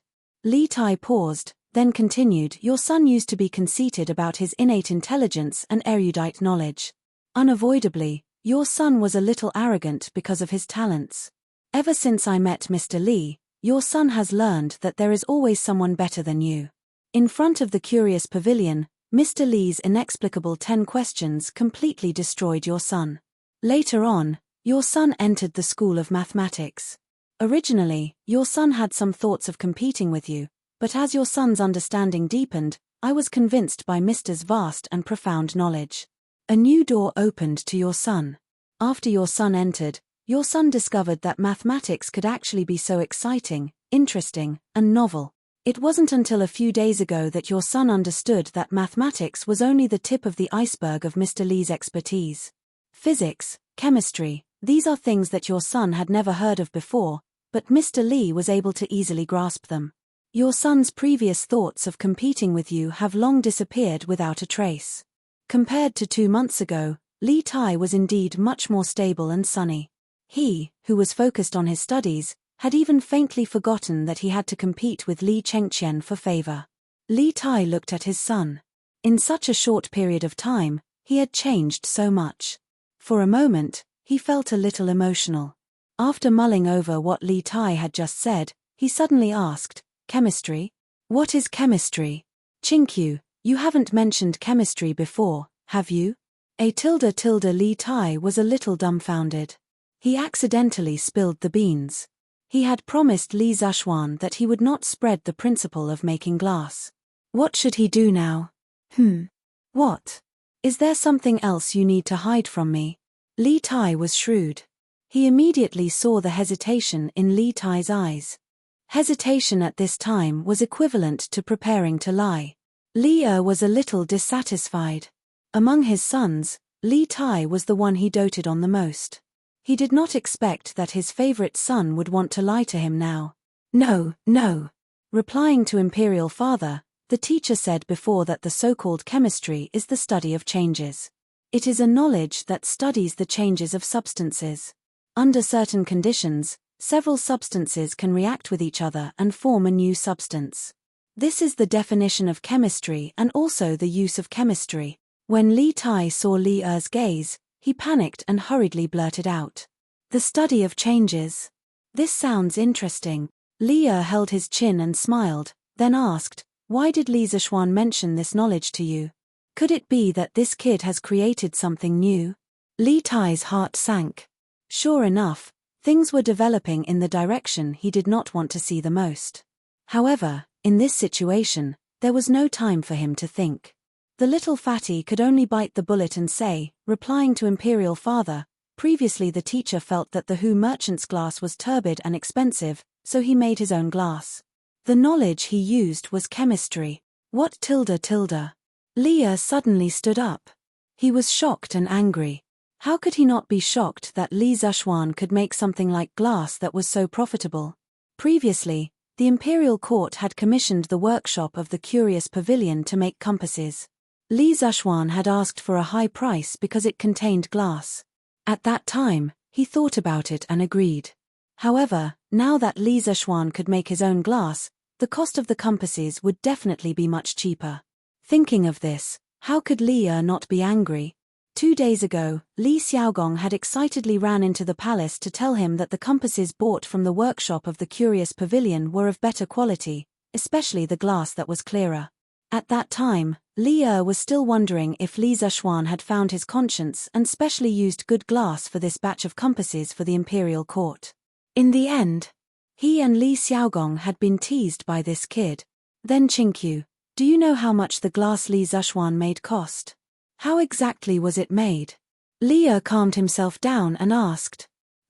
Replying to Imperial Father, at that time, Mr. only told us the general principle of the process of making colored glaze. He didn't talk about the details. I'm afraid that only a few core members of the workshop know the specific process of making colored glaze. As for the cost of the glass they make, your son does not know, but it should be somewhat cheaper than the glass sold by the Hu merchants, and the quality should be even higher. Li Tai considered his words as he spoke. He knew what Li was thinking. He was just a little unhappy, so he intentionally did not mention the materials used to make glass. Otherwise, Li would definitely be even angrier. I didn't think that this kid would be so erudite and talented. He could even make glass. Li did not hear that the glass was very cheap, so he felt a little better. But after thinking about it for a while, he relaxed. Li Zhuan being able to make glass was only beneficial to the Great Tang. The ones who should be worried were the Hu merchants. Li Zhuan earned money with his own ability. As the emperor, why should he care about such details? Imperial father is right. The longer I stay with teacher, the more I can feel teacher's erudition. Li Tai heaved a sigh of relief and nodded in agreement. That kid has been up to something recently. Qingqiu, you probably don't know, right? Li took a sip of tea and smiled. Oh. Did teacher invent something again? Your son has been busy preparing for the monthly examination and did not see teacher. Can Imperial father tell me a little? Little Fatty's eyes lit up as he hurriedly said. Other than the mathematics, physics, and chemistry that you mentioned just now, that kid is also proficient in electricity, magnetic fields, and advanced mathematics. The thing he made recently was made based on these few fields of knowledge. Chapter 290. It was already late at night, but the father and son in the Sweet Nectar Palace were chatting more and more happily. Li described the telegraph machine that he saw in the workshop that afternoon to Li Tai. As for the inner workings, he could only pick the parts that he understood to explain. This way, Li Tai was even more confused as he listened. Correspondingly, he felt that the telegraph machine was even more mysterious. There's actually such a divine item in this world that can allow communication from dozens of miles away. In that case, what's the difference between this telegraph machine and those celestial artifacts? Previously, Li was amazed by Li Zhuan's theory of the Earth's magnetic field. Now, it was Li Tai's turn to be amazed by the powerful functions of the telegraph machine. The little fatty opened his mouth in shock, his face full of disbelief. Seeing his expression, Li wanted to laugh. He estimated the time and said, "All right, it's getting late. Qingqiu, you should go back and rest. As for the telegraph machine, you can slowly study it in the future." "All right, then I'll take my leave. Father, you should also rest early." Li Tai came back to his senses and cupped his hands in salute. "Oh, right. Qingqiu, you said earlier that you were preparing for the monthly exam. I heard that Li Zhuan set a monthly exam reward and punishment system for the School of Mathematics. Qingqiu, you have to take the exam well this time. Although I'm the emperor, I've never been to the Drunken Immortal restaurant. If you get first place this time, I'll take your mother, a few concubines, Chengqian, and your brothers and sisters to the Drunken Immortal restaurant for a meal. This way, even Wei Zheng won't have anything to say." Haha. Li stopped Li Tai and laughed. Li Tai was speechless. He couldn't help but mourn for Li Zhuan in his heart. There were probably more than 20 people in their family, right?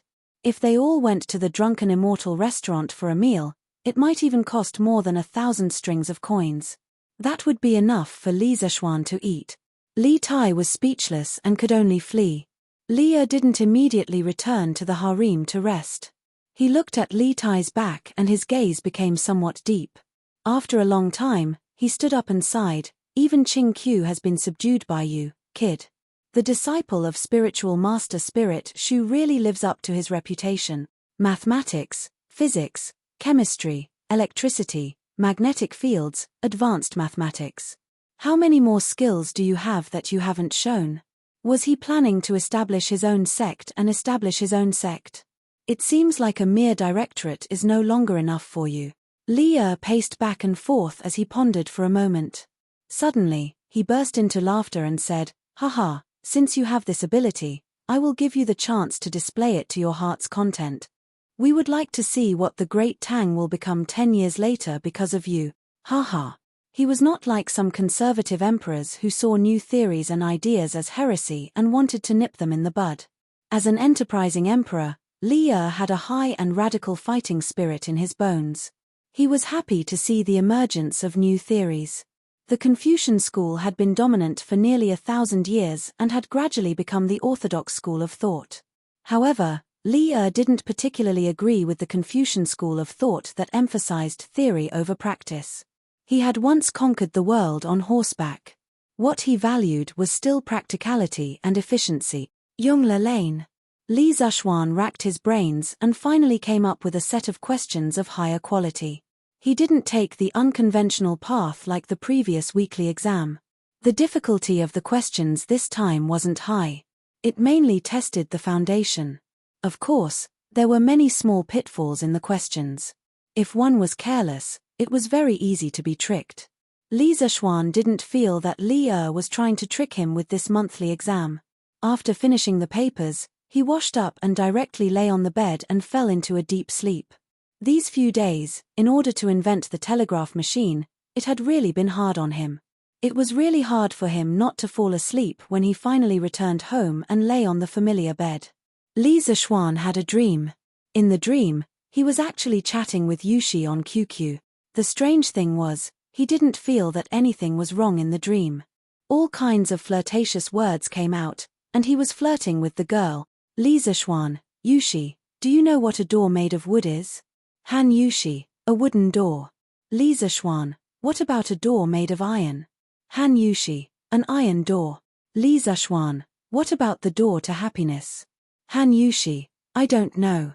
Li Zhuan, silly, it's us. Han Yushi, carrot omega carrot.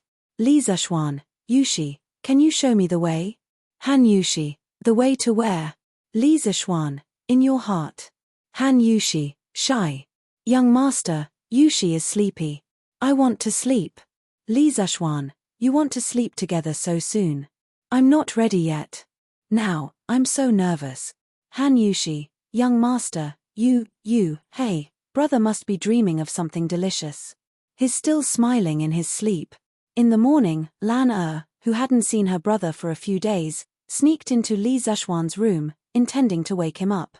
However, she found that Li Zhuan was still smiling with his eyes closed. He was obviously having a sweet dream. The innocent Lan naturally couldn't tell that Li Zhuan's smile had a trace of wretchedness. The little girl thought that her brother was dreaming of something delicious. Lan tiptoed to the outer room to take a piece of cake and returned to Li Zhuan's bedside. At this moment, Li Zhuan smacked his lips.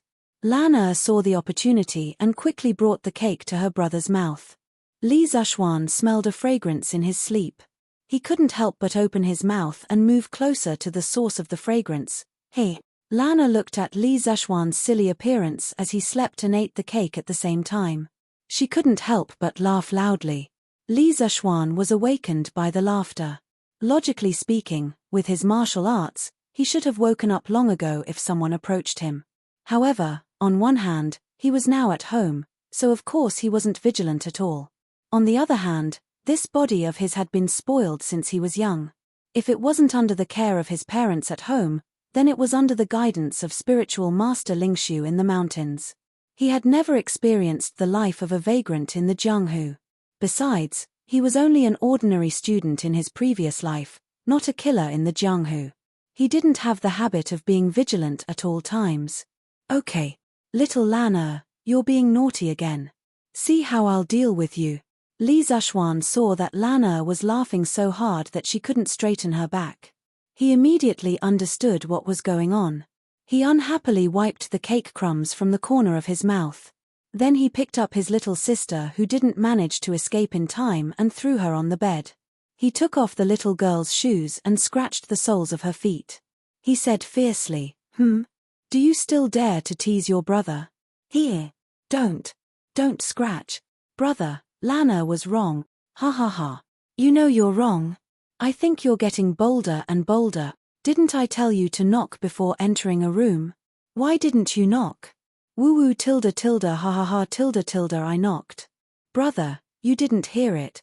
Hey. Still stubborn. He, stop scratching. I know I'm wrong tilde tilde woo woo tilde tilde. Chapter 291. After playing with the little girl for a while, Li Zhuan was no longer sleepy. So, he carried Lana and left the room.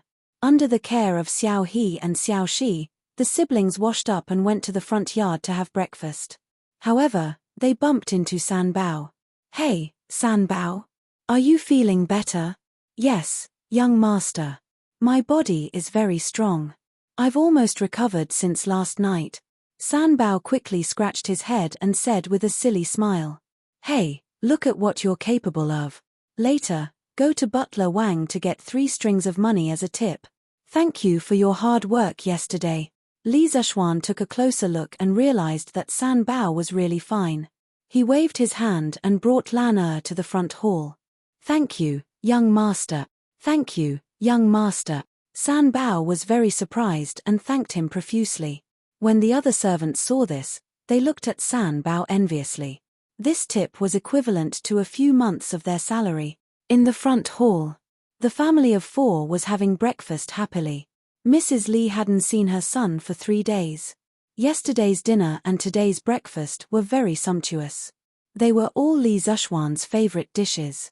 Li Zishuan couldn't help but sigh in his heart. If he ate like this every day, it wouldn't take long for him to become a big fat man. By then, Chang'an would have one less handsome man tsk. Xian come and drink some mushroom pheasant soup. This pheasant was sent over by your in-laws yesterday. Mrs. Li scooped some soup for her son with a smile. Li Jingmo, who was sitting at the side, was naturally left out. Not only that, because Mrs. Li stood up to scoop some soup for him, Mr. Li couldn't even pick up any food. He could only eat the white rice in his bowl silently. Okay, Mom, you shouldn't eat too much for breakfast. Li Zishuan quickly said. Who said that I shouldn't eat too much for breakfast? That's nonsense. Mrs. Li rolled her eyes at her son. Although she said that, she still put down the spoon and sat back down. Haha, that's right. Mother, you just said that this pheasant was sent by Han Lijing, but why didn't he come in person? Li Zishuan asked as he ate. Haha, isn't this all because of you? Old man Li, who had been eating silently at the side, said, I heard that Han Li has been busy preparing for your marriage with Han Girl these past few days. At the same time, he often goes to the neighboring Plum Village to check on the situation of the chicken farm there. He's so busy, how could he have the time to come over and deliver pheasants to you? This pheasant was hunted by the Han village's farmer. After he gave it to Han Lijing, he couldn't bear to eat it, so he asked someone to send it over. Oh, I see. Brat, what have you been doing in the workshop recently? Li Jingmo took a bite and asked. In the past, the Li family had always been particular about not talking while eating. Ever since Li Zishuan returned, he had led the entire Li residence astray. It's nothing. I was just bored and made some small things to play with. Li Zishuan explained casually. Brother, what's so fun about it? Lan Er wants to play with it too. Okay, I'll teach you later. After breakfast, Li Zishuan didn't forget that he had something important to do today. He called San Bao, Xiao He, Xiao Shi, and Lan Er over, then took out a telegraph and a few spare batteries. He said to them, send these things to the Han family. I've already put the instructions and code book of the telegraph inside. Xiao Shi, you know more about the telegraph. If Yushi doesn't know how to use it, you can teach her. Yes, young master. Lan Er, don't run around.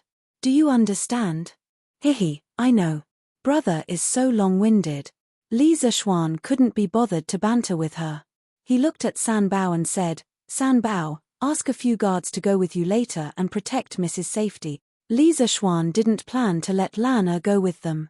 However, he couldn't resist the little girl's pestering. Now, he could only arrange a few more people to take care of her. Young master, don't worry. I will definitely not let anything happen to Miss Lan Er. San Bao patted his chest and promised. His loyalty to Li Zishuan was unquestionable.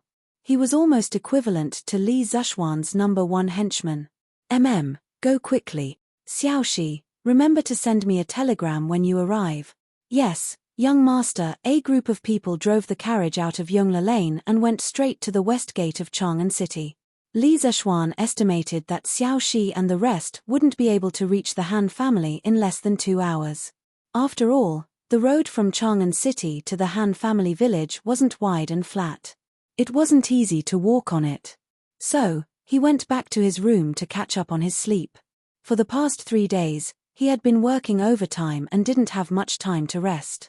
Today, he wanted to sleep for the whole morning but was woken up by Lan Er. Since the telegram machine was in his room, he would be able to hear Han Yushi's message immediately. Li Zishuan slipped back to the west courtyard, closed the door and windows, and started to sleep. Eat and sleep, sleep and eat. If old man Li was at home and knew about this, he would probably scold Li Zishuan for not doing his job properly and being a good-for-nothing. Li Zishuan laid on the bed and fell into a deep sleep after a while. This speed of falling asleep, no matter who it was, they would have to admit defeat. After an unknown amount of time, there was a sudden intermittent di-di-di sound. He woke up abruptly and knew that Xiao Shi and the rest had arrived at the Han family village. Li Zishuan walked quickly to the long table where the telegram machine was placed and started to record the telegram. Perhaps the person who sent the telegram wasn't very familiar with it. So, it took almost 15 minutes for the short message to be sent. Luckily, Han Yushi's side was slow. Li Zishuan had come into contact with telegrams in his previous life, but this was his first time making one. His speed of recording the code was also very slow. After he finished recording the code, Li Zishuan flipped open the codebook and started to translate the telegram. His speed was faster because he was the one who wrote the codebook. He couldn't say that he remembered everything, but at least he was very familiar with it. After a while, Li Zishuan translated the contents of the telegram. Young master, I am Xiao Shi. We have a safe journey and have arrived at young madam's house. Young madam is learning how to use the telegram machine, just a short 30 words, but there were almost 700 codes. Li Zishuan sighed in his heart. This telegram machine was still not as convenient as a phone. This is really greedy. You already have a telegram machine, why do you still need a bicycle? Li Zishuan laughed and shook his head. He thought for a while, then looked at the codebook and sent a telegram. Ian, take care of Lan. Don't let her run around. Also, tell Yushi not to rush and learn slowly. I can wait. Chapter 292. Young madam, young master is talking to you. He wants you to learn slowly. Don't be anxious. Han family's courtyard.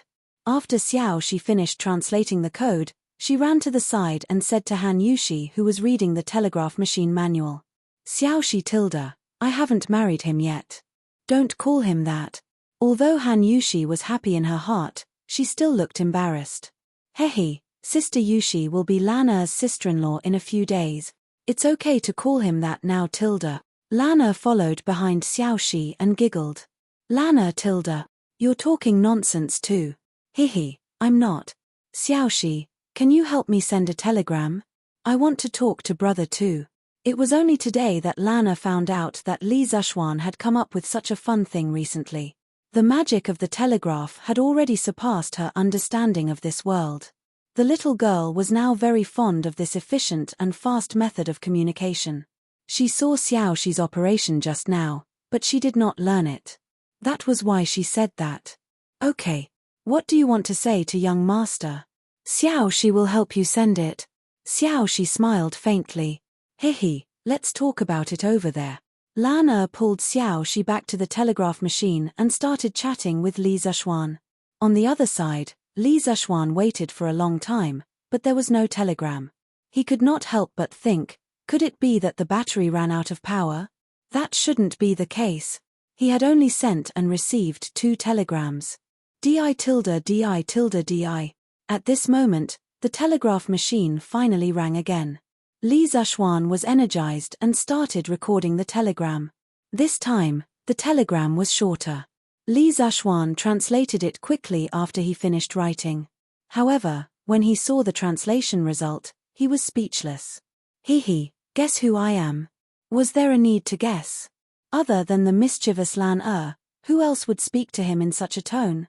He suddenly had a thought and replied mischievously, isn't this the silly girl from Blacksmith Wang's family? How did you know how to use the telegraph machine? Fart. Han family's courtyard, Han Yushi's room. Xiao Shi looked at the telegram she just received and couldn't help but laugh. Xiao Shi, what did my brother say? Did you guess it was me? Lana was not as tall as Xiao Shi. She tiptoed and looked up, but she could not see the contents of the note in Xiao Shi's hand. She could only ask anxiously. Miss, You should see for yourself. Xiaoxi held back her laughter and handed the translated telegram to Lana. Lana couldn't wait to take a look. A moment later, her smiling face turned red with anger. Smelly brother, he must have done it on purpose. Lana stomped her feet, crumpled the paper ball in her hand into a ball, and threw it out angrily. Xiaoxi, help me send another telegram to my brother. Yes, miss. Beep, beep, beep, beep. Lisa Xuan didn't wait for long before the telegraph rang again. Lana, bah. Smelly brother, you're the silly girl. Hehe, this little girl. Lisa Xuan smiled and shook his head. He suddenly felt that chatting like this was quite interesting. Oh, so it's Lana. Lana, you know how to use the telegraph so quickly? Lisa Xuan replied with a sudden realization. Lana, smelly brother, you're still trying to lie to me. You obviously did it on purpose just now. Also, Xiaoxi is helping me send another telegram. Lana still doesn't know how to use this thing. Lisa Xuan, hee. Lana, brother, Lana also wants a telegraph to be placed in the room. Lisa Xuan, why do you want a telegraph for? Who are you sending it to? Lisa Xuan asked curiously. Lana, for brother. Lana realized that using this thing to talk is very interesting. Lisa Xuan, he was speechless. The backyard where Lana lived was only a few hundred meters away from his west courtyard. Why would she need a telegraph? In the afternoon, Lana, Xiaoxi, and the rest finally returned. After witnessing the magical power of the telegraph at the Han residence, Lana came back and found Lisa Xuan. She cried and begged for a telegraph. Lisa Xuan was helpless. He really didn't have the time and energy to build another telegraph. He would be returning to the Imperial College tomorrow. Sigh, now that he thought about it, the position of Imperial College was really a kind of restraint. Li Zhaxuan planned to find an opportunity in the future to resign with Li and return to their hometown. He only wanted to keep his title of nobility. After promising countless benefits, Li Zhaxuan finally got rid of Lan this annoying little tail. He called Xiao Shi and asked, "How's Yushi's learning of the telegraph?" Xiao Shi replied, "Well, young madam already knows how to use it, but she's not very familiar with it yet. She said that she'll contact you when she's familiar with it." "Young master, don't be anxious." "Ahem, I'm not anxious, I'm not anxious." Li Zhaxuan touched his nose awkwardly and said. At night, Li Zhaxuan returned to his room early after dinner and waited for Han Yushi to send a message. At this time, he realized that there was a very obvious flaw in the telegraph. That was that it could not record the received code by itself. It needed someone to be by its side 24 hours a day. Otherwise, he would not even know if he missed the telegram. In fact, the early wired telegraph had a device that automatically recorded the code. It mainly used the electromagnet inside the transceiver to drive the pen on the iron plate to make a mark on the paper tape. If it was a short time, it would be a dot. If it was a long time, it would be a line. Li Zhaxuan could not help but have an idea. Should he add such an automatic code recording device to his own wireless telegraph? However, this way, the telegraph would be very power-hungry. Hey, why hasn't Yushi sent a telegram yet? Could it be that she has to be very familiar with it before she sends it? Does she have to be so professional? Li Zhaxuan let his imagination run wild for a while. Then, he looked at the time and could not help but mutter to himself. Beep, beep, beep. Just as he was getting a little impatient from waiting, the telegraph finally rang. In fact, Li Zhaxuan's guess was right. Han Yushi had been familiarizing herself with the operation of the telegraph over and over again. She had translated what she might say next into the code. Only then did she send the first telegram in her life with some apprehension. "Young master, are you asleep?" Li Zhaxuan smiled and replied, "No, Yushi, we're going to get married soon. Why are you still calling me young master?" Han Yushi, "Then what should I call you?" Li Zhaxuan, "Husband?" Han Yushi, "Ah, that won't do. Yushi can't call me that now." Li Zhaxuan, "Then just call me brother Xiaoxian like everyone else. Calling me young master sounds too distant." Han Yushi, "All right, brother Xiaoxian." Li Zhaxuan, "Hehe, Yushi, how is it? This telegraph machine I made is not bad, right? Before we get married, you can't go out. I specially made this telegraph machine to talk to you and relieve your boredom. This is not considered a violation of etiquette. So this magical iron box was specially made for me. Han Yushi felt a little sweet in her heart and said, yes, this telegraph machine is very good. Yushi likes it very much. Chapter 293. Everyone, do your best. Regarding the monthly exams reward and punishment system, I believe all of you are very clear about it. I don't need to repeat it, right? If you do well, you will gain both fame and fortune. If you don't do well, the next morning, Li Zixuan held the exam papers and stood on the podium. He was trying to motivate the students before the exam. But his words did not sound like he was trying to motivate them. The students, especially Cheng Chumo, Sun Zifan, Yu Dongcai, Kong Chuansuan, and the others, who were aiming to get out of the last 5 places, heard Li Zixuan's sneer and felt their buttocks tighten.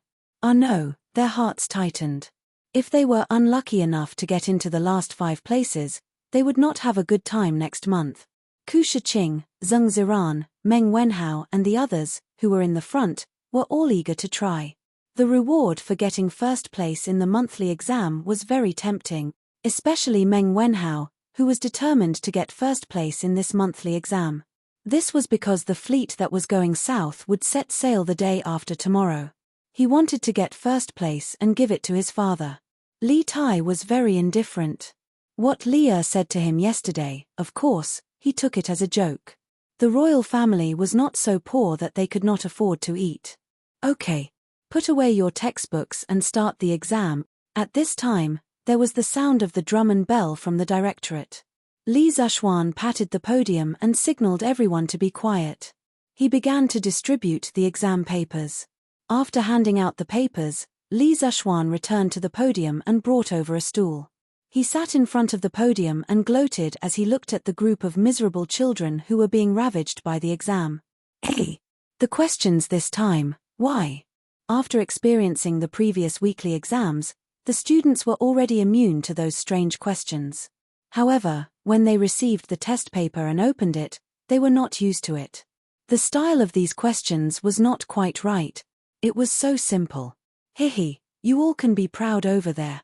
The questions are simple, but it does not mean they are easy. Li Zixuan was sitting on the podium.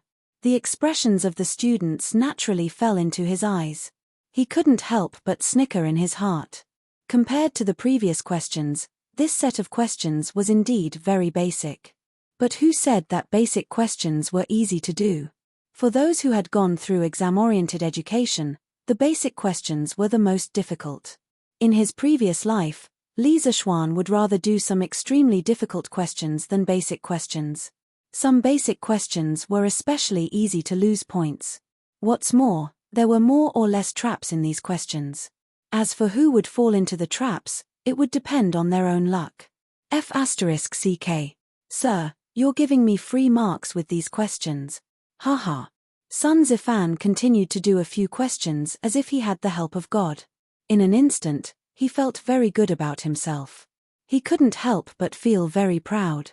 He secretly thought that he wouldn't be beaten when he went home this time, right? In the previous weekly exam, although Sun Zifan relied on the last additional question to get out of the last 5, but he only just got out of the last 5. He was the 8th from the bottom in the mathematics school.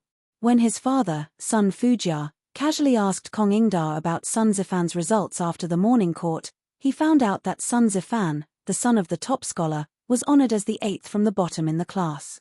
He was furious. When he returned home, he did not say anything and beat Sun Zifan up. Mrs. Sun pleaded bitterly, but it was useless. Sun Zifan still remembered the next day when he came to the mathematics school with a swollen face and was laughed at by everyone. In order to not be beaten again, this guy had been studying hard recently. He had learned all the new mathematics knowledge that he had not learned before. At this time, if he was asked to do the last weekly exam again, Sun Zifan was confident that he would not be at the bottom. If 1 is equal to 4, 2 is equal to 8, 3 is equal to 24, then 4 equals _____. F***CK. This question is too easy. right? If it was 7 days ago, I might not even be able to understand this question. Even if I understood it, I wouldn't be able to calculate it in a short time. Hehe, what a pity. A scholar who has been away for 3 days must be looked at with new eyes. The answer to this question is equal to 4 times 24. I can use the multiplication formula and calculate it in a moment. When Sun Zifan saw the 5th question, he was overjoyed. He was not stupid. Of course, he could find the pattern. Moreover, he now had a certain foundation in mathematics, so this guy thought that he could find the answer quickly. Sun Zifan calculated the result on the draft paper 96. Then he proudly wrote the answer on the test paper. Of course, in the mathematics library, there were many masters. Naturally, there was no lack of smart people, such as Li Tai, Iron Egg, and Meng Wenhao. As they encountered more and more questions, the 3 of them did not relax at all. Instead, they became more and more serious. Their eyebrows were tighter and tighter. They looked as if they were facing a great enemy. It was as if the question in front of them was a scourge. It's not easy. This question is definitely not as simple as it looks on the surface. Just like the previous 4 questions, there must be a trap in the question. Meng Wenhao kept reminding himself to not be careless and not fall into the trap. In the previous 4 questions, he almost got it wrong. Fortunately, he relied on his intuition and checked on the spot. That was why he did not fall into the trap set by Li Zishuan. Meng Wenhao had been tricked many times. His first instinct when he saw the 5th question was that this question was not easy. He secretly warned himself that he must not solve the question according to the usual way. Otherwise, he would definitely get it wrong. After looking at the question several times, Meng Wenhao's eyes suddenly lit up. I got it. 1 is equal to 4. Isn't 4 equal to 1? Sure enough, it's not 96. Sure enough, Mr. Wang deliberately set a trap to harm others. Meng Wenhao was happy, but he could not help but feel lucky. Fortunately, he was serious. Otherwise, he was afraid that he would lose points for such a simple question. If he could not get the first place because of this, wouldn't he cry to death? Iron Egg and Li Tai found the correct answer almost at the same time. They did not have the complicated inner experience like Meng Wenhao. The reason why they were not fooled by the simple appearance of these questions was that they were too familiar with Li Zishuan's character. They knew that with Li Zishuan's bad temper, he would never set such an easy question to let everyone get full marks easily. Therefore, the more simple the question looked, the more suspicious they were. Li Zishuan leaned on the podium and looked for a while. He felt that it was a little boring because there was no one who cheated. Now, he was considered a celebrity in Chang'an. The second generation of the officials in the Imperial College were not simple. Naturally, they were more well-informed than ordinary people. Through word of mouth, many students knew that not only was he good at learning, but he was also good at martial art. Therefore, no one dared to cheat under Li Zishuan's nose. Li Zishuan leaned on the podium. His eyelids became heavier and heavier. Slowly, he fell asleep. The main reason was that he had chatted with Yushi too late last night. Chapter 294. The students were seriously working on the exam questions. In the classroom, only the rustling sound of the pen tip rubbing against the paper could be heard. In such a quiet environment, Li Zishuan naturally slept very comfortably. However, because the students were immersed in the sea of questions, no one noticed that Li Zishuan was taking a nap. Time passed slowly. The students below were sweating profusely while Li Zishuan was sleeping soundly. Fortunately, he didn't snore when he slept. Otherwise, wouldn't it be embarrassing? When the first class of the Imperial College was about to end, an old man in a scholarly robe suddenly appeared at the entrance of the Institute of Mathematics. It was Kong Yingda. Ever since Li Zishuan joined the School of Mathematics, the series of disturbances in the Imperial College had basically been caused by the School of Mathematics. The School of Mathematics had gradually become a hot topic among all the teachers and students, from an obscure and bottom-feeble existence. The Institute of Mathematics also became the most active of the 6 institutes of the Imperial College. Nowadays, the monthly examination of the mathematics school was not only a big deal for the mathematics school. The other 5 schools, as long as they were well informed, were also paying close attention to the monthly examination of the mathematics school. After all, the rewards for this monthly examination were too generous. If converted to money, it was almost equivalent to 100 strings of cash. To many people, this was a huge sum of money. And such a generous reward could be obtained as long as one got first place. This made many professors and teaching assistants want to participate in this monthly examination. The students from the other academies were naturally envious and jealous. They all made requests to the professors in their own academies, hoping that they could also have a reward system like the one in the Institute of Mathematics and Mathematics. In this way, those professors and teaching assistants were completely in trouble and annoyed all day long. Of course, there were also some narrow-minded people who secretly bore grudges. For example, Kui Shanyu, the professor of the Imperial College, had come to Kongingda more than once 2 days ago to complain that Li Zexuan was affecting the academic atmosphere and maliciously disrupting the normal teaching order of the Imperial College. He begged Kongingda to kick this kind of person who didn't follow the rules out of the Imperial College. Kongingda was not an unreasonable person. He thought about it and used the excuse that Li Zexuan was the one who paid for the exam and that Li Zexuan was now the director of the Imperial College and had the right to slightly change the system of the Imperial College to send Kui Shanyu away. Of course, Kui Shanyu was unwilling, but Kongingda's path was no longer feasible. Even if he was unwilling, there was nothing he could do. Perhaps he could only take another path. Yes, Li Xie is indeed very strict in his studies. The students are all very serious in their exams. Kongingda stood at the door and glanced inside. He discovered that no one was looking around and doing nothing. Everyone was immersed in doing the questions. He couldn't help but inwardly sigh in admiration. However, in the next moment, the smile on his face suddenly froze. He saw Li Zexuan lying on the podium, snoring loudly in his sleep. Sleeping in the classroom is a disgrace to the educated. Kongingda snorted angrily and walked in. His footsteps were very light. Most of the students did not notice him coming in. A small number of students who did notice him only raised their heads to glance at him before lowering their heads and continuing to do the questions. Kongingda came to the podium and wanted very much to give Li Zexuan a hard slap on the back of his head. But after thinking about it, he felt that it was inappropriate. First, he was afraid that it would be too loud and affect the students' exams. Second, he was afraid that if he did it in front of the students, it would make Li Zexuan lose face and affect his prestige in the hearts of the students in the future. In the end, Kongingda thought about it and only gently pushed Li Zexuan's shoulder. Kongingda pushed him again, but he still did not wake up. Kongingda could only use some strength.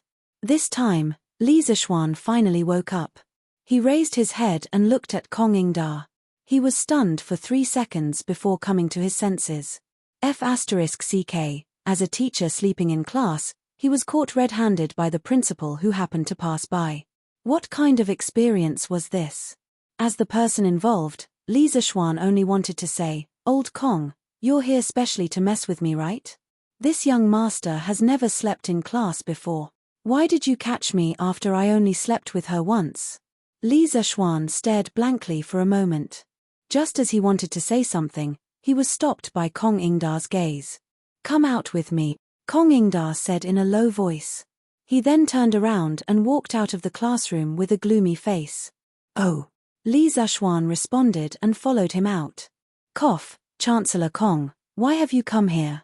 "I was just meditating on an extremely difficult math problem and got lost in thought. My mind wandered and I almost thought of an idea. I didn't notice Chancellor's arrival.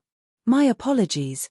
Arriving under the ginkgo tree in front of the School of Mathematics, Li Zexuan did not wait for Kongingda to speak and took the initiative to explain. This was called taking the initiative. Otherwise, if Kongingda spoke first and took the lead in the conversation, Li Zexuan was sure that he would die a horrible death. The corner of Kongingda's mouth twitched. He wanted to kick this shameless person but was afraid that it would affect his image as a dignified chancellor. He could only say in a muffled voice, "Whether you were meditating or sleeping, I'm sure Li Xie knows better than me.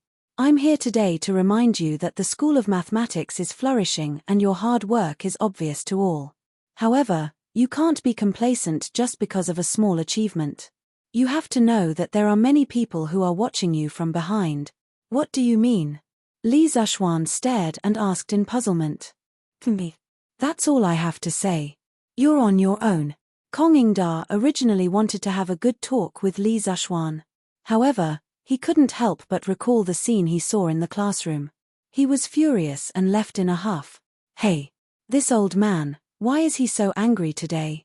Could it be that his wife is having an affair? Bah bah bah. What are you talking about? Li Zhuan muttered to himself and returned to the classroom. The students were still very obedient and didn't dare to cause any trouble. Li Zhuan sat on the podium and sighed. It was lonely to be a master. At this time, he really wished that a troublemaker would appear in the school. Then, he would have some fun. He was bored and didn't have a cell phone to pass the time. In his previous life, he had experienced many exams. At that time, there were many invigilators who would comfortably play with their cell phones to pass the time while watching the students being tortured. What a pity. He was a time traveler. Although his family was rich, he couldn't afford a cell phone. Li Zhuan could only lean over the podium and take out the pencil he had asked someone to make for him. He started to write the legend of a mortal's journey to immortality. Recently, he had used up too much of the manuscript for the mortal. Ma Ju had already asked him for a few manuscripts. It was not a bad idea to take the opportunity to write a novel. Anyway, he had kung fu now and his writing speed was very fast. Therefore, a very strange scene appeared in the School of Mathematics. The students were crazily doing the test papers while Li Zhuan, the unreliable teacher, was holding a wooden stick on the podium and writing a novel like crazy. Chapter 295. Clang. Clang. Clang. Let's go and take a look at the monthly exam at Clang. It's just a monthly exam. What's so interesting about it? The student named Yuan Shuo shook his head and refused. What do you mean it's not interesting? If it's not interesting, why would there be so many people in the first two classes? Let's go. TSK, I heard that the first place in the monthly exam can bring their whole family to Zuaxian for free. You can order whatever you want as long as you can finish it. Yanfu, although your family isn't rich, you can't afford to eat at Zuaxian, right? Your father is the owner of the Hongwen School. His calligraphy is priceless. Any one of his calligraphy pieces would be enough for your family to spend for several years, right? So the young man in front of him was Chu Suiliang's eldest son, Chu Yanfu. Sigh, it's not as exaggerated as you say. But even so, my father won't agree. My father thinks that his calligraphy can't be compared to those filthy things. So, even if I have the money to eat at Zuaxian, I won't be so extravagant as to order whatever I want. Hey, Yanfu, there's no point in being envious. You're not a student of Clang. Yuan Shuo chuckled and struck a blow with his words. Ha, although I'm not a student of Clang, I can still go and take a look. Yuan Shuo, let's go. Don't you admire Li Xie's new mathematics? Let's go and take a look. After Chu Yanfu finished speaking, he pulled Yuan Shuo's arm and walked out of the classroom without any explanation. Hey, I didn't say I was going. Where are you guys going? The two poor kids bumped into one of the 5 professors of Clang, Kui Shanyu. Ah, sir. Let's go. We're going to the toilet, sir. When Chu Yanfu heard that Yuan Shuo was about to tell the truth, he quickly cut in and made up a lie. Oh. Then go quickly. Don't be late for class later. Kui Shanyu carefully examined their expressions for a while, but didn't see anything strange, so he said coldly. All right, sir, we'll be off then. Chu Yanfu pulled Yuan Shuo and ran away. Hey, Yanfu, isn't the School of Mathematics in the south? How can we run east? Yuan Shuo asked suspiciously after running for a while. Yuan Shuo, are you stupid? Just now, we told Dr. Kui that we were going to the toilet. If you don't run here, won't you be exposed? It's the same if we take a detour to the School of Mathematics and Mathematics. Oh, right, Yanfu, why did you lie to Dr. Kui just now? Haven't you heard? Recently, Professor Kui has always found Li Xie to be an eyesore, believing that he has led the directorate astray. He has already complained to the Chancellor more than once. Tilda. There was actually such a thing. But Li Xie didn't lead astray. On the contrary, ever since he came to the directorate, we all used blackboard chalk, enjoyed the start and end of class system, and even learned pinyin. Why would Dr. Kui slander Dr. Li like this? Sigh. Who said it wasn't? But Yuan sure, you don't have to worry. Dr. Li has now become the directorate's Sai Yi, and Dr. Kui doesn't have the ability to destroy him. In the School of Mathematics and Mathematics, the teachers and students inside were all immersed in their writing and didn't pay attention to the students outside. Li Zhuan was writing a novel and couldn't help but be immersed in the story, so he didn't pay attention to the outside. The students in the School of Mathematics and Mathematics had too many questions, so they didn't have time to look around. After a while, the bell and drum for class rang, and the students outside scattered like birds and beasts, rushing to their respective classrooms. The School of Mathematics and Mathematics regained its silence. Gradually, this monthly examination entered the countdown to the end. Many students had also reached the last question.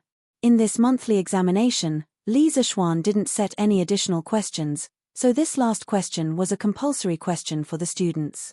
However, after everyone read the question, they were all dumbfounded.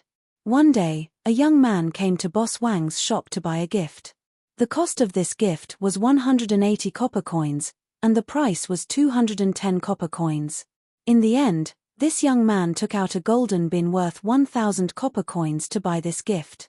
Boss Wang didn't have so many copper coins at that time, so he used the golden bin worth 1,000 copper coins to exchange with the neighbor for 1,000 copper coins and gave the young man 790 copper coins. However, the neighbor later found out that the golden bin was fake, so Boss Wang had no choice but to return the neighbor a golden bin of the same size. The question is, how much money did Boss Wang lose in this transaction? After reading the question, Sun Zifan felt a little confused. He read the question twice again and felt that he had some ideas. He began to calculate on the draft paper. The 790 copper coins that Boss Wang gave to the young man was his loss, and the 1,000 copper coins that he gave to his neighbor was also his loss. His income was 210 copper coins, but 180 copper coins were his cost, so his total loss was 790 plus 1,000 plus 180 minus 210 is equal to 1,760 copper coins. TSK, that should be it, right? Sun Zifan sorted out his thoughts and calculated the answer in a short while. He couldn't help but feel a little complacent. When he was about to copy the answer on the test paper, he suddenly felt that something was wrong. He paused and calculated again. No, I should think of it this way. Boss Wang's loss was the 1,000 copper coins that he returned to the neighbor and the 790 copper coins that he gave to the buyer. In addition to the 180 copper coins that the buyer took away as a gift, the total was 1,000 plus 790 plus 180 is equal to 1970 copper coins. This should be correct, right? Sun Zifan held his chin and thought for a while. He was a little hesitant about the second answer and didn't dare to write the answer on the test paper. He looked at the question again and still felt that something was wrong. That's not right. Although the cost of the gift was 180 copper coins, its price was 210 copper coins. Boss Wang could earn 30 copper coins if he sold it to someone else. After selling it to the young man, other than the money he lost, shouldn't the 30 copper coins be included as well? In this way, Boss Wang's loss would be 1,000 plus 790 plus 210 is equal to 2,000 copper coins. F*ck, how did he come up with 3 answers in such a short time? Which one is the correct answer? Sun Zifan looked at the 3 different answers on the draft paper and was completely dumbfounded. If this guy had transmigrated, he would definitely vomit blood and say, F*ck. This question is poisonous. Is it 1760 copper coins? Or 1,970 copper coins? Or 2,000 copper coins? Which one should I choose? Sun Zifan's eyes darted between the 3 answers. After a while, he felt a little dizzy. He shook his head and said angrily in his heart, F*ck, draw lot. I'll take whichever one I get. My luck has always been good. I don't believe that I won't get it. If Li Zhuan knew what this guy was thinking, he would definitely give him 2 big slaps. Do you F*King think you're doing a multiple choice question? Why don't you throw dice instead of drawing lots? In modern times, when students were unable to make a decision on a multiple choice question, many people would choose to draw lots or throw coins. In a way, this silly guy was a pioneer. Chapter 296. The last question of the monthly exam was indeed poisonous. Of course, Sun Zifan was not the only one who was poisoned. Everyone was dumbfounded, and 80% of the students got at least 2 answers. On the podium, Li Zishuan took a deep breath and shook his wrist. In half a day's time, he had actually written a full 20 chapters. He couldn't help but feel a little proud in his heart. It was good to have martial arts. If one were to make a quantitative analysis of everyone's attributes, an ordinary person's dexterity would be around 5 to 6. Li Zishuan's dexterity could reach 30. Of course, writing novels would be much faster. Hey, look at them scratching their heads and frowning. Could it be that they have already reached the last question? Li Zishuan looked up at the student's current situation. After thinking for a while, he immediately understood the reason. He laughed in his heart. This last question was a second-grade math problem in the modern era. However, it was not to be underestimated. It was said that even if it was done by adults, 9 out of 10 people would get it wrong. Basically, the wrong answers were also varied. Meng Wenhao was the most miserable because he had given 5 different answers to this question: 1760 copper, 1970 copper, 2000 copper, 970 copper, and 1000 copper. However, after careful consideration, he had already eliminated the first 3 answers. This question was deliberately set up by the teacher. You have to find another way to get the correct answer clearly and methodically. You can use the most basic relationship to analyze how much money Boss Wang lost in the end. First, I will analyze Boss Wang and his neighbor. Boss Wang first gave the neighbor a fake golden bean in exchange for 1,000 copper coins. The value of the fake golden bean was 0, so Boss Wang made a profit of 1,000 copper coins from the neighbor. Later, the neighbor found out that the golden bean was fake, so Boss Wang compensated the neighbor with a real golden bean. Now, Boss Wang paid 1,000 copper coins. In addition to the 1,000 copper coins he made before, Boss Wang did not lose any money from the neighbor. Then, he was only left with the money he lost from the young man. Then, between Boss Wang and the young man, Boss Wang gave the young man the change and lost 790 copper coins. After selling the gift, Boss Wang lost 180 copper coins. So, the question is, after selling the gift, did he lose 180 copper coins or 210 copper coins? After all, if this transaction was a normal transaction, Boss Wang could earn 30 copper coins.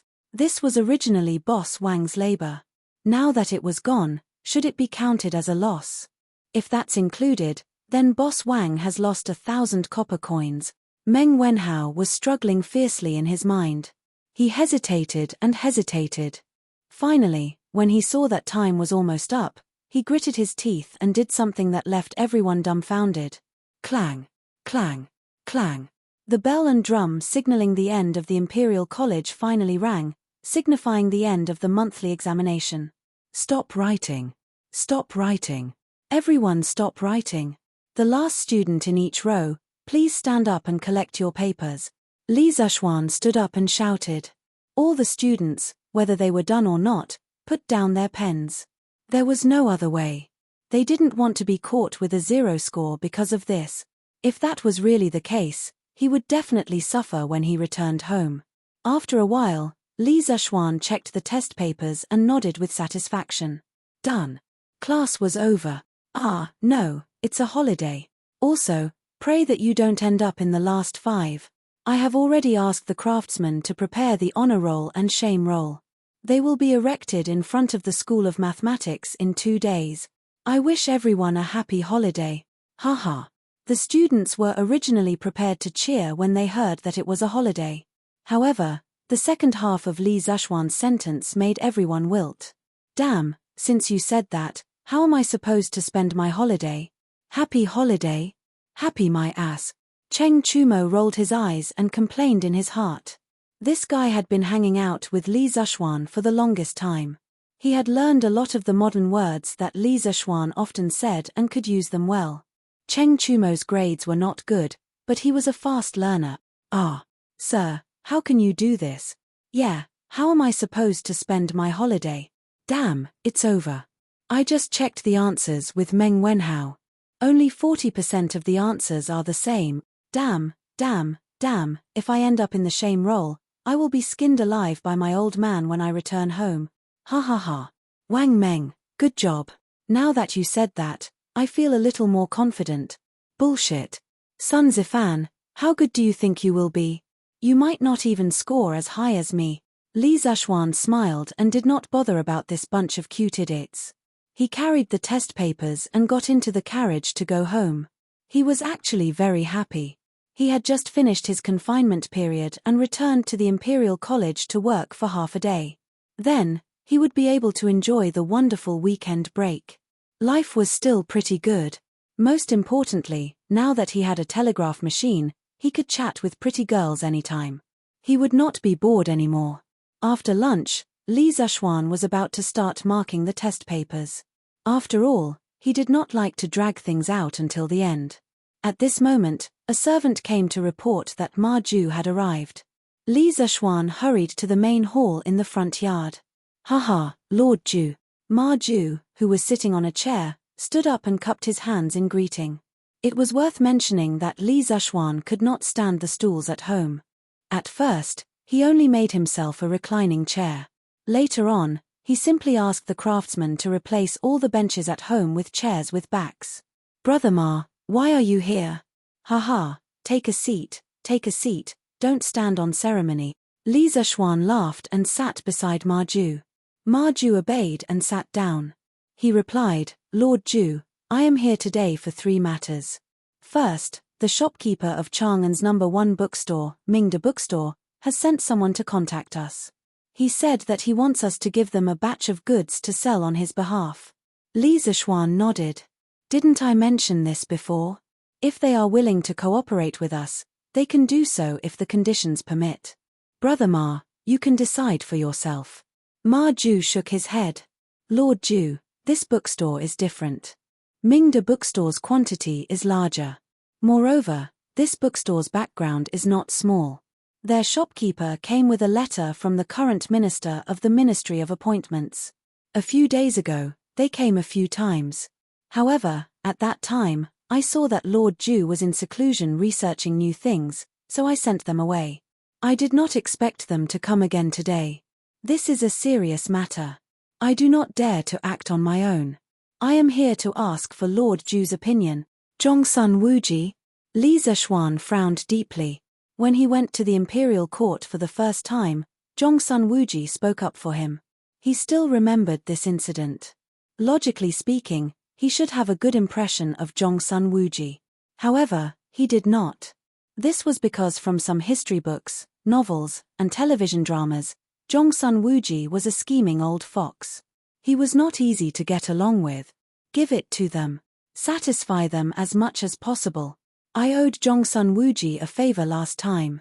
This time, I will return it all. However, Brother Ma, you have to tell them that even if the price of the books they purchase from us is slightly more expensive than our Chi-Chu culture, it will only be 10% more expensive than our book.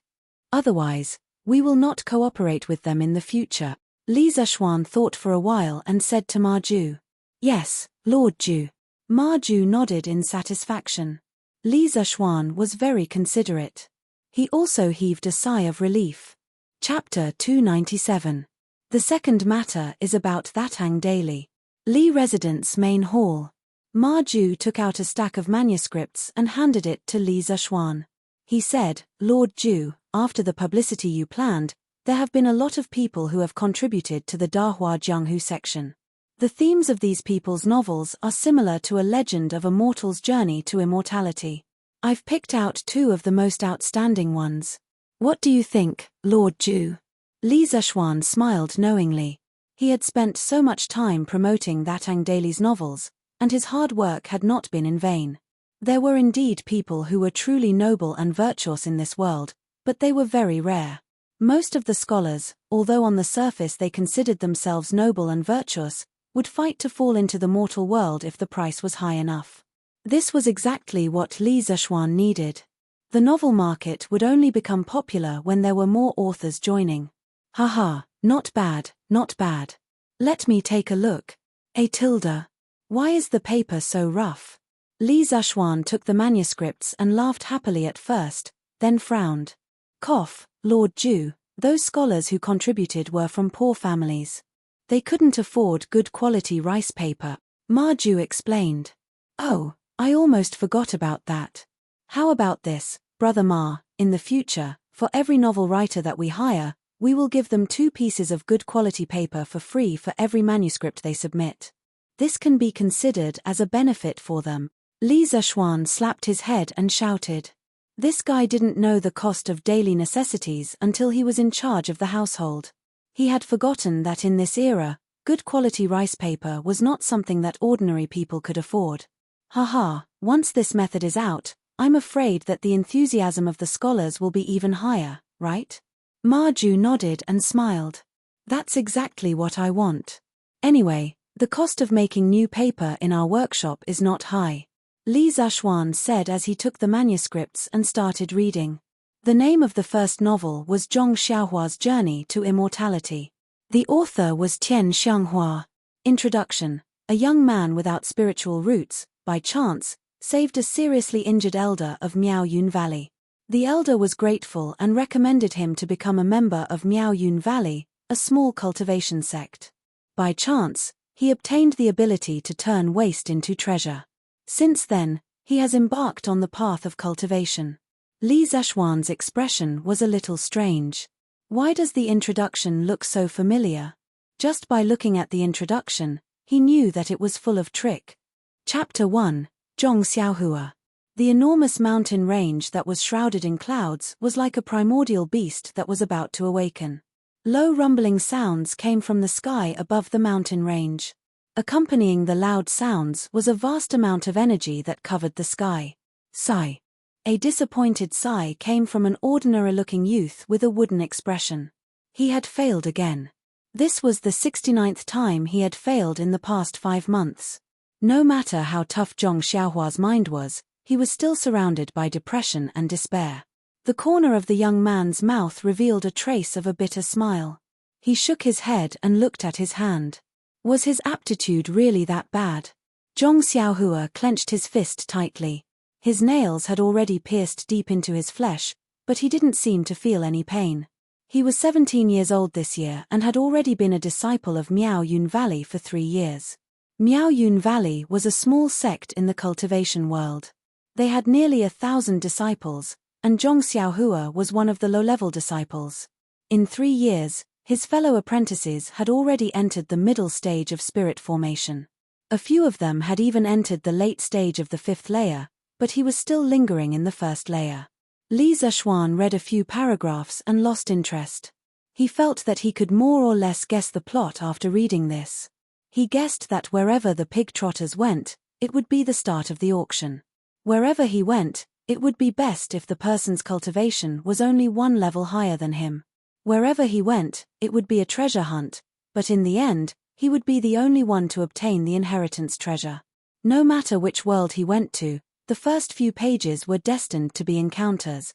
F***ck. This was basically an old story from cultivation novels. In the modern era, when the legend of a mortal's journey to immortality came out, it quickly ignited the popularity of the mortal genre. A large number of books that followed the trend, such as 100 Refinements to Immortality, Search for the Immortal Path, Limitless Demonic Path, etc., appeared out of nowhere. Fighting monsters, leveling up, treasure hunting, auctions, these were all used over and over again. Sigh, modern people like to follow the trend, but I didn't expect the ancient people to follow the trend even more. What should I do? I originally thought that someone would write a novel for me to read. But now, it seems that there is still a long way to go. Li Zexuan's heart was filled with regret. Lord Ju, is this novel not good? When Ma Ju saw Li Zexuan's expression, his heart skipped a beat and he asked in puzzlement. This was a novel that he had picked out from dozens of novels. Oh, no, it's not bad. Although this story is similar to the legend of a mortal's journey to immortality, this person can be considered to have imitated his own style. In the next issue of the newspaper, let's publish this novel as well. In the future, The Legend of a Mortal will be set at 3 p.m. every day, so that we can copy some pages for other novels. Li Zexuan came back to his senses and said. In his previous life, he had experienced the bombardment of all kinds of novels and was already a proper bookworm. His taste was definitely higher. In this era, people did not read many novels. He felt that the legend of Zhong Xiaohua's journey to immortality was old-fashioned, but that did not mean that others would feel the same way. Just like 100 Refinements to Immortality in his previous life, although it was a copy of The Legend of a Mortal, it still attracted a large number of readers. Yes, Lord Ju. Then what about the other novel? That novel is actually as good as this one. Do you want to hire it? Ma Ju asked. Let's hire it. I believe in Brother Ma's taste. Li Zexuan waved his hand and said casually. When he heard Ma Ju say that that novel is actually as good as this one, he did not have the mood to open it to take a look. Hehe, thank you for your trust, Lord Ju. Ma Ju thought that it was really because Li Zexuan trusted him and was suddenly overwhelmed by the favor. No need. Oh right, Brother Ma, in the future, as we hire more and more novels, the original The Legend of the Underworld section will definitely not be enough. You have to be prepared to separate this section. In the future, That Ang Daily will be separated into 2 separate publications, news and novels. Li Zexuan thought for a while and added. Yes, Lord Ju. I will arrange it in advance. Didn't you just say that there are 3 things? What's the last one? Replying to Lord Ju, the third thing is that there are not enough chapters for the legend of a mortal's journey to immortality. I know that Lord Ju is busy, but I still hope that Lord Ju can find the time to write a few more chapters. After all, you said before that the authors who stopped updating didn't have a little. Know that thing? As Ma Ju spoke, he almost blurted out that word. He suddenly felt extremely embarrassed. F***ck.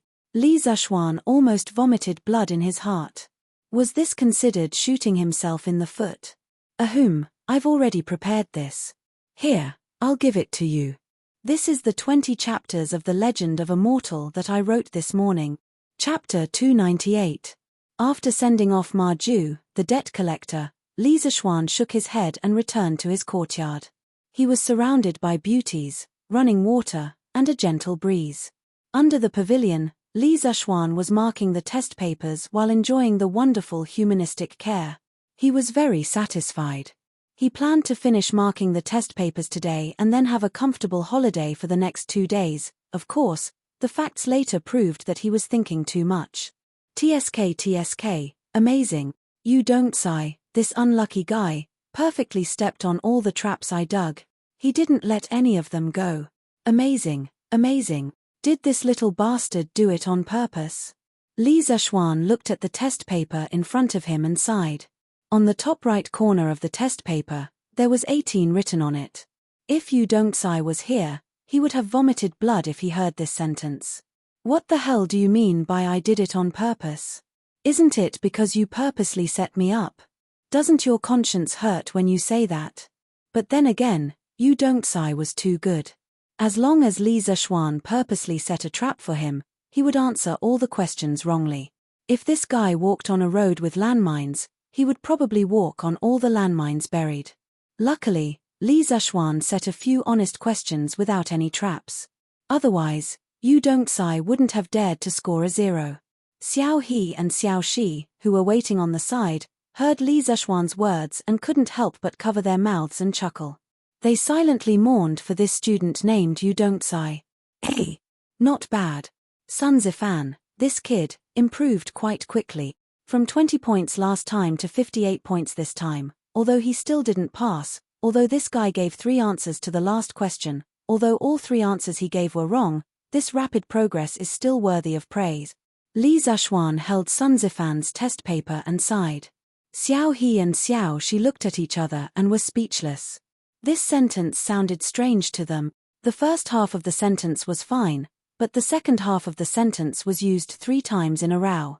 Was this a compliment to Sun Zifan? Or was it mockery? Haha. Brother Hua, my novel has been accepted by that Ang Daily. Furthermore, their editorial department had offered a high price of 20 copper coins per 1,000 word. That's great. Jinyu Academy, under the pine forest. Chen Tianhua laughed heartily with an excited expression. Oh Tilda. Why was the price so high? Didn't they say that 1,000 characters were worth 5 copper coins? Hua Hongi asked in surprise. Ha, Brother Hua, you didn't read it carefully. Back then, he said at least 5 copper coins per 1,000 words. As for the exact amount, it depends on the quality of the work. Chen Tianhua explained. Oh, then congratulations to Tianhua. This way, you'll be able to earn 3 or 4 strings of cash every month. Although Hua Hongi couldn't help but feel a little disappointed, he still sincerely congratulated his good brother. Tianhua, you're really amazing. Although my novel was accepted, I only received a price of 10 copper coins for 1,000 word. Liao Feichen couldn't help but say. Hehe, Feichen, don't think like that. It's a good thing to be accepted. A few days ago, both of you didn't think that you would be accepted, right? Now that your wish has been fulfilled, don't be discontent. I heard that there are at least 50 scholars who have submitted to that Ang Daily these few days, if not 100. It's not easy for both of you to stand out. Hua Hongi analyzed with a smile. Yes, Hongi is right. It's not easy to be accepted. Feichen, you write first. I believe that you'll write better and better later. Chen Tianhua interrupted. Yes, that makes sense. I was a little greedy. Liao Feichen thought for a moment and nodded in agreement. It turned out that the 2 novels that Forbert had picked out were both from Jinyu Academy. Oh, right, Hongyi, didn't you say that you wanted to write your own novel? How's the preparation going? Feichen and I are looking forward to it. Chen Tianhua looked at Hua Hongi and asked. Hua Hongi thought for a while and said, my novel isn't imitating a legend of a mortal's journey to immortality. I plan to write a new story. There's no cultivation level, no treasure hunting, and no trial auction. I plan to write about a hooligan who knows a little about martial arts. I'll write about him roaming the Jianghu and serving justice. I've already built the framework of the novel. I should be able to write 30,000 words soon. I'll take it to the workshop and try my luck. It'll be great if I can be accepted. If not, I'll just treat it as my own entertainment. Wow. Martial arts. It sounded pretty good. But Hongyi, have you seen any Jianghu masters? Liao Feichen asked in surprise. Of course I have. When I was young, I lived in the Sichuan area. There were many Jianghu sects there. I've seen many real Jianghu masters. So, I thought that instead of writing about those illusory cultivation and Tao, I might as well write about the Jianghu masters that I've seen. Hua Hongi looked to the south with some nostalgia and said. After hearing what you said, Hongyi, I can't wait to see it. Hongyi, go and write it. Chen Tianhua said excitedly. Yes. Go and write it. I've never seen a legendary Jianghu master before. Husband, see if there's anything else you need. I'll go to the East Market tomorrow and buy it for you. The sea is windy and the waves are strong. You have to prepare everything in advance. Gi Lane, Meng family. Although the fleet would set sail the day after tomorrow, Mother Meng had already started to help Father Meng pack his things. Hey, it's still early. Why are you in such a hurry, you silly woman? Besides, we're going out to sea to work. Why are you packing so many things for me? Isn't it troublesome to bring them along? Father Meng looked at the luggage on the bed and felt a little uncomfortable. However, he still said impatiently, but these are the clothes that you need to wear frequently. How can you not bring them? Also, I heard from Sister Wang next door that it's cold at sea at night. You might catch a cold. Bullshit. You believe that woman's words? Father Meng said angrily. It's always good to prepare more. Husband, you have to be careful at sea. How and Yaya are counting on you. Mother Meng said weakly. It's fine.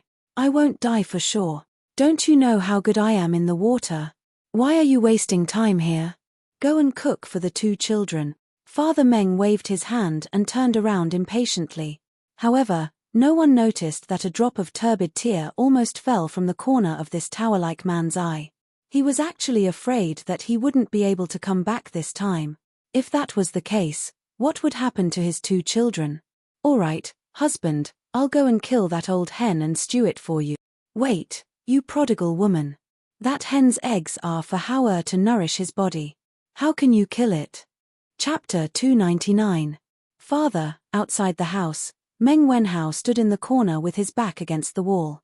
He clenched his fists so tightly that his fingernails dug deep into his flesh.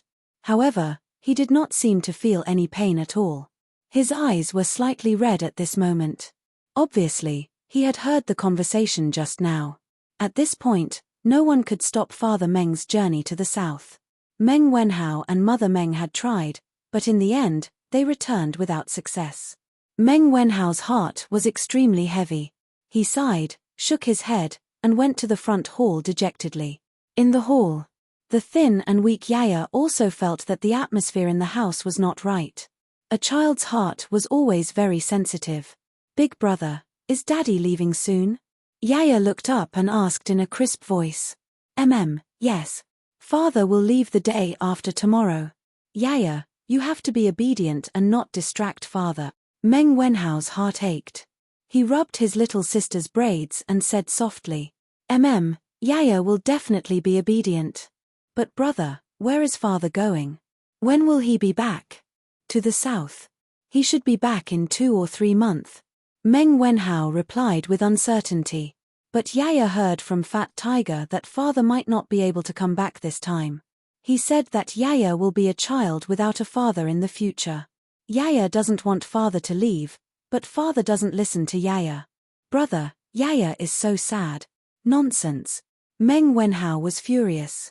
He clenched his fists and said hatefully, "Yaya, don't listen to that little bastard Fat Tiger's nonsense. The next time I see him, I will definitely beat him up. Father will definitely be fine and will definitely be back soon. Brother promises you." Yaya believes in brother. "But brother, don't fight. Fighting is not good." "Husband, this is the rice wine I bought in the East Market today. Do you want to try it?" At night, candles were lit in every house in the square. In the Meng family, a family of 4 sat around a shabby table for dinner. The atmosphere was very warm. Father Meng glared at his wife. He wanted to scold her for being extravagant, but in the end, he didn't say anything. Smelling the fragrance of the rice wine, Father Meng's long-suppressed alcohol addiction was also aroused. He picked up the bowl and took a sip. He didn't swallow it immediately, allowing the taste buds in his mouth to absorb the stimulation of the rice wine's fragrance. Good wine. A moment later, Father Meng swallowed the mouthful of rice wine and sighed. "Father, what kind of good wine is this?" "The Drunken Immortal Inn's Drunken Immortal is the real deal." Meng Wenhao forced a smile in order to liven up the atmosphere. "Heh. You stinking brat. That immortal drunken wine is a liter of 5 strings. Is it something that rough men like us can drink?" Although Father Meng had never drunk the Drunken Immortal before, he was obviously quite knowledgeable. He pointed at his son and scolded him with a smile. "Hey, who said that Father can't drink it? Teacher said before that everyone is born equal. The reason why we are treated differently is because we don't work hard. One day, I will let you drink the Drunken Immortal every day. You can drink as much as you want," Meng Wenhao said firmly. "Haha. My son is ambitious. The proudest thing in Father's life is to have a son like you, so what if Squire whose family is rich? His son is not as capable as my Hauer." When Father Meng heard this, he didn't criticize his son for bragging. Instead, he was filled with pride and laughed heartily. "Hauer, how did you do in the monthly exam this time? I heard from Squire whose son that your School of Mathematics is getting higher and higher in the Directorate of Education. Many students from other schools are paying attention to the monthly exam this time." Mother Meng smiled and asked with a hint of joy on her face. It was not easy for Meng Wenhao to enter the Imperial College of Mathematics and Mathematics from the provincial capital school. His mother was very satisfied, but people were greedy. After Meng Wenhao entered the Imperial College of Mathematics and Mathematics, Meng Wenhao's mother thought that it would be good if her son could continue to enter the four-gate school of mathematics and mathematics. However, she didn't expect the school of mathematics to suddenly rise in status. It seemed like it was going to surpass the other schools. When Meng Wenhao heard his mother's question, he couldn't help but think of the situation during the exam this morning. He pondered for a moment and answered, "Mother, I think I did okay. As for whether I can get first place, it will depend on my luck." He looked at the wine bowl in Father Meng's hand and continued, "If I can get first place, according to the rules of our school of mathematics, I can bring you all to the Drunken Immortal restaurant for free. However, by the time the results are announced, I'm afraid Father will have gone to sea." The atmosphere in the room became a little heavy for a moment. "Haha, you're such a boring woman. We're having a good meal, why are you asking about the exam results? When have we ever worried about our Hauer's results?" Father Meng slapped the table and glared at Mother Meng. He then looked at Meng Wenhao and said earnestly, "Although I won't be home at that time, you can take your mother and Yaya with you. All these years, our family has been eating chaff and vegetables. It's good to take this opportunity to improve our diet. Isn't Yaya craving for that gnawing chicken? This time, let's let her eat to her heart's content. Hauer, as a man, how can you act like a little girl? Although Father didn't study much, I know that separation and joy are common things in the world. A man should be open-minded. How can you care about these trivial matters every day?" "Yes, Father, I understand." Meng Wenhao wanted to refute, but after hesitating for a moment, he still responded in a muffled voice. "Haha, Father knows that you're all worried. Actually, there's no need for that. For this voyage, Boss Feng has equipped each of our ships with a compass. Even if we're separated from the team due to strong winds and waves, we can still use the compass to find the direction." As Father Meng spoke, he took out an exquisite compass from his arms. It was a product of the Curious Pavilion workshop. Meng Wenhao was very familiar with this thing. When the first generation of compasses was released, he was still at the scene. Mother Meng saw the shiny object and took it curiously. "Hey, be careful, be careful. This little thing costs 5 strings of money," Father Meng hurriedly exhorted. Mother Meng was so shocked that her wrist trembled and she almost dropped the compass to the ground. Fortunately, Meng Wenhao's hand was quick enough to catch it. Mother Meng said with lingering fear, "Thank goodness. Why is this thing so expensive? Bring it over." This thing is a navigation tool specially made by the Curious Pavilion for this voyage to the south. It's said that Hauer's husband, Li Xiaonan, personally invented it. This thing is light and can give accurate directions. How can it not be expensive? I heard that the bosses of the other fleets only equip 1 compass for every 5 ships. It's rare to see someone as generous as Boss Feng. Father Meng asked for the compass and carefully put it back into his pocket as he grumbled in annoyance. "Oh, then Boss Feng is really a good person," Mother Meng said happily. "Father, Yaya doesn't want to eat the gnawing chicken. I only want Father to stay," Yaya, who was chewing on her cornbread, said meekly. Father Meng. Chapter 300. Your Highness, you've come? The next morning, Li Zishuan had just finished his breakfast when he received a report from a servant that Li Xiaogong had arrived. He hurried to the main hall to receive him. With Li Xiaogong's status, there was naturally no need to report his arrival to the Li residence. Thus, he was directly welcomed into the main hall by the steward, where he was served tea while waiting for Li Zishuan to arrive. "Haha, sit." Li Xiaogong gave a bold smile. It was clear that he had been living a very comfortable life recently. "Yes." Li Zishuan felt somewhat awkward. "Damn, this is my house. Why do you make it seem like I'm the guest and you're the host? Tomorrow, the army and fleet will set out for the south. Little Xian, you should know about this, right?" Seeing Li Zishuan sit down, Li Xiaogong fiddled with the teacup in his hand as he casually asked this question. Li Zishuan nodded and smiled. This kid really does know. Shouldn't your highness be in the barracks organizing the army? Why do you have the time to come see this kid? My great Tang's army rests on their spears every day, and there's not a single one missing from their daily training. Why would they need to sharpen their spears at the last minute? Besides, even if this king wasn't here, The generals would have already made arrangements. Otherwise, what would they do? Li Xiaogong's lips curled as he nonchalantly said. Li Zishuan's heart was moved.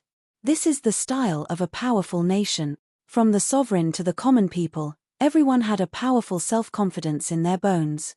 This was something that the Song, late Ming, and Qing dynasties lacked.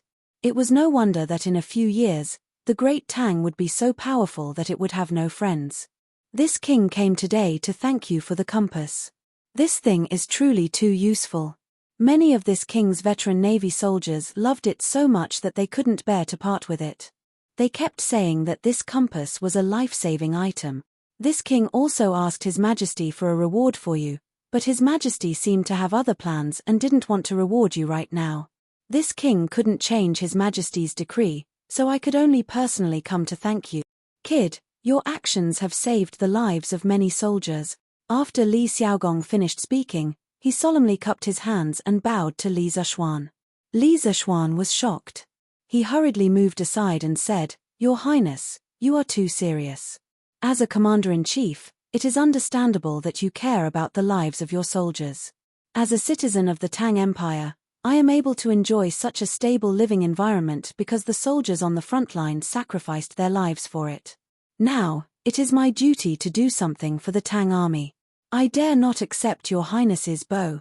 In fact, he knew in his heart that the reason why Li Er did not take the opportunity to reward him was probably because he was still concerned about the wireless telegram.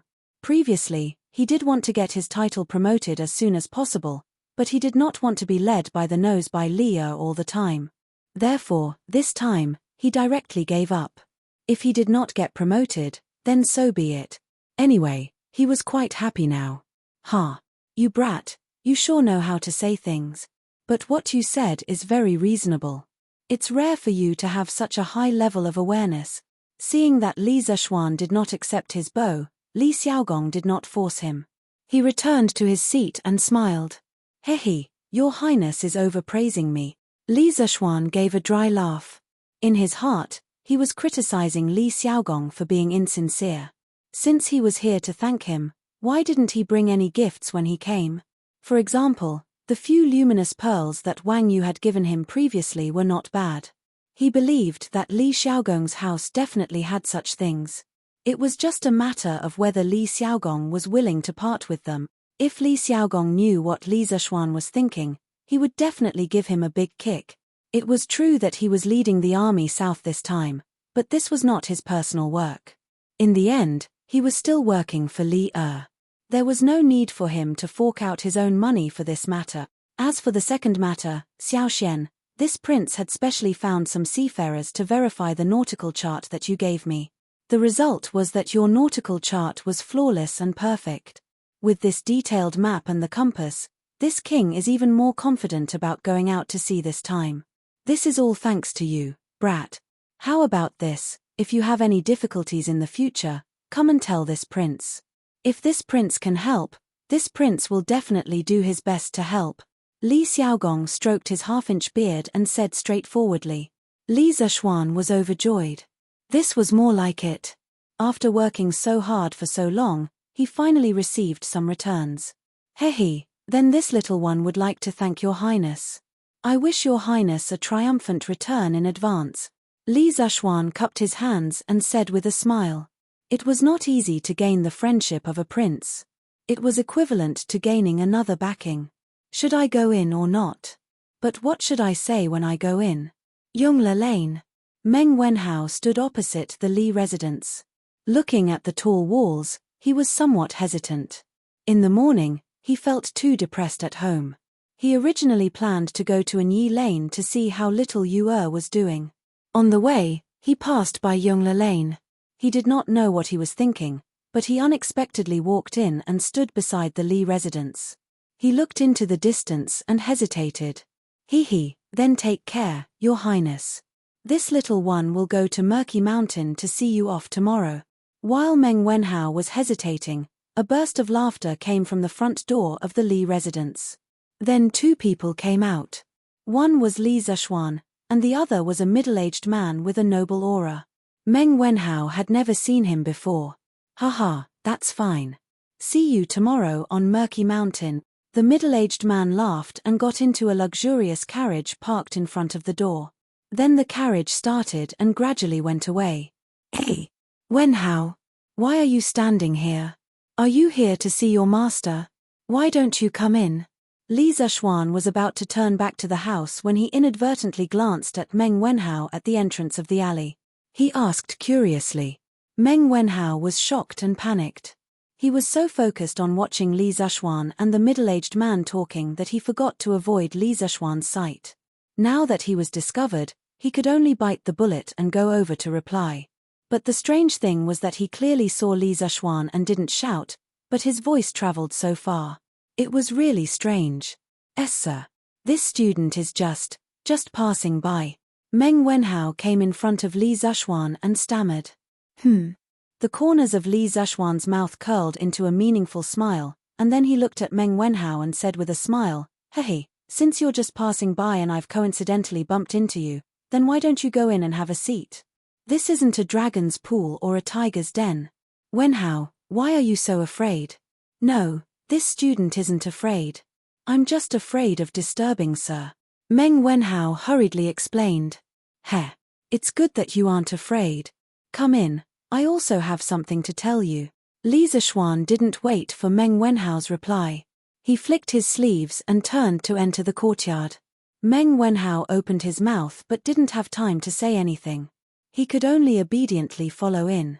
He was also very curious about what Li Zishuan wanted to tell him. Chapter 301. Meng Wenhao had just followed Li Zishuan into the front hall of the west courtyard when he smelled a faint fragrance of spices. Following that, he felt a trace of refreshing coolness.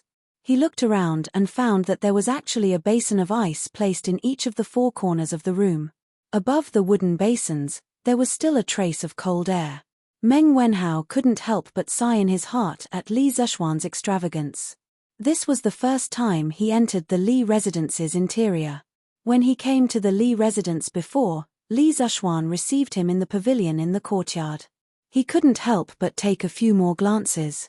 There was a large chair made of lacquered red peach wood, a few seats that were relatively simple but still couldn't hide the magnificence of the carved materials, a small square table with a porcelain pot decorated with flowers and birds, and a few small porcelain cups with the same flower decorations.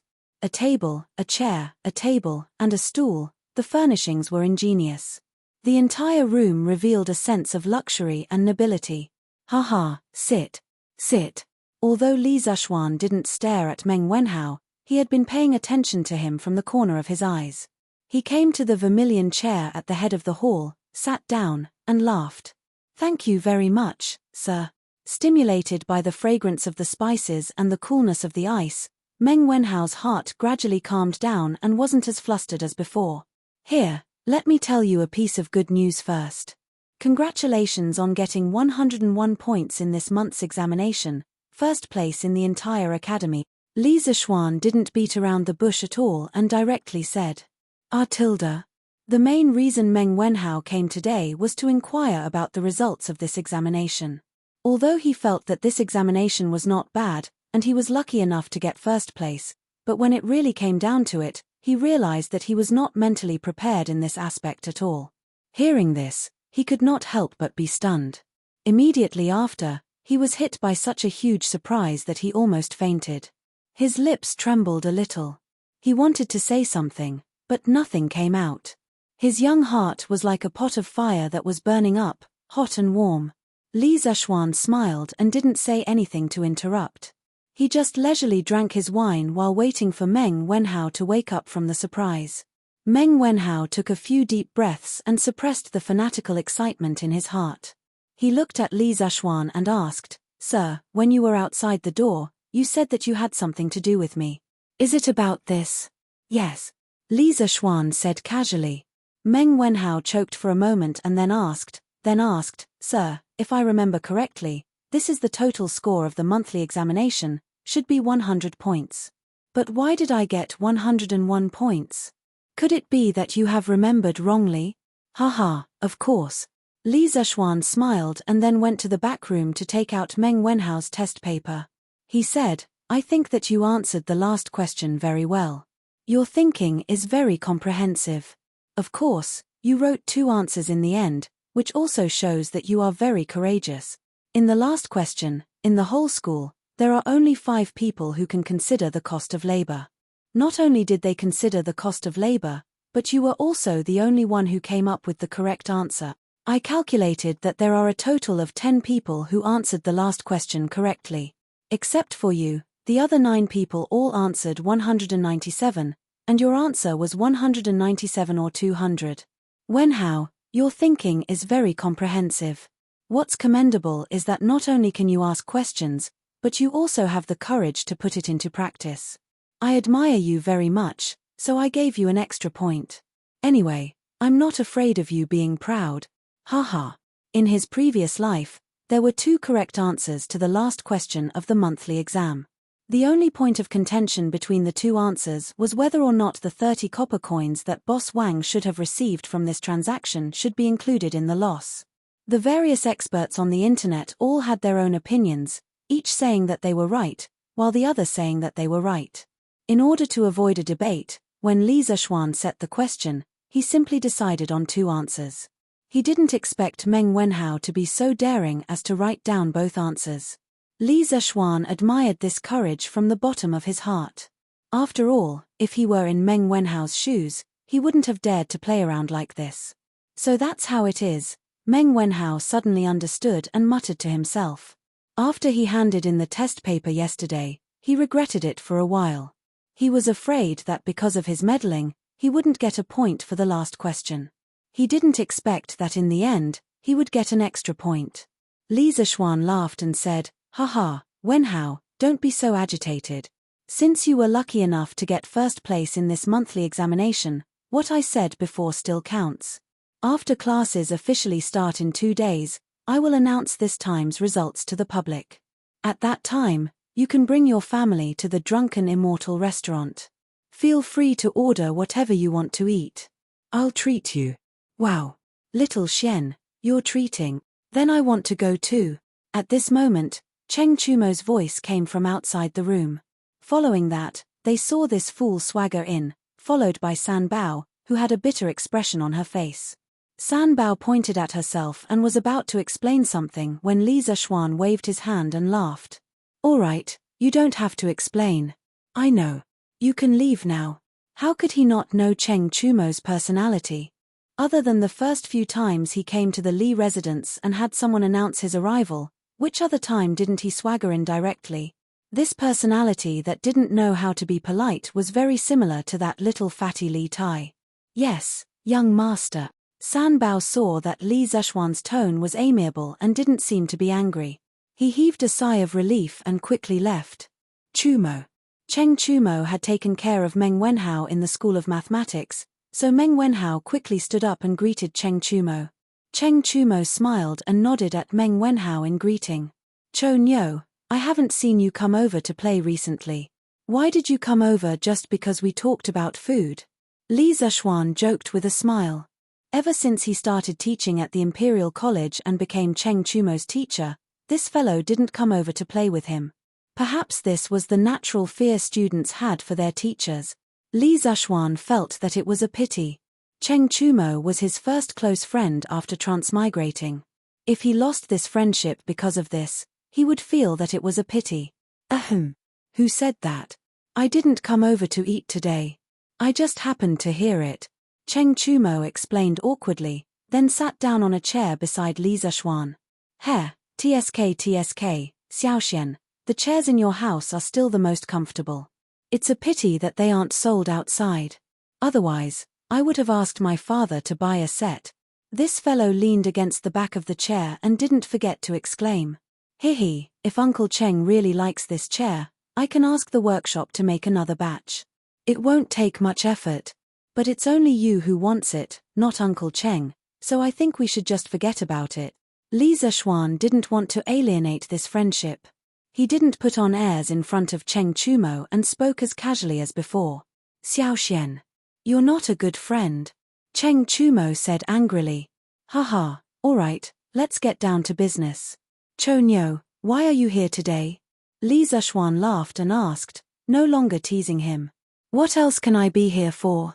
I'm just here to ask old Cheng how he did in the exam and whether he would enter the role of shame. Cheng Chumo sat up straight and looked at Li Zishuan. Although Cheng Chumo didn't care about his results, he didn't want him to enter the role of shame and embarrass the Cheng family. Chapter 302. Oh. So, Cho Nyo, you're here to ask about my result.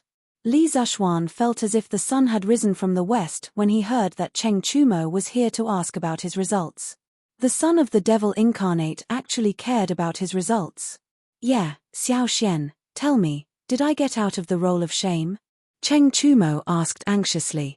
Li Zishuan glanced at Cheng Chumo and then looked at Meng Wenhao with a strange expression. They were both his students, but one of them was here to ask if he got first place, and the other was here to ask if he got out of the bottom 5. This was really, let me think about it.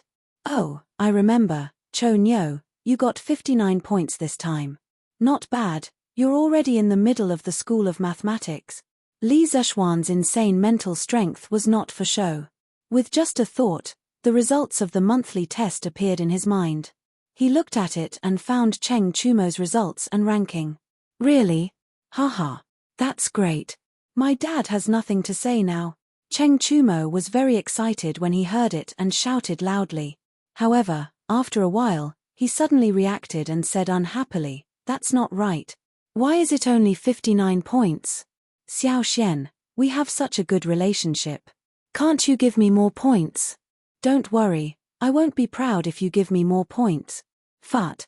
Meng Wenhao almost choked to death when he heard this. There was no other reason but because of what Cheng Chumo said. Li Zishuan had just told him that. Today, he had seen the strange relationship between Cheng Chumo and Li Zishuan. Both of them had a similar style of speaking. Li Zishuan was also speechless. Now it seemed that his previous worries were unnecessary. Cheng Chumo, this idiot, did not alienate this friendship because of the teacher-student relationship. This joker was still as shameless as before when he played with treasures. Oh. Now that I think about it, ugly bull, you forgot to deduct a few points from your test paper. So you can only get 50 points. You're not just 1 point away from 60 points.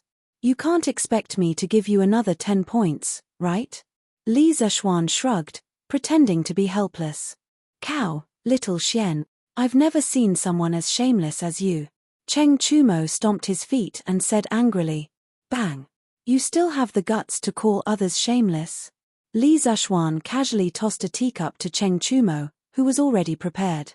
He stretched out a hand and caught it firmly. Haha, just kidding, don't take it seriously. Cheng Chumo laughed dryly. Then he suddenly sighed and said, "That's right. Sigh, actually little Xian, you can also see that I'm not cut out for studying.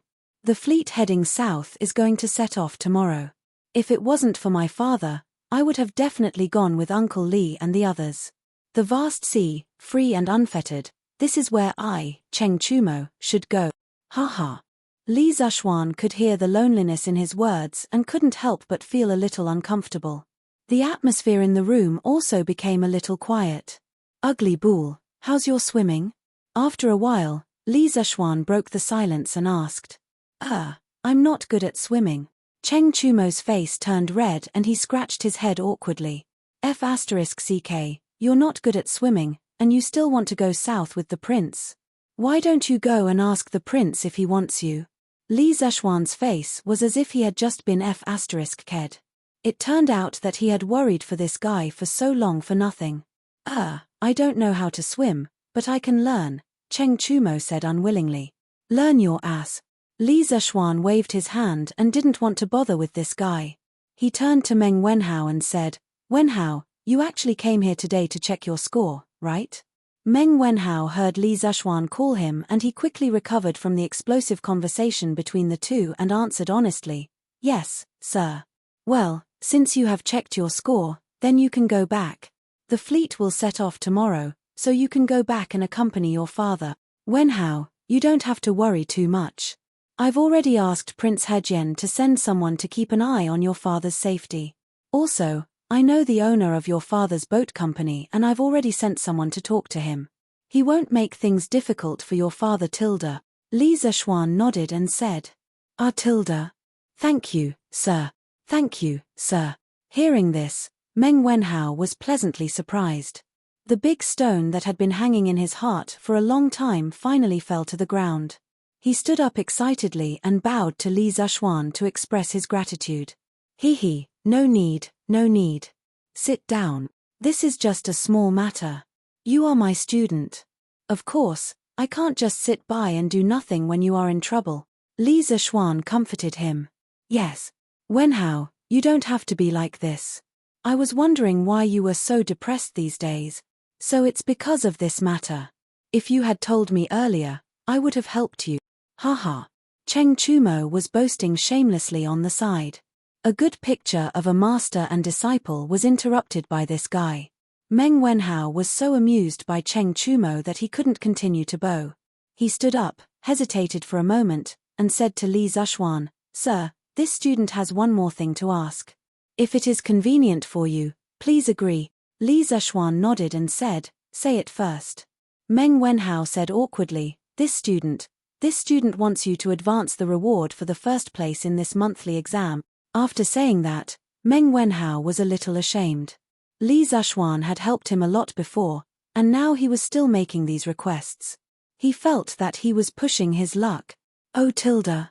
Could it be that Wenhao is afraid that I will renege on my debt? Li Zishuan asked with a smile. No, Meng Wenhao quickly explained, but before he finished, he was interrupted by Cheng Chumo. Damn, Wenhao, you got first place again this time. That's awesome. In Xiaoshuan's words, you are so awesome. Cheng Chumo's focus was always different from others. His first reaction was to marvel at Meng Wenhao's results. Shut up, you have the nerve to say that. Look at Wenhao, he always pursues first place. What about you?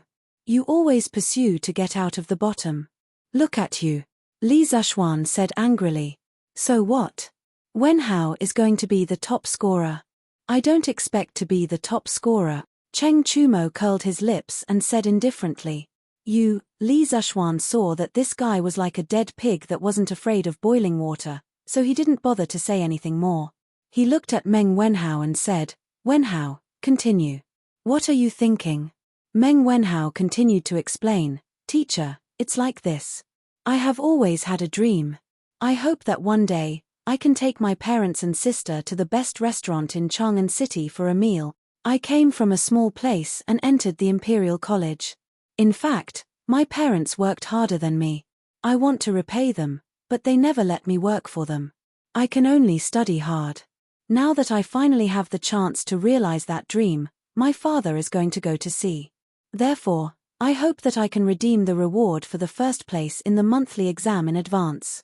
I can let my father drink the wine of his dreams before he goes to sea. Please grant my wish, teacher. After saying that, he bowed deeply to Li Zishuan. Li Zishuan was silent. Cheng Chumo also stopped joking and became silent. I promise you.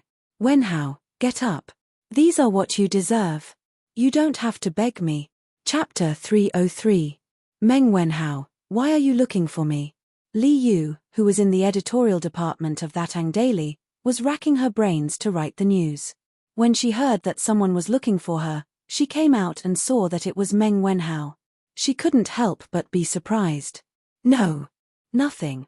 I'm just here to see how you've been recently. Compared to the first time they met, when her clothes were tattered and her face was dirty, the current Li Yu could only be described as stunning.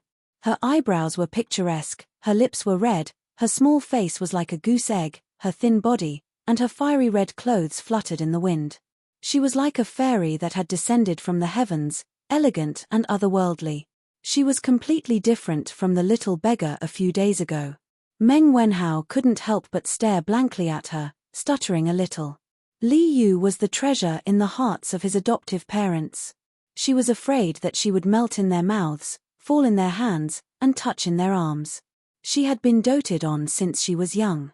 Even though their family fled to Chiyun village and their lives weren't as rich as before, Fu Lingyan and Liu Yixue never stopped providing for Li Yu's daily necessities. It could be said that in the first 10 years of Li Yu's life, she didn't understand the suffering of the world at all.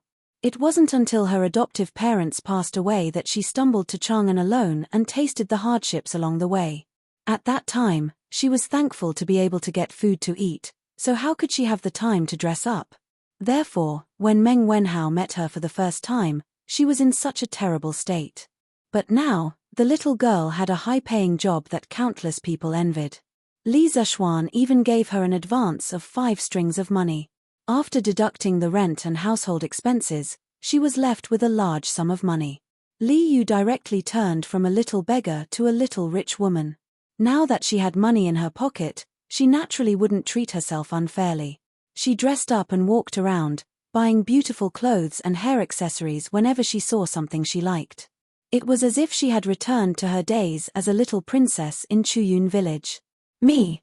I've been doing well recently. Hey. Meng Wenhao, why are you blushing? Hehe, are you mesmerized by my beauty? Li Yu immediately noticed the unnatural expression on Meng Wenhao's face. She proudly spun around on the spot. Her fiery red dress was like a ball of fire, dancing in the wind, passionate and unrestrained. Cough, cough, of course not. Meng Wenhao coughed dryly, took 2 steps back, and flatly denied. Hehe, your face is getting redder and redder, and you're still denying it. That day, this lady said that the robber didn't have good eyesight. He only wanted to rob money and not women. At that time, you didn't believe me. Hehe, do you believe me now? Li Yu pointed at Meng Wenhao's red face and giggled. Meng Wenhao was speechless. He thought to himself that it was a good thing that the robber didn't have a good eye. If he did, you would have been in big trouble that day. All right, Tilda, I won't tease you anymore. Tell me, why are you looking for me? I don't believe that you came here just to see me. Li Yu twirled the hair in front of her chest with her fingers and said with an expression that said, I'm very smart, don't lie to me. Meng Wenhao scratched his head and said, also, I'm here to treat you to a meal. You treated me to Yangchun noodles before. Cough, although we didn't eat it, at least we became friends because of it. At this moment, he couldn't help but recall the frivolous words that Li Zexuan had said in the morning at the Li estate. Oh, that's right. Why don't you call Li Yu along as well? I think the two of you will be quite interesting together. He tilde sure. It's rare for you to take the initiative to treat me to a meal. Tell me, where do you want to eat? Li Yu was quite surprised when she heard this. She thought for a while and agreed. He. Let's go to the Drunken Immortal Restaurant wow. Drunken Immortal Restaurant. Did I hear wrongly? Wenhao, did you get rich? Li Yu shouted excitedly. Although she had some assets now, she didn't dare to go to the Drunken Immortal Restaurant. A meal there would cost at least 3 or 4 strings of money. No. It's because I got first place in this monthly exam. So gave me a reward. He said that I can bring my family and friends to the Drunken Immortal Restaurant for free. We can order whatever we want to eat as long as it's not a waste. When Meng Wenhao said you can bring your family, he paused for a while. He was afraid that Li Yu would misunderstand, so he quickly added the words and friends. Li Yu didn't know the rules of the mathematics school, so she didn't suspect anything. She just exclaimed, wow, Wenhao, you're amazing. There are so many talents in the Imperial College, and you actually got first place. Meng Wenhao was very happy to be praised by such a beautiful girl. He said embarrassedly, I only got first place in the mathematics school, not in the entire Imperial College. Little you don't talk nonsense. That's still very amazing tilde. But is it appropriate for an outsider like me to go when Sir is treating your family to a meal? The mischievous Li Yu became shy at this moment, which was rare. There's nothing inappropriate about it. Not only my family, but Sir and his friends will also go. Meng Wenhao explained. Oh tilde. Okay, I'll go to the Drunken Immortal Restaurant after I'm done. Li Yu was relieved when she heard that Li Zexuan would also go and that she wasn't the only outsider. Although she looked like she didn't care about anything on the surface, she still had a sense of propriety in her heart. She knew what to do and what not to do. Mom, you don't have to cook for lunch. I'll treat you to a big meal at the Drunken Immortal Restaurant. Meng Wenhao came back from the workshop and saw his mother picking vegetables in the courtyard. He went up and said with a smile. "Ah, Tilda. How do you have a fever? Why are you talking nonsense? How can our family afford to go to the Drunken Immortal restaurant?" Meng Wenhao's mother hurriedly put down the vegetables in her hands and got up to touch Meng Wenhao's forehead. Meng Wenhao didn't know whether to laugh or cry as he took away his mother's hand and said, "Mom, I don't have a fever, and I'm not talking nonsense. I went to Sir's house this morning and he said that I got first place in the monthly exam. According to the previous rules of the Institute of Mathematics, the top scorer can bring his family to the Drunken Immortal restaurant for free. I discussed it with Sir and decided to have this meal at noon today. So, Mom, you, Dad, and Yaya, quickly pack up and get ready to go." "Really?" Meng Wenhao's mother widened her eyes in surprise. She wasn't greedy, she just enjoyed the honor. "Really, Mom, quickly go," Meng Wenhao said again helplessly. "Ah, that's great. Darling, Hao got first place in the exam. Quickly pack up, we're going to the Drunken Immortal restaurant for lunch." After getting confirmation, Meng Wenhao's mother reacted and ran into the house excitedly, shouting as she ran. Chapter 304. "How isn't it inappropriate for us to do this? Sir Li has taught you a lot, and we're here to ask him to treat us to a meal. Isn't that a little unreasonable?" Meng Wenhao's family of 4 arrived at the Drunken Immortal restaurant in the East City. Seeing the bustling place, Father Meng was an honest man. Thinking that Li Zishuan was going to treat them to a meal out of his own pocket, he felt a little guilty, so he hesitated. Yaya didn't understand the ways of the world, but when she heard her father's words, she felt that her luxurious lunch was going to be ruined. The little girl raised her head and looked at Meng Wenhao, hoping that her brother could change her father's mind. Sure enough, Meng Wenhao didn't disappoint her. "Dad, this is the system set by our School of Mathematics. Even if I don't go to the Drunken Immortal restaurant for this meal, Sir won't agree. Sir won't go back on his word for this little bit of money." Tilda. "How you're right. Since that's the case, let's go in quickly. Don't let Sir Li wait too long." Father Meng agreed after hearing his son's analysis and felt that this was indeed the case. Yaya heard this and her little face immediately bloomed with a smile. Meng Wenhao smiled, pulled his little sister, and walked towards the Drunken Immortal restaurant with his parents. "Little you Tilda, you're here." In a private room on the 4th floor of the Drunken Immortal restaurant. Li Yu was personally led in by manager Liu. After all, the 4th floor was usually not open to the public. Li Yu wouldn't be able to enter without someone leading the way. Li Zishuan looked at the splendidly dressed Li Yu, who was pretty and cute, as if she was a different person. His eyes lit up as he greeted her with a smile. Greetings, sir." Li Yu pursed her lips and smiled. She walked gracefully in front of Li Zishuan and bowed to Li Zishuan. Since the first time she met Li Zishuan, she had been calling him Mr. Li Zishuan like Meng Wenhao. Even though she was working for Li Zishuan now, she couldn't change the way she addressed him. "Haha, come, little you let me introduce you. This is Cheng Chumo, the eldest son of Duke Lu's family. This is Qin Huayu, the eldest son of Duke Yi's family. This is Yuqi Baolin, the eldest son of General Yuqi's family. They are also Wenhao's schoolmates." Now that someone was treating him to a meal, the thick-skinned Cheng Chumo naturally wanted to join in on the fun. Li Zishuan didn't refuse. He thought about it, then asked someone to invite Qin Huayu and Yuqi Baolin over to another table. Their families had always been close, so it wasn't a bad idea for them to meet up occasionally and get to know each other better. When Li Yu heard Li Zishuan's introduction, she was shocked. Cheng Yarojin, Qin Qiong, and Yuqi Jingde were all too famous. It was hard for her not to have heard of them. She didn't expect that she would be lucky enough to meet the descendants of these 3 famous generals today. Li Yu greets young Master Cheng, young Master Qin, and young Master Yuqi. Li Yu bowed to the 3 of them. "Haha, Miss Li doesn't need to be so courteous. Just be casual. Little Xian has already told us about how you outsmarted the villains and punished the unscrupulous merchants. I admire Miss Li's wit." Qin Huayu politely returned the greeting. "Haha, Huayu is right. No need to be so courteous. Yuchi Baolin wasn't good with words. As the saying goes, the more one talks, the more mistakes one will make. He could only agree. Young Master Qin is joking. Those things were just Li Yu's previous playful actions.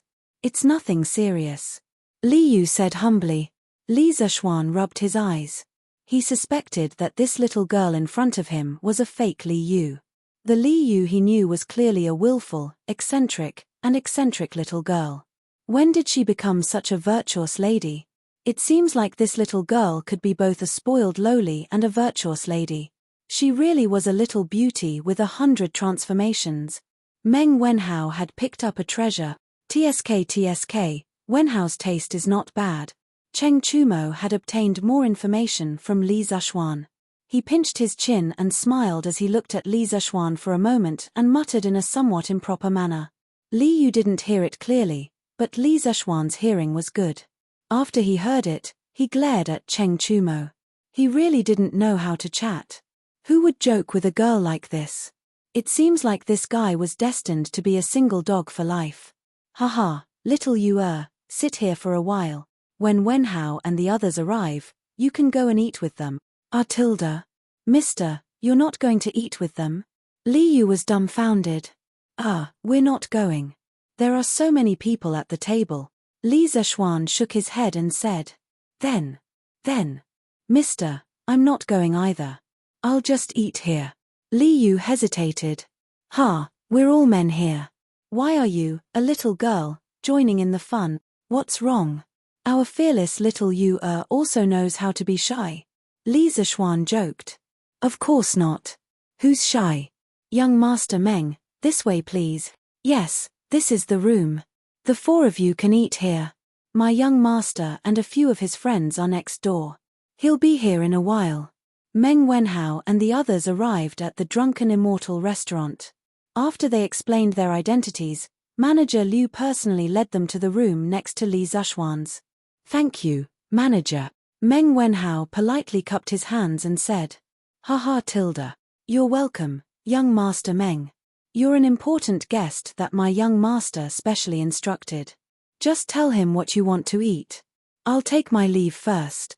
Okay. Take care, Manager. Brother, Yaya wants to eat nibbled chicken. After Manager Liu left, Yaya pulled Meng Wenhao's sleeve and said greedily. Nowadays, gnawed chicken was already a household name in Chang'an. In the past, Yaya could only listen to those rich kids describe how delicious gnawed chicken was, and then she would drool at the side. Now, after coming to the birthplace of gnawed chicken, how could the little girl hold back? Okay, I'll let Yaya eat nibbled chicken today. You can eat until you're full. Meng Wenhao rubbed the little girl's ponytail and smiled. By the way, Dad, do you want to drink immortal drunken wine? Drunken Immortal Restaurant's most famous is immortal drunken wine. Do you want a liter?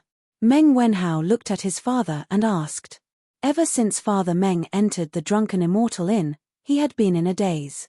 The Drunken Immortal Inn's extravagance and Manager Liu's respectful attitude had given him a huge mental impact. He never thought that a poor and pedantic man like him would actually have the opportunity to come to such a luxurious place and even receive such respect from the manager. He felt like he was dreaming. He had given birth to a good son. All of this was because of his son. Father Meng sighed in his heart more than once.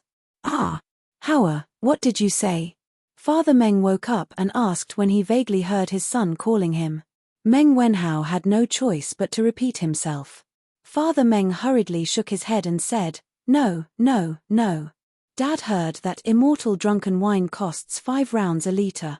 It's very expensive. Although Lord Li is treating us to a meal, we can't not be generous and ask for such expensive things. Uncle Meng, you don't have to worry. Just order if you want to drink. I don't care about this bit of money. Since we're here, we have to eat and drink well. Otherwise, wouldn't we be wasting the opportunity that Wenhao fought so hard for? At this moment, a burst of hearty laughter came from outside. Following that, Li Zishuan walked in with Li Yu. When Li Zishuan and Li Yu came in, Manager Liu personally served them while sending a servant to inform Li Zishuan. When Li Zishuan heard the news, he walked over with Li Yu and happened to hear Father Meng's declining words. Chapter 305. Sir. When Meng Wenhao saw Li Zixuan enter, he quickly stood up and bowed. Then, he turned to his parents and said, "Father, Mother, this is my teacher in the School of Mathematics." Meng Wenhao's father was shocked. He didn't expect his son's teacher to be so young. He secretly thought that the son of a rich family was indeed not someone his small family could compare with. He was so young and yet he had the ability to become a teacher in the Imperial College. Meng Dachuan greets Lord Zhu. Zhu Qing greets Lord Zhu. Meng Wenhao's father and mother quickly came over and bowed to Li Zixuan. As a commoner of the lower class, they had a natural fear of the upper-class aristocrats. They had never come into contact with such a high-ranking official, so they were even more reserved. "Haha, you don't have to be so polite. Take a seat." Li Zixuan quickly walked over and helped the two of them up. He said in a warm voice, "You two gave birth to a good son.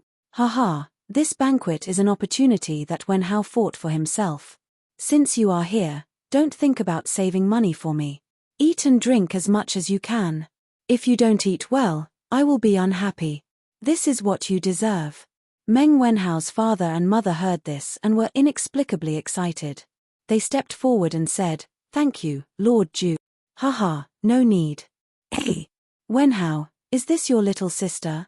Li Zixuan smiled and waved his hand.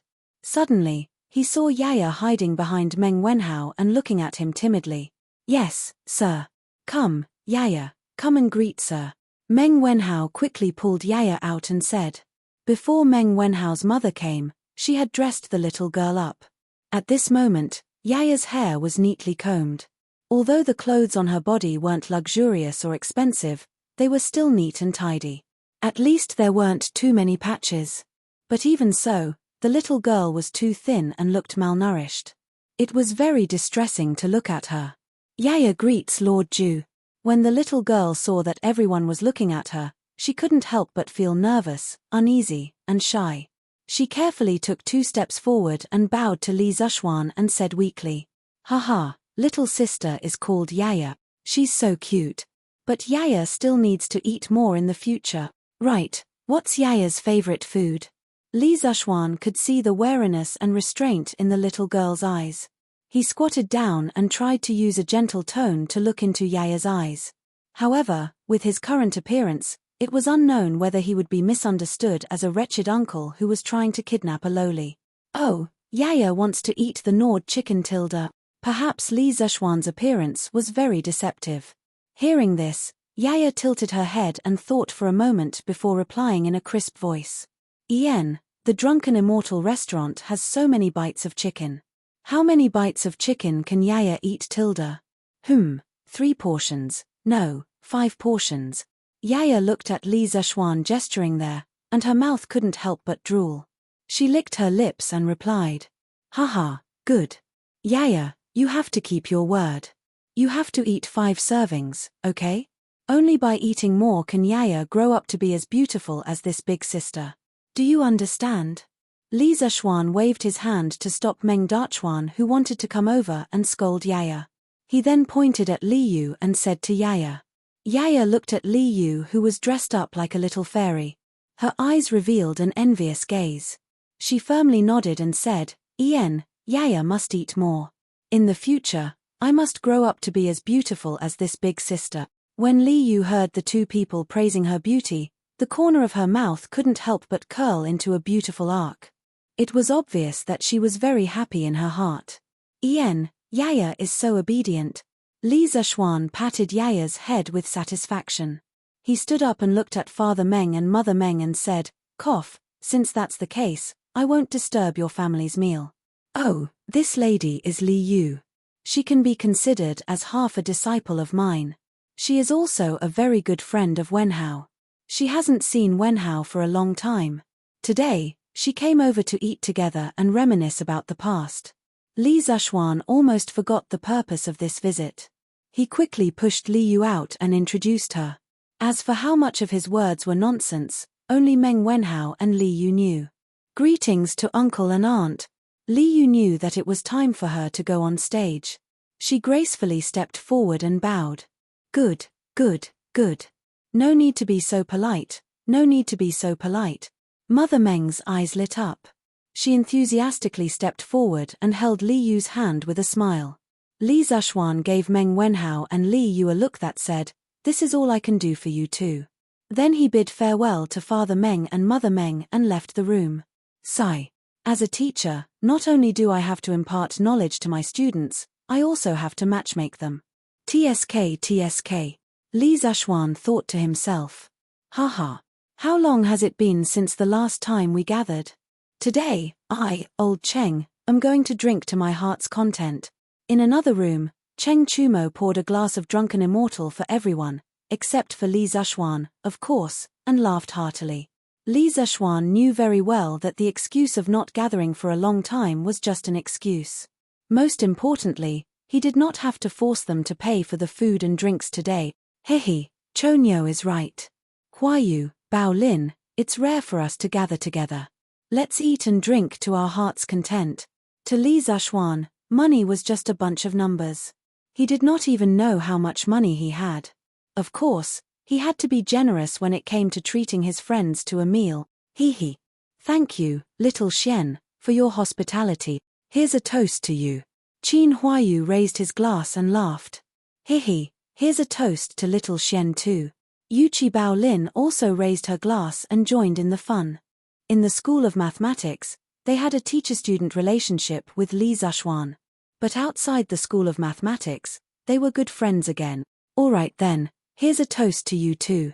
But little Xian, you're drinking a soft drink. It's not strong at all. Cheng Chumo grumbled unhappily. Haha, I didn't want to show my alcohol tolerance. I was afraid that it would hurt you, Chonyo. Come, cheers. Li Zishuan laughed heartily as he drained the cup in one gulp. Of course, what he said just now was not completely nonsense. The weather had been hot recently, and he was addicted to drinking cold soft drinks. Slowly, he figured out how to control the true qi in his body to burn the alcohol, so that it would evaporate and be expelled from the body. This thing sounded quite mysterious, but it was not difficult for martial artists who had entered the qi transformation realm. First, it was because their understanding of martial arts and the meridians of the human body had already surpassed the scope of ordinary people. Second, martial artists in the qi transformation realm had gone through the stage of refining energy into qi. The quantity and quality of true qi available in their bodies were far from what martial artists in the qi drawing realm and the body refining realm could compare with. Therefore, controlling true qi to burn alcohol was really easy for them. When Li Zishuan was bored out of his mind, he thought of those wuxia cultivation novels from his previous life where the protagonists used their internal energy to force alcohol. That was why he tried it out of curiosity. He didn't expect that he would succeed. Although the principle of forcing alcohol was different, the final goal was achieved. Haha, TSK, good. Little Xian, stop bragging. You should drink your soft drink. Haha. Cheng Chumo put down his glass and curled his lips in disbelief. Li Zishuan could not be bothered to argue with him. There was no need to compete between brothers. He smiled and shook his head, minding his own business as he ate. Although Qin Huayu could drink, he was not good at it. After drinking a glass of drunken immortal, his face had already begun to turn red. Cheng Chumo looked at him and finally said to Yuchi Baolin, Hehe, since both of them are not good at drinking, then Baolin, let's have a drinking game. Hehe, okay. Yuchi Baolin hurriedly agreed happily. Chapter 306. You two are good brothers. 3 stars illumination. 4 happiness wealth. 5 champions. 6 smooth. 7 coincidences. 8 immortals longevity. 9 consecutive rings. All of them. Ha ha ha, Baolin, you lost. Drink. In the private room. Cheng Chumo slammed the table and shouted excitedly. Burp tilde. Let's drink. Who's afraid of you? Yuchi Baolin was bigger than Cheng Chumo, but she wasn't as smart. She always lost when she played with Cheng Chumo, and her drunken immortal level was higher. Therefore, after a while, Yuchi Baolin was a little tipsy and couldn't speak clearly. Li Zishuan and Qin Huayu were almost full. They put down their chopsticks and sat at the side to watch the show with interest. This was the second time Li Zuxuan saw the ancient version of the finger-guessing game. The first time was also in this place. That was when the gnawed chicken had just come out. Cheng Chumo and Li Chengqian were playing finger-guessing games here. However, Li Zuxuan was accompanying Lan and Chang'e to tell stories, so he didn't pay much attention. Therefore, this was the first time Li Zuxuan seriously observed the ancient version of the finger-guessing game. The finger-guessing game was also known as finger-guessing, finger-guessing, finger-guessing, finger-guessing, finger-guessing, and finger-guessing. It was a game that people played to liven things up when drinking. It originated from the Han Dynasty. When drinking, two people stretched out their fingers at the same time and each said a number. Whoever said a number that matched the total number of fingers stretched out by both parties would be the winner. The loser would drink. There was a word from 1 to 10, which was collectively known as the fist word. The fist words were generally different from place to place.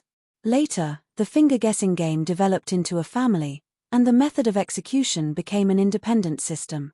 Empty fist, inner fist, 5 poison fist, 5 elements order, 7 stars order, and 3 victories order were all in this category. Haha, come, again.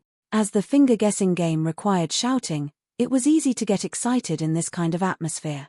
At this moment, Cheng Chumo was in a state of excitement. This guy had forgotten his purpose of coming here today to freeload. Good, good, good, again, again. Yuchi Baolin was tongue-tied, but she still wanted to continue. Li Zuxuan shook his head. He might as well let the two of them play to their heart's content. He and Qin Huayu started chatting on the side. What is Lord Li doing? Why is it so lively? On the other side of the private room, Mother Meng heard the commotion and couldn't help but ask. Judging from their voices, it seems to be Bao Lin and Huayu. They must have come with Sir. Meng Wenhao listened attentively and replied. Yes, it's the young masters of Duke Lu, Duke Yi, and Duke Yi. I just saw them over there. Li Yu, who was sitting beside Mother Meng, chimed in. Tilda. Since he is the son of the Duke, how high is his official rank? Mother Meng had never been to school, nor had she seen much of the world. She thought that the son of the Duke was also a high-ranking official. Mother, they are still studying in the Imperial College. They don't have an official rank, so they can't be considered officials. That's right, Auntie. These young masters from the High Duke's family are Wenhao's classmates. So that's how it is. Little you know so much. No wonder Lord Li accepted you as his disciple. Today, Li Yu was going to be a lady to the end. Her words were appropriate and her actions were generous. Meng Wenhao didn't recognize her anymore. However, this made Meng Wenhao's mother very satisfied. She looked at Li Yu with admiration in her eyes, but there was also a trace of inexplicable meaning. Father Meng was greedily drinking the drunken immortal at the side. He didn't have time to pay attention to their conversation. From the moment he took the first sip of the drunken immortal, he had already forgotten the expensive price of this wine. He also didn't remember that he couldn't bear to drink it just now. The wine and meat passed through his intestines. The spiciness of the white wine and the sweetness of the mountain fruit exploded in Father Meng's taste buds. At that moment, he really felt as comfortable as a deity. No, he wouldn't exchange it for a deity. As for Yaya, she had transformed into a Dao Tai and was sweeping the goods like a whirlwind sweeping away the cloud. At first, the little girl ate 2 portions of chicken. Her mouth was full of oil and she was very satisfied. There were bits of meat on her face from time to time. Li Yu, who was beside her, kept wiping her mouth with a handkerchief. After eating 2 servings of chicken, Yaya rubbed her stomach because she felt that she was already half full. She thought about how she told Li Zuxuan that she wanted to eat 5 servings of chicken and grow up to be as beautiful as Li Yu in the future. The little girl's eyes flashed with a trace of determination and stubbornness. She started to attack the other 3 servings of chicken. However, the tragedy was that after a while, the waiter came up with 4 more dishes. They were red braised pork, red braised lion's head, dompa pork, and twice cooked pork. Just by smelling the fragrance, Yaya couldn't stand it. When she saw the others eating with relish, she could only eat the chicken at the side and watch helplessly. At this moment, The little girl's heart was filled with grievances. She had only heard people say that the chicken was delicious. Who would have thought that there was something more delicious than the chicken in the drunken immortal restaurant? Your Majesty, do you have something on your mind, Tilda? Imperial Palace, West Court, Empress's bedroom. Empress Jongsun saw Li mechanically eating the food and staring blankly at the table as if there was something rare on the table. She asked with some concern, "Ari, I was thinking about the telegraph machine I saw a few days ago." Guanyin maid, don't you think that thing is strange? It's just a small iron box. Not only can it make a sound by itself, but it can also transmit the same sound dozens of miles away. It's really amazing. Li put down his bowl and chopsticks, sighed, and said, "So your Majesty is thinking about this. In fact, I also feel that this thing is quite amazing." Yesterday, when Li Xiaonan explained the principle of the telegraph machine, I didn't understand it very well. I don't know how this child thought of making this thing. Seeing that Li didn't seem to want to eat anymore, Empress Jongsun took a clean bowl and scooped soup for Li while smiling. "Hey, this kid." Li laughed, took the soup from Jongsun, and said, "I didn't understand much, but I understood the general meaning." From what he said, the reason why this telegraph machine can transmit signals so far is because of the process of electricity generating magnetism, and magnetism generating electricity. I know about magnetism. Isn't it a magnet? But what is this electricity? Is it the thunder and lightning in the sky? Tilda. Thunder and lightning, Tilda. The thunder and lightning in the sky, we mortals can also create it, Tilda. Jongsun covered her mouth in surprise and said in surprise, "Oh, who knows? This brat has too many secrets." Previously, I sent 100 riders to Mount Longhu and asked them to investigate what this brat and spiritual master Ling Shu had experienced in the 8 years that they had disappeared, but they didn't find anything. They seemed to have evaporated from the world in those 8 years. In short, this kid is too mysterious. If it weren't for the fact that his family background is clean and he has no ambition, and that Xu Bao and Jijie think highly of him, I would have already killed him.